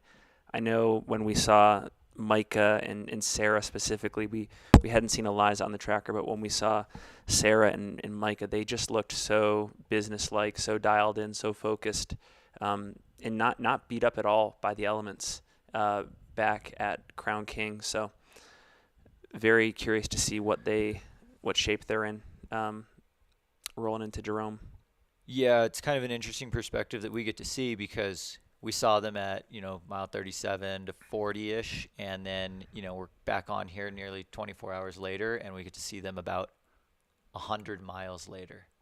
And, a lot can change over the course of 100 miles, so it'll be really interesting to just kind of compare and contrast, just how they're looking, like, in terms of, like, running biomechanics, just overall body language, where are the stoke levels at?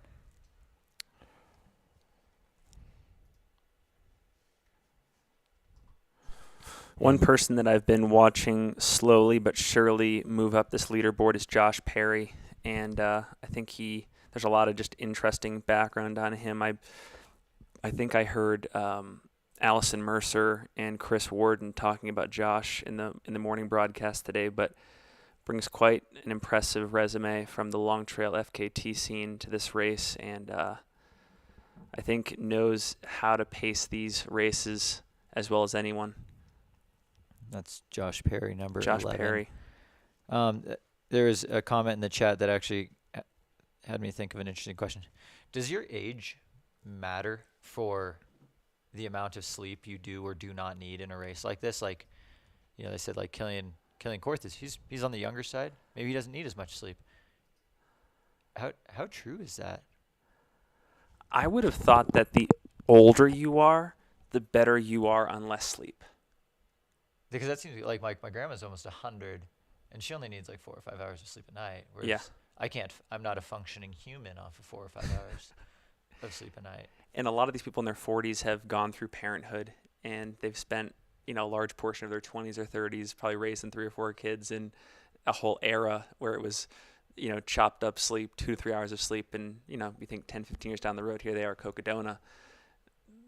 That's not going to faze them. Yeah, that's one of the greatest. And they can probably sleep anywhere too. One of the greatest 200-mile training runs is perhaps having a child.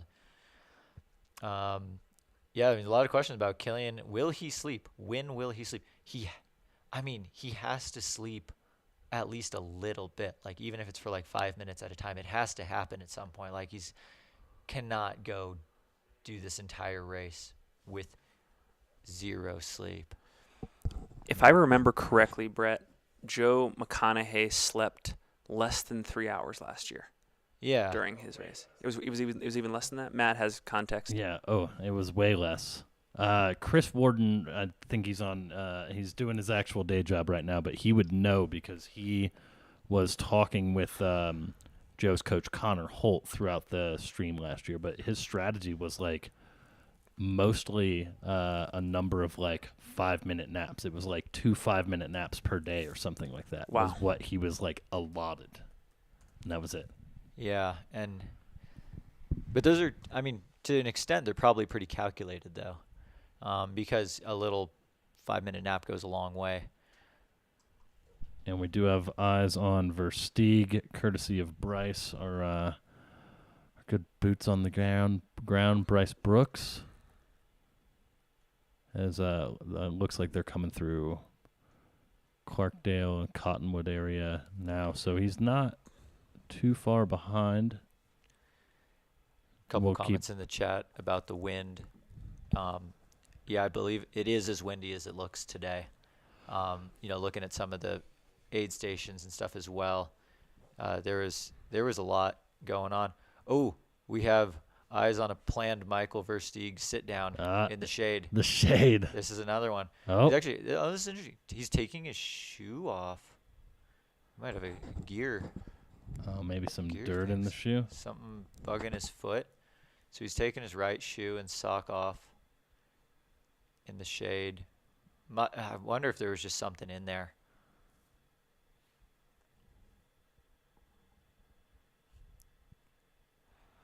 One thing I am so curious about, like in the case of Michael Versteeg, 130 miles into this race, how locked up do his legs feel? Like, how hard is it to sit down in that crouching sitting position, then to get back up, like getting into a squat, getting out of it, and running or walking again? I mean, I think we'll see what the difficulty level is like getting up off this curb, but that could say a lot about just how his legs are actually feeling That's right now. a very deep sit, right? We're pretty good. Nothing. Yeah, that was no issues at all. +1 for mobility health. Michael Versteeg's been doing his hip mobility exercises, and the legs just simply aren't tightening up. There's always, the classic, I blew my quads at the race. Like, no blown quads for Michael Versteeg, at least not at this moment. So we've got Arlen and Glick in the chat. What up, Arlen? Arlen's got some great intel, I believe, on Sarah O. He says Sarah is definitely not riding the struggle bus. I spent 5 hours with her earlier this morning. She's so chill. I don't even think she knows the race has started yet, Brett. That's amazing news. Yeah, that's great. That's awesome insight from someone who, is very experienced in this world of running. Shouts to Arlen. Sarah Osazuski also has done this race every year. She has great knowledge of the course, has learned so much from each of the first 2 Cocodona attempts. She's running home to Flagstaff. Running home to Flag. So, as Arlen said, and, we've said as well, like, we're still very early on in the race. Very early. There you see the overhead shot following them. So you've got on the left of the sidewalk, you've got Michael's pacer. Michael is on the right of the sidewalk, and then our media team extraordinaire, Bryce Brooks, running through the road trying to get the shots. It'd be awesome to get Arlen looped into the live stream if he can give us an even more in-depth update. Arlen, if you're out there, let's connect. Someone was asking how Sarah did in the previous 2 Cocodonas. I'm going to look that up right now.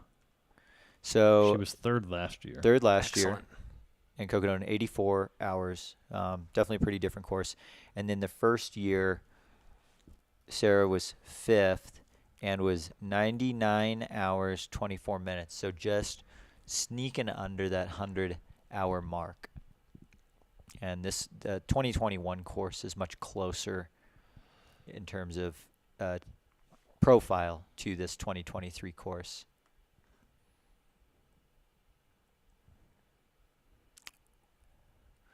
Sarah is also signed up for the John Kappas 19-hour in Silverton, the Ouray 100-mile, and Run Rabbit Run 100-mile.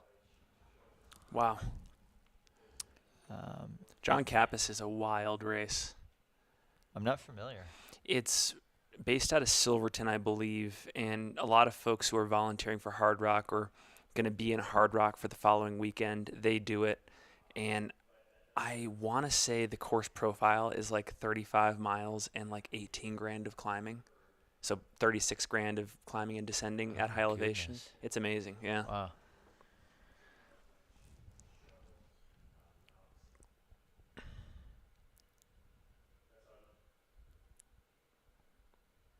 So Browning and Mortimer's cow says all runners are implanted with microchips guiding them where to go.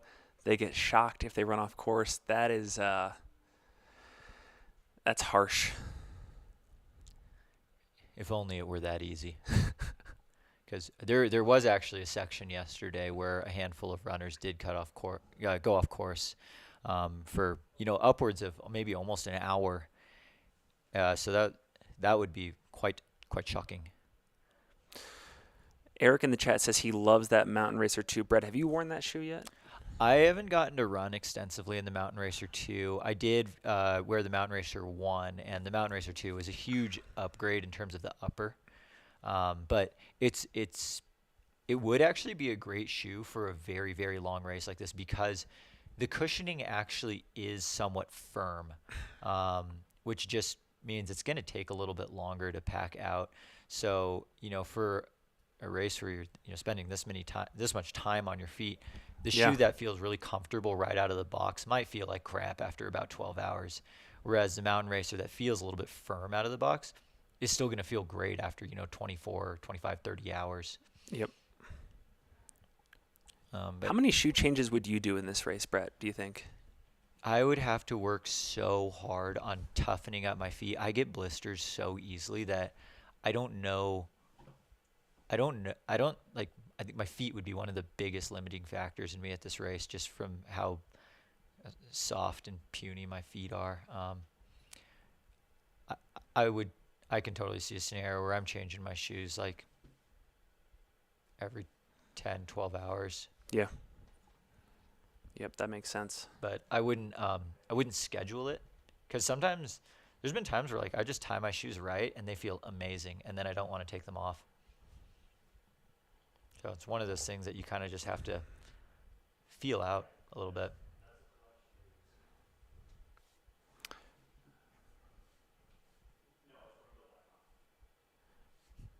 Brett, we see a lot of shoe brands advise that right around 250 or 300 miles, you start thinking about switching shoes or just wearing them less often.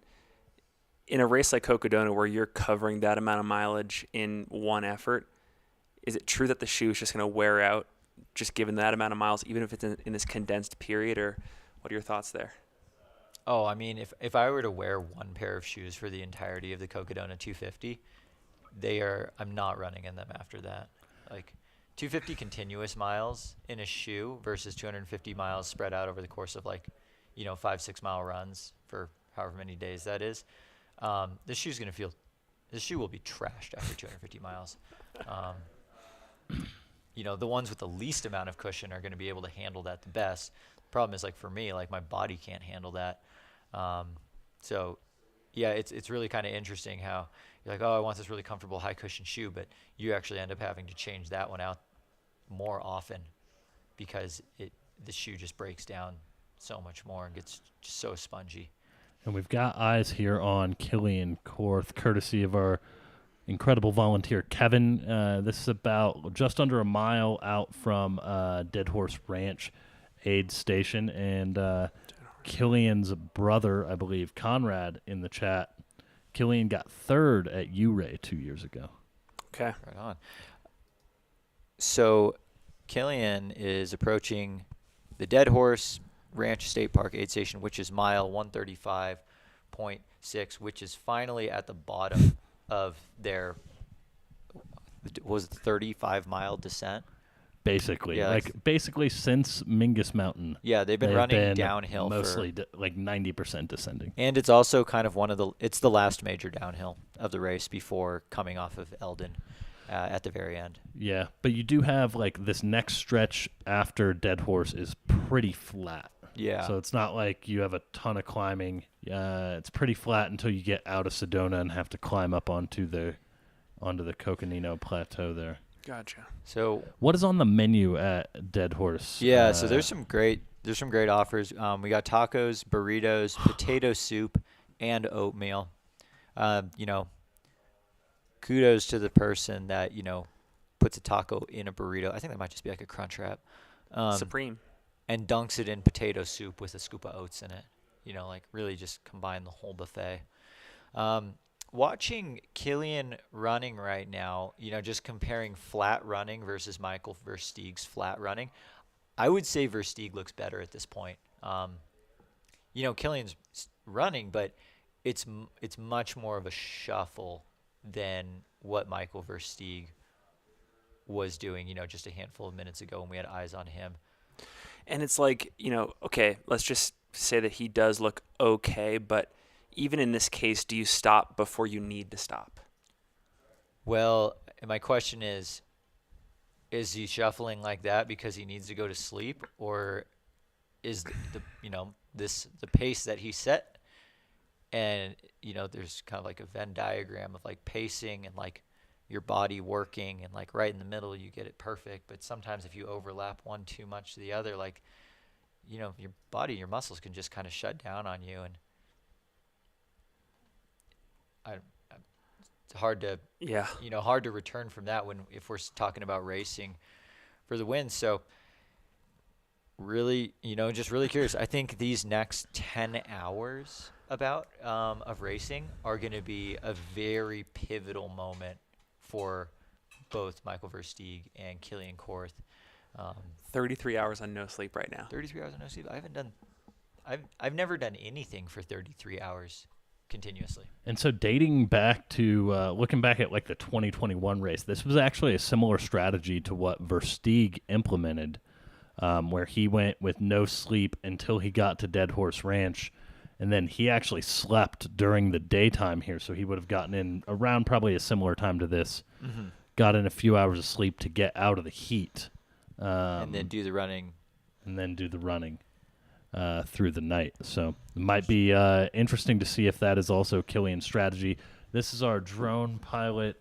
Looks like his feed is a little grainy here. So what we're going to do is we're going to send it back to Mingus Mountain, where we've got a static cam set up inside the aid station here. So we'll be able to bring you coverage of not only the race leaders here, but we'll be checking in on the mid and back of the pack runners as they hit Mingus Mountain and as they approach cutoffs over at Whiskey Row, which is at 9:30 p.m. tonight. Brett, when you see a Sea to Summit bag that you're in through hiking culture? Oh, is that so? One can only wonder what's in there. Yeah, I mean, we got to see some through hiking culture just at its greatest yesterday. I mean, we saw, jet boil hot dogs. The jet boil was amazing. The jet boil hot dogs was one of the highlights of my day yesterday. Just like getting some water boiling and just dump a bunch of hot dogs in it. Yeah, it was great.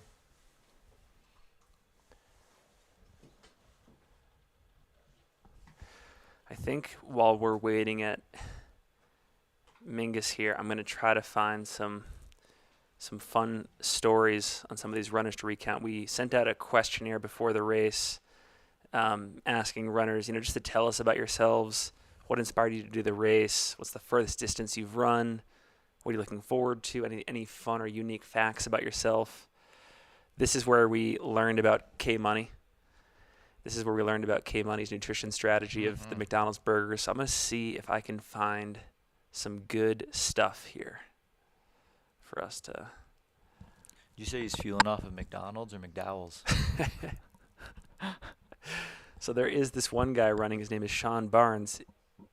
He says, I hate running, but I keep trying to love it. So I wonder if doing a 250-mile race makes you love or hate running more. So I saw in the chat earlier, someone mentioned Catra Corbett, and Matt Miller, who's another runner in this race, says, I credit my introduction to Catra Corbett, now a close friend. I read her book, Reborn on the Run. It inspired me to take on long distances. Even at my age of 56, you are never too old to try. Getting to the start line is a win, in my opinion. I think you'd agree with that. Yeah, absolutely. One of the first ultras I ever did, Catra Corbett was at as well. I got to chat with her at the finish and just kind of continue to learn about like the amazing stories that some of these people have coming up in the sport.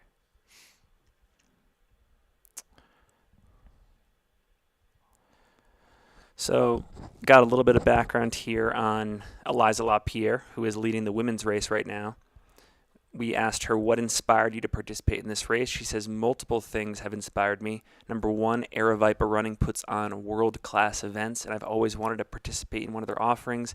And number two, I watched The Long Way Home with Eric Sensman, filmed by Dylan Harris, and that really stoked my fire. And then number 3, The Unknown. So we talked a lot yesterday about The Long Way Home, which is on both of our Mount Rushmores of ultra running films, and cool to see that film had a direct effect on the leader in the women's race participating here today. Yeah, that is super cool.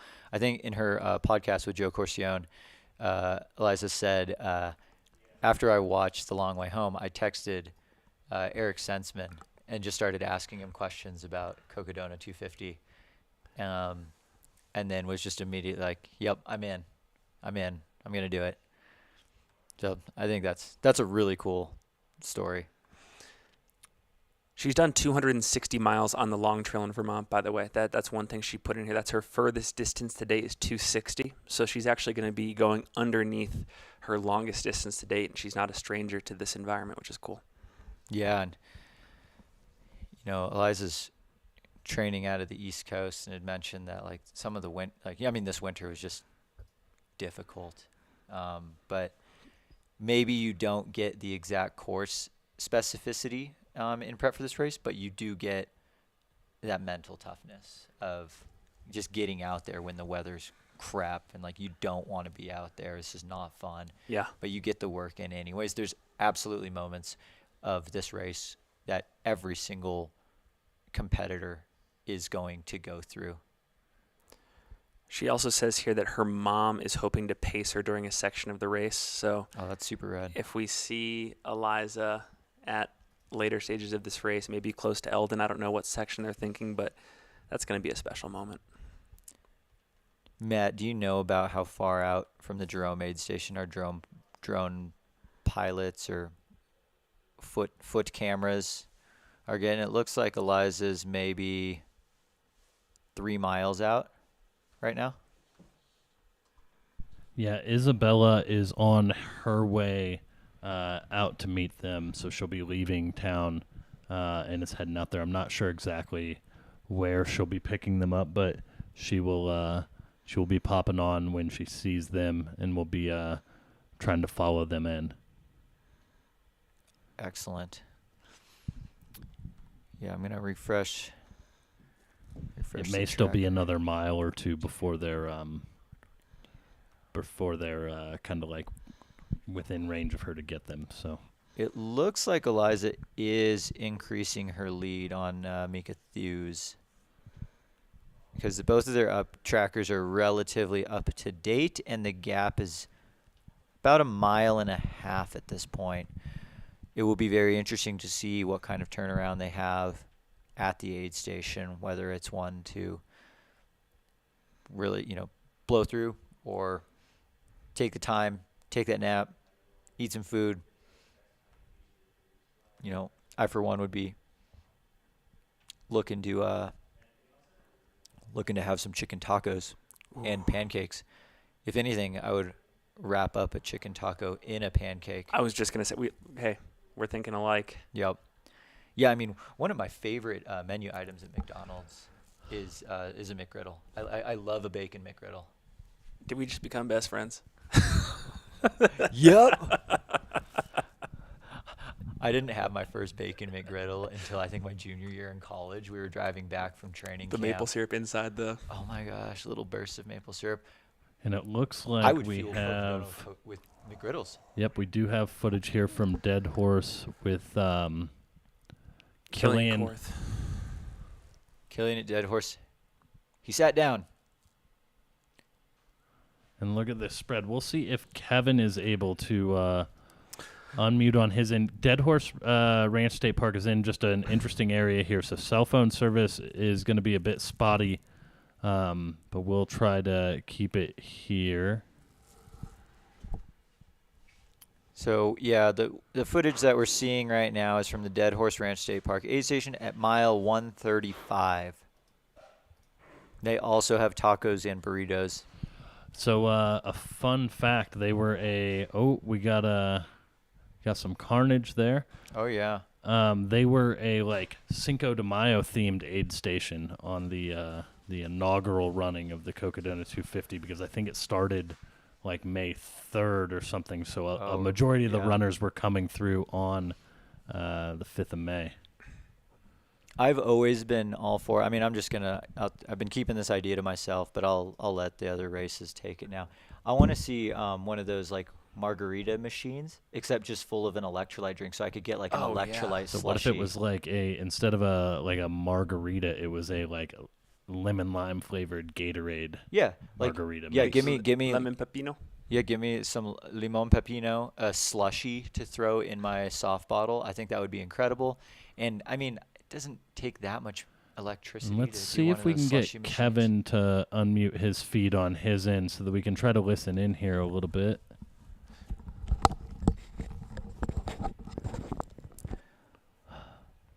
Again, we have a bowl of just mystery food that Killian is putting down. Yeah, if your name is Killian, you love eating bowls of mystery food at races that no one knows about. The first Killian to do that was at Courmayeur at UTMB this past year. Killian Jornet was eating something. No it one was knew baking what it was. soda. Turns out it was baking soda. So I'm curious what Killian Korth is eating right now. Only in a 200-mile race are you very closely analyzing the dexterity of these runners as they're holding a bowl. Are they still with it? Do they have coordination? Are they lacking coordination? Yeah, it's fascinating. I think he just put down an entire quart of Gatorade in the last, 60 seconds.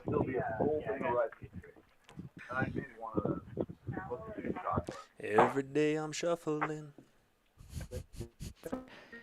Doesn't appear to be thinking about sleep.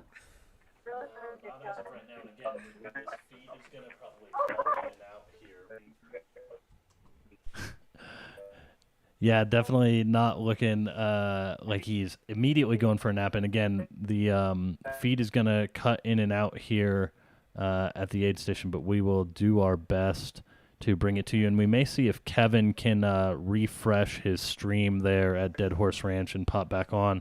And for the time being, we'll send it to Troy, who should be getting eyes on Michael Versteeg. So we'll have Kevin refresh his thing there, and hopefully we can get the feed cleaned up as Troy, who is flying from Cottonwood, is making his way out to find Michael Versteeg. Flying out on the blimp. So, Brett, I feel like every single day we have a new thing to engage the live chat with, and maybe this isn't the idea quite yet, but a part of me really hopes that Killian Korth wins this race, because then we can send out a press release or put stuff on social that just says Killian wins Cocodona without any further context. And imagine the clicks and the intrigue that immediately are driven to the event as a result. Yeah, that's good for the sport, 100%. You're bamboozling the people at that point, though. Yeah, it's clickbait. I just love Cocodona so much. Yeah, update on Eliza LaPierre. Well, actually, between the last update and this one, her tracker hasn't updated yet. But as of 8 minutes ago, she was about 3 miles out from the Jerome aid station, and our cameras were heading out of the Jerome station and going to go up the course to find her. And once they do that, then we will get some eyes on how Eliza is doing heading into this Jerome aid station.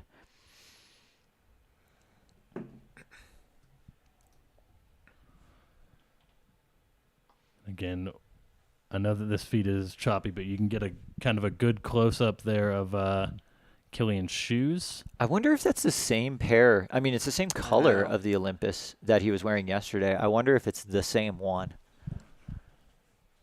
Yeah, that would be interesting. Must have an efficient foot strike. I think at Jerome, when he came through, I think the strategy was, if it's not broke, don't fix it. So he didn't change no shoes, no socks, no shirt change, nothing. Yeah, there's definitely something to that for sure. Sometimes, though, over the course of these long races, what you think is a good feeling shoe, you're actually wrong, and the shoe feels like crap. You're just tired. So it becomes increasingly harder to make these sorts of decisions on whether to change shoes or not. But, you know, one thing we know for sure is Killian's living that wide toe box life. It's like our drone has eyes on our second place runner, Michael Versteeg here. Yeah, Michael just appears to be running with a little bit more, a little bit sharper biomechanics than Killian, as we watched Killian come into the aid station. So, you know, one of the biggest differences that we've been noting between Michael Versteeg and Killian up to this point in the race is that Michael Versteeg has gotten, 90 plus minutes of sleep and has had, maybe 2 hours more total stoppage time than Killian, whereas Killian has not slept at all yet, as we are 33 and a half hours into this race. So that is, two very different tactics, and it's going to be interesting to see how this changes in the next, 10 or so hours. We just had a $5 donation from Rachel for the blimp money. I will say that all the blimp money today is going towards Girls on the Run. Yes. Yep. Yeah, so all of our live chat donations, as well as any direct donations, which can be found at the pinned comment, or the link pinned at the top of the comments there. So you can donate directly to Girls on the Run Northern Arizona. And we do have a feed on what looks like Eliza LaPierre, so we're going to send to that. We don't have a gimbal on this camera, so the phone may be just a little shaky, but we're going to continue to do our best as we bring our women's race leader into Jerome. So this is an interesting bit of news for folks that perhaps weren't in the chat earlier, but our friend Liam, Aid Station Fireball, notes that Killian's family in the chat mentioned that he's not planning to sleep until tomorrow morning. So that would put him probably like 16 more hours from now. Yeah, 15 or 16 more hours, that's wild. All right, so we've got eyes on our women's race leader, Eliza LaPierre, as she makes her way into here so that we can also just listen in. Yeah, she makes her way into the Jerome aid station. Who's what? Rest? Oh. I don't know. I think they just said. Your name, Brett. No, I think they said rest. Oh, rest. I don't know. I don't know why. I'm not relevant. Who's the best dressed? Who's the best dressed on the live stream? Okay, yeah, then it is Brett. Then it is Brett. Brett Yep. is the best dressed. I've got a nice fun shirt. Brett is the best. Who has the best sun hat, guys? Oh, we've seen some pretty large sun hats today. Maybe Kevin Goldberg with the Hoka bucket hat. So I think we've Goldberg. Is that Jason? Is that Jason Coop pacing Eliza? That is. Jason Coop, a veteran of this race. Eliza looks great. Eliza does look great. I think Eliza maybe had the best inspiration for signing up for this race. She saw Eric Sensman absolutely suffer for 5 days and said, "I want to do that." Yes, I love that she hears story. you guys. Yeah. I did get a photo at Sensman's Rest. The predictions I had asked for were not there. I'm a little disappointed. Uh-oh. I booked it online through Airbnb. But next time. And Eliza, this isn't even your furthest distance covered. You did 260 miles on the long trail. Is that correct? Oh, 256. Yeah. But Yeah, not in so we're dropping down in distance. We're dropping down in distance here at Cocodona.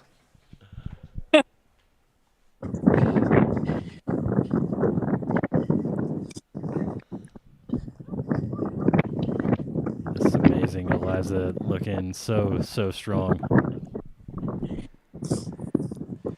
Yeah, and I guess one of the nice things, so Eliza is coached by Jason Coop, who is pacing her right now, and one of the nice things of having your coach as your pacer is you get great time to talk about what the plan is going to be going into the aid station.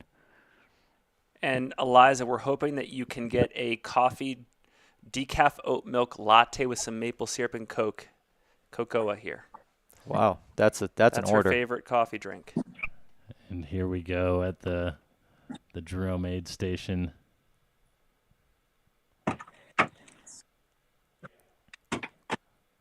We have just the tiniest chair set up. I saw one of those little triangle ones. It's precarious. But again, great coordination test. If you can get in and out of a chair like that, you're good to go.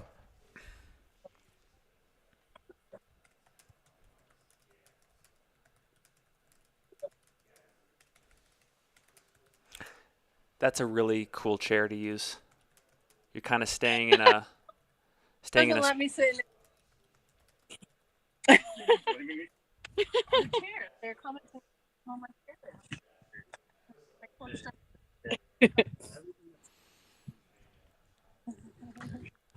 So let's see where is Coop wearing some Sagamas?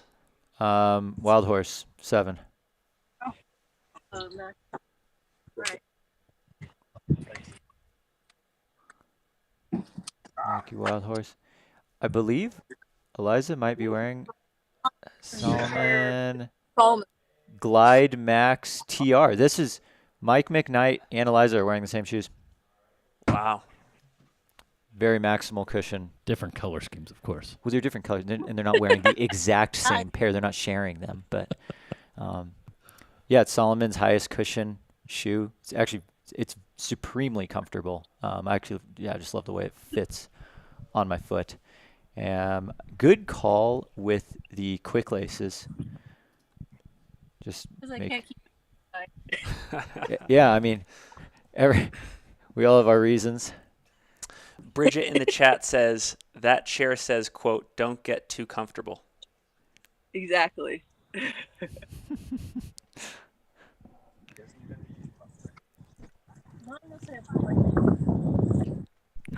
And we did have a question in the chat. What mile is this? So this is We're at mile 127. Yep, mile 127 aid station. We got a Girl Power donation here.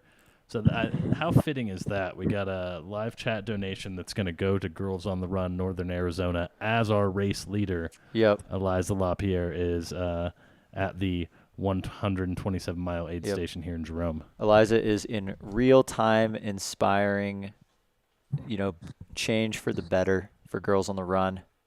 Love to see it.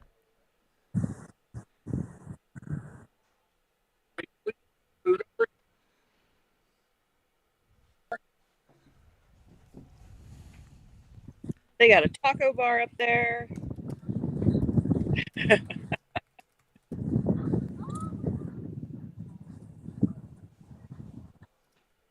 gonna get changed. Okay.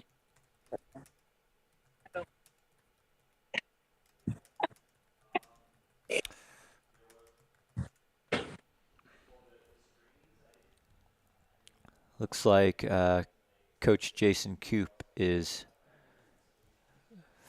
fashioning up some tape for the feet.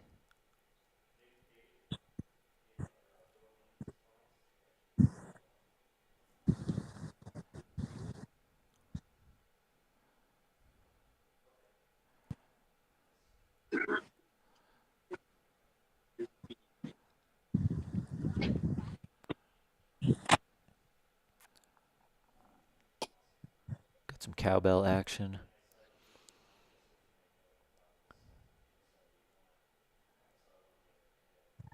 Yeah, I'm sure if there's anything that's, maybe seems little now, but would be major later, it's, something going on with your feet. Yeah. You need to take care of the small foot problems early. Yep. And Jason Coop, he's no stranger to these, 200, 150 plus mile races. No, he's got primary research in these things. Yeah. No, Coop knows what's going on right now and probably where everything should. This might be one of the be at. shots of the event right now. Yep. To date, to the moment. Like, this is custom coaching at its finest right here.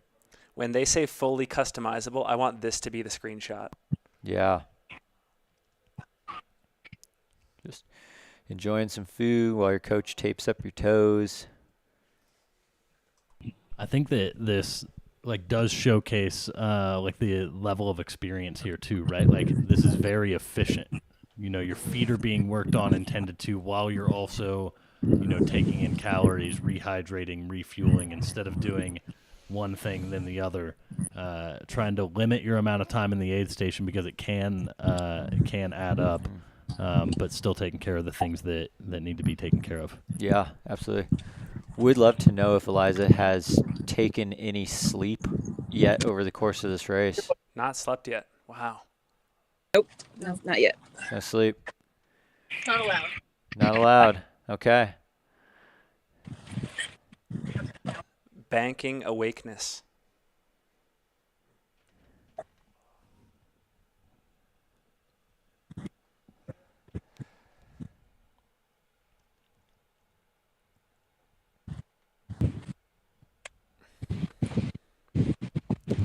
Eliza, how's your appetite?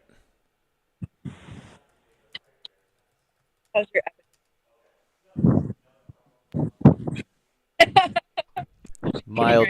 Mild grimace. Touch and go. Touch and go. Yeah, honestly, that's pretty good for right now. We're getting into the second day. It's sunny. It's hot. If your stomach can cooperate even just a little bit, that's a win. Eliza, if you could describe this race so far in one word, what would it be?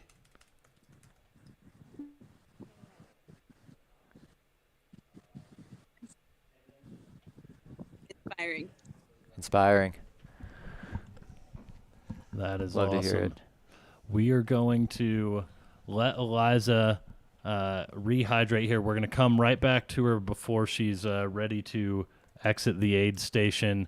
But we're going to send it to our overhead cam for a little bit while we let Eliza tend to all the things she needs to tend to. It looks like we've got either Versteeg dropping his pacer or his pacer dropping him right now.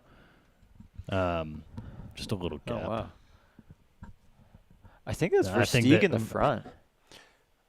No, that's Versteeg in the back. He may have stopped for something. Oh, yeah, you're right. Because it looks like he's catching back up pretty fast. Pretty well. That's why I just figured he was the one in the front. I was like, no way he could just catch back up to the front person like that. Yeah, who knows? Maybe it was just a nature break.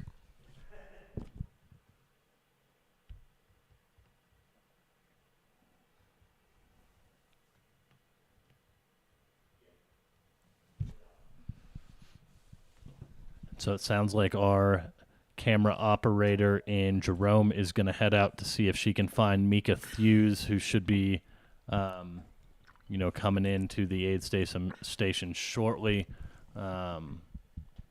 Looked like Eliza was going to definitely get some calories in before she got moving out. So as soon as we have eyes on our second place female, we will kick it on back over there to follow them back into the aid station, and it'll really show us how close that women's race is. Yeah, I think Mika's like roughly a mile out from the aid station right now. Just seeing this overhead drone shot right now, it reminds me, this is not so common in American races. It's much more common in European races where on the course, you weave in and out of the wilderness and society in the urban areas, and that's one of the cool things about this Cocodona course is you do get out there into the wild, into the wilderness, and to some pretty remote sections of Arizona, but you also come back in, and like you see these runners are 125 miles into a race, 130 miles into a race, passing, these cars passing through downtowns. I love that contrast. I love that link up that's made possible in this race. It's another thing that just makes it so inspiring. And just to hop in, I think while we have a moment, we're actually going to switch streams real quick. So if you're in the live chat, you don't need to do anything. You'll be redirected to the second stream. But we're going to shut this stream down real quick. There will be just a little lull in the broadcast with no video, and then we will have things right back up and running in just about 90 seconds.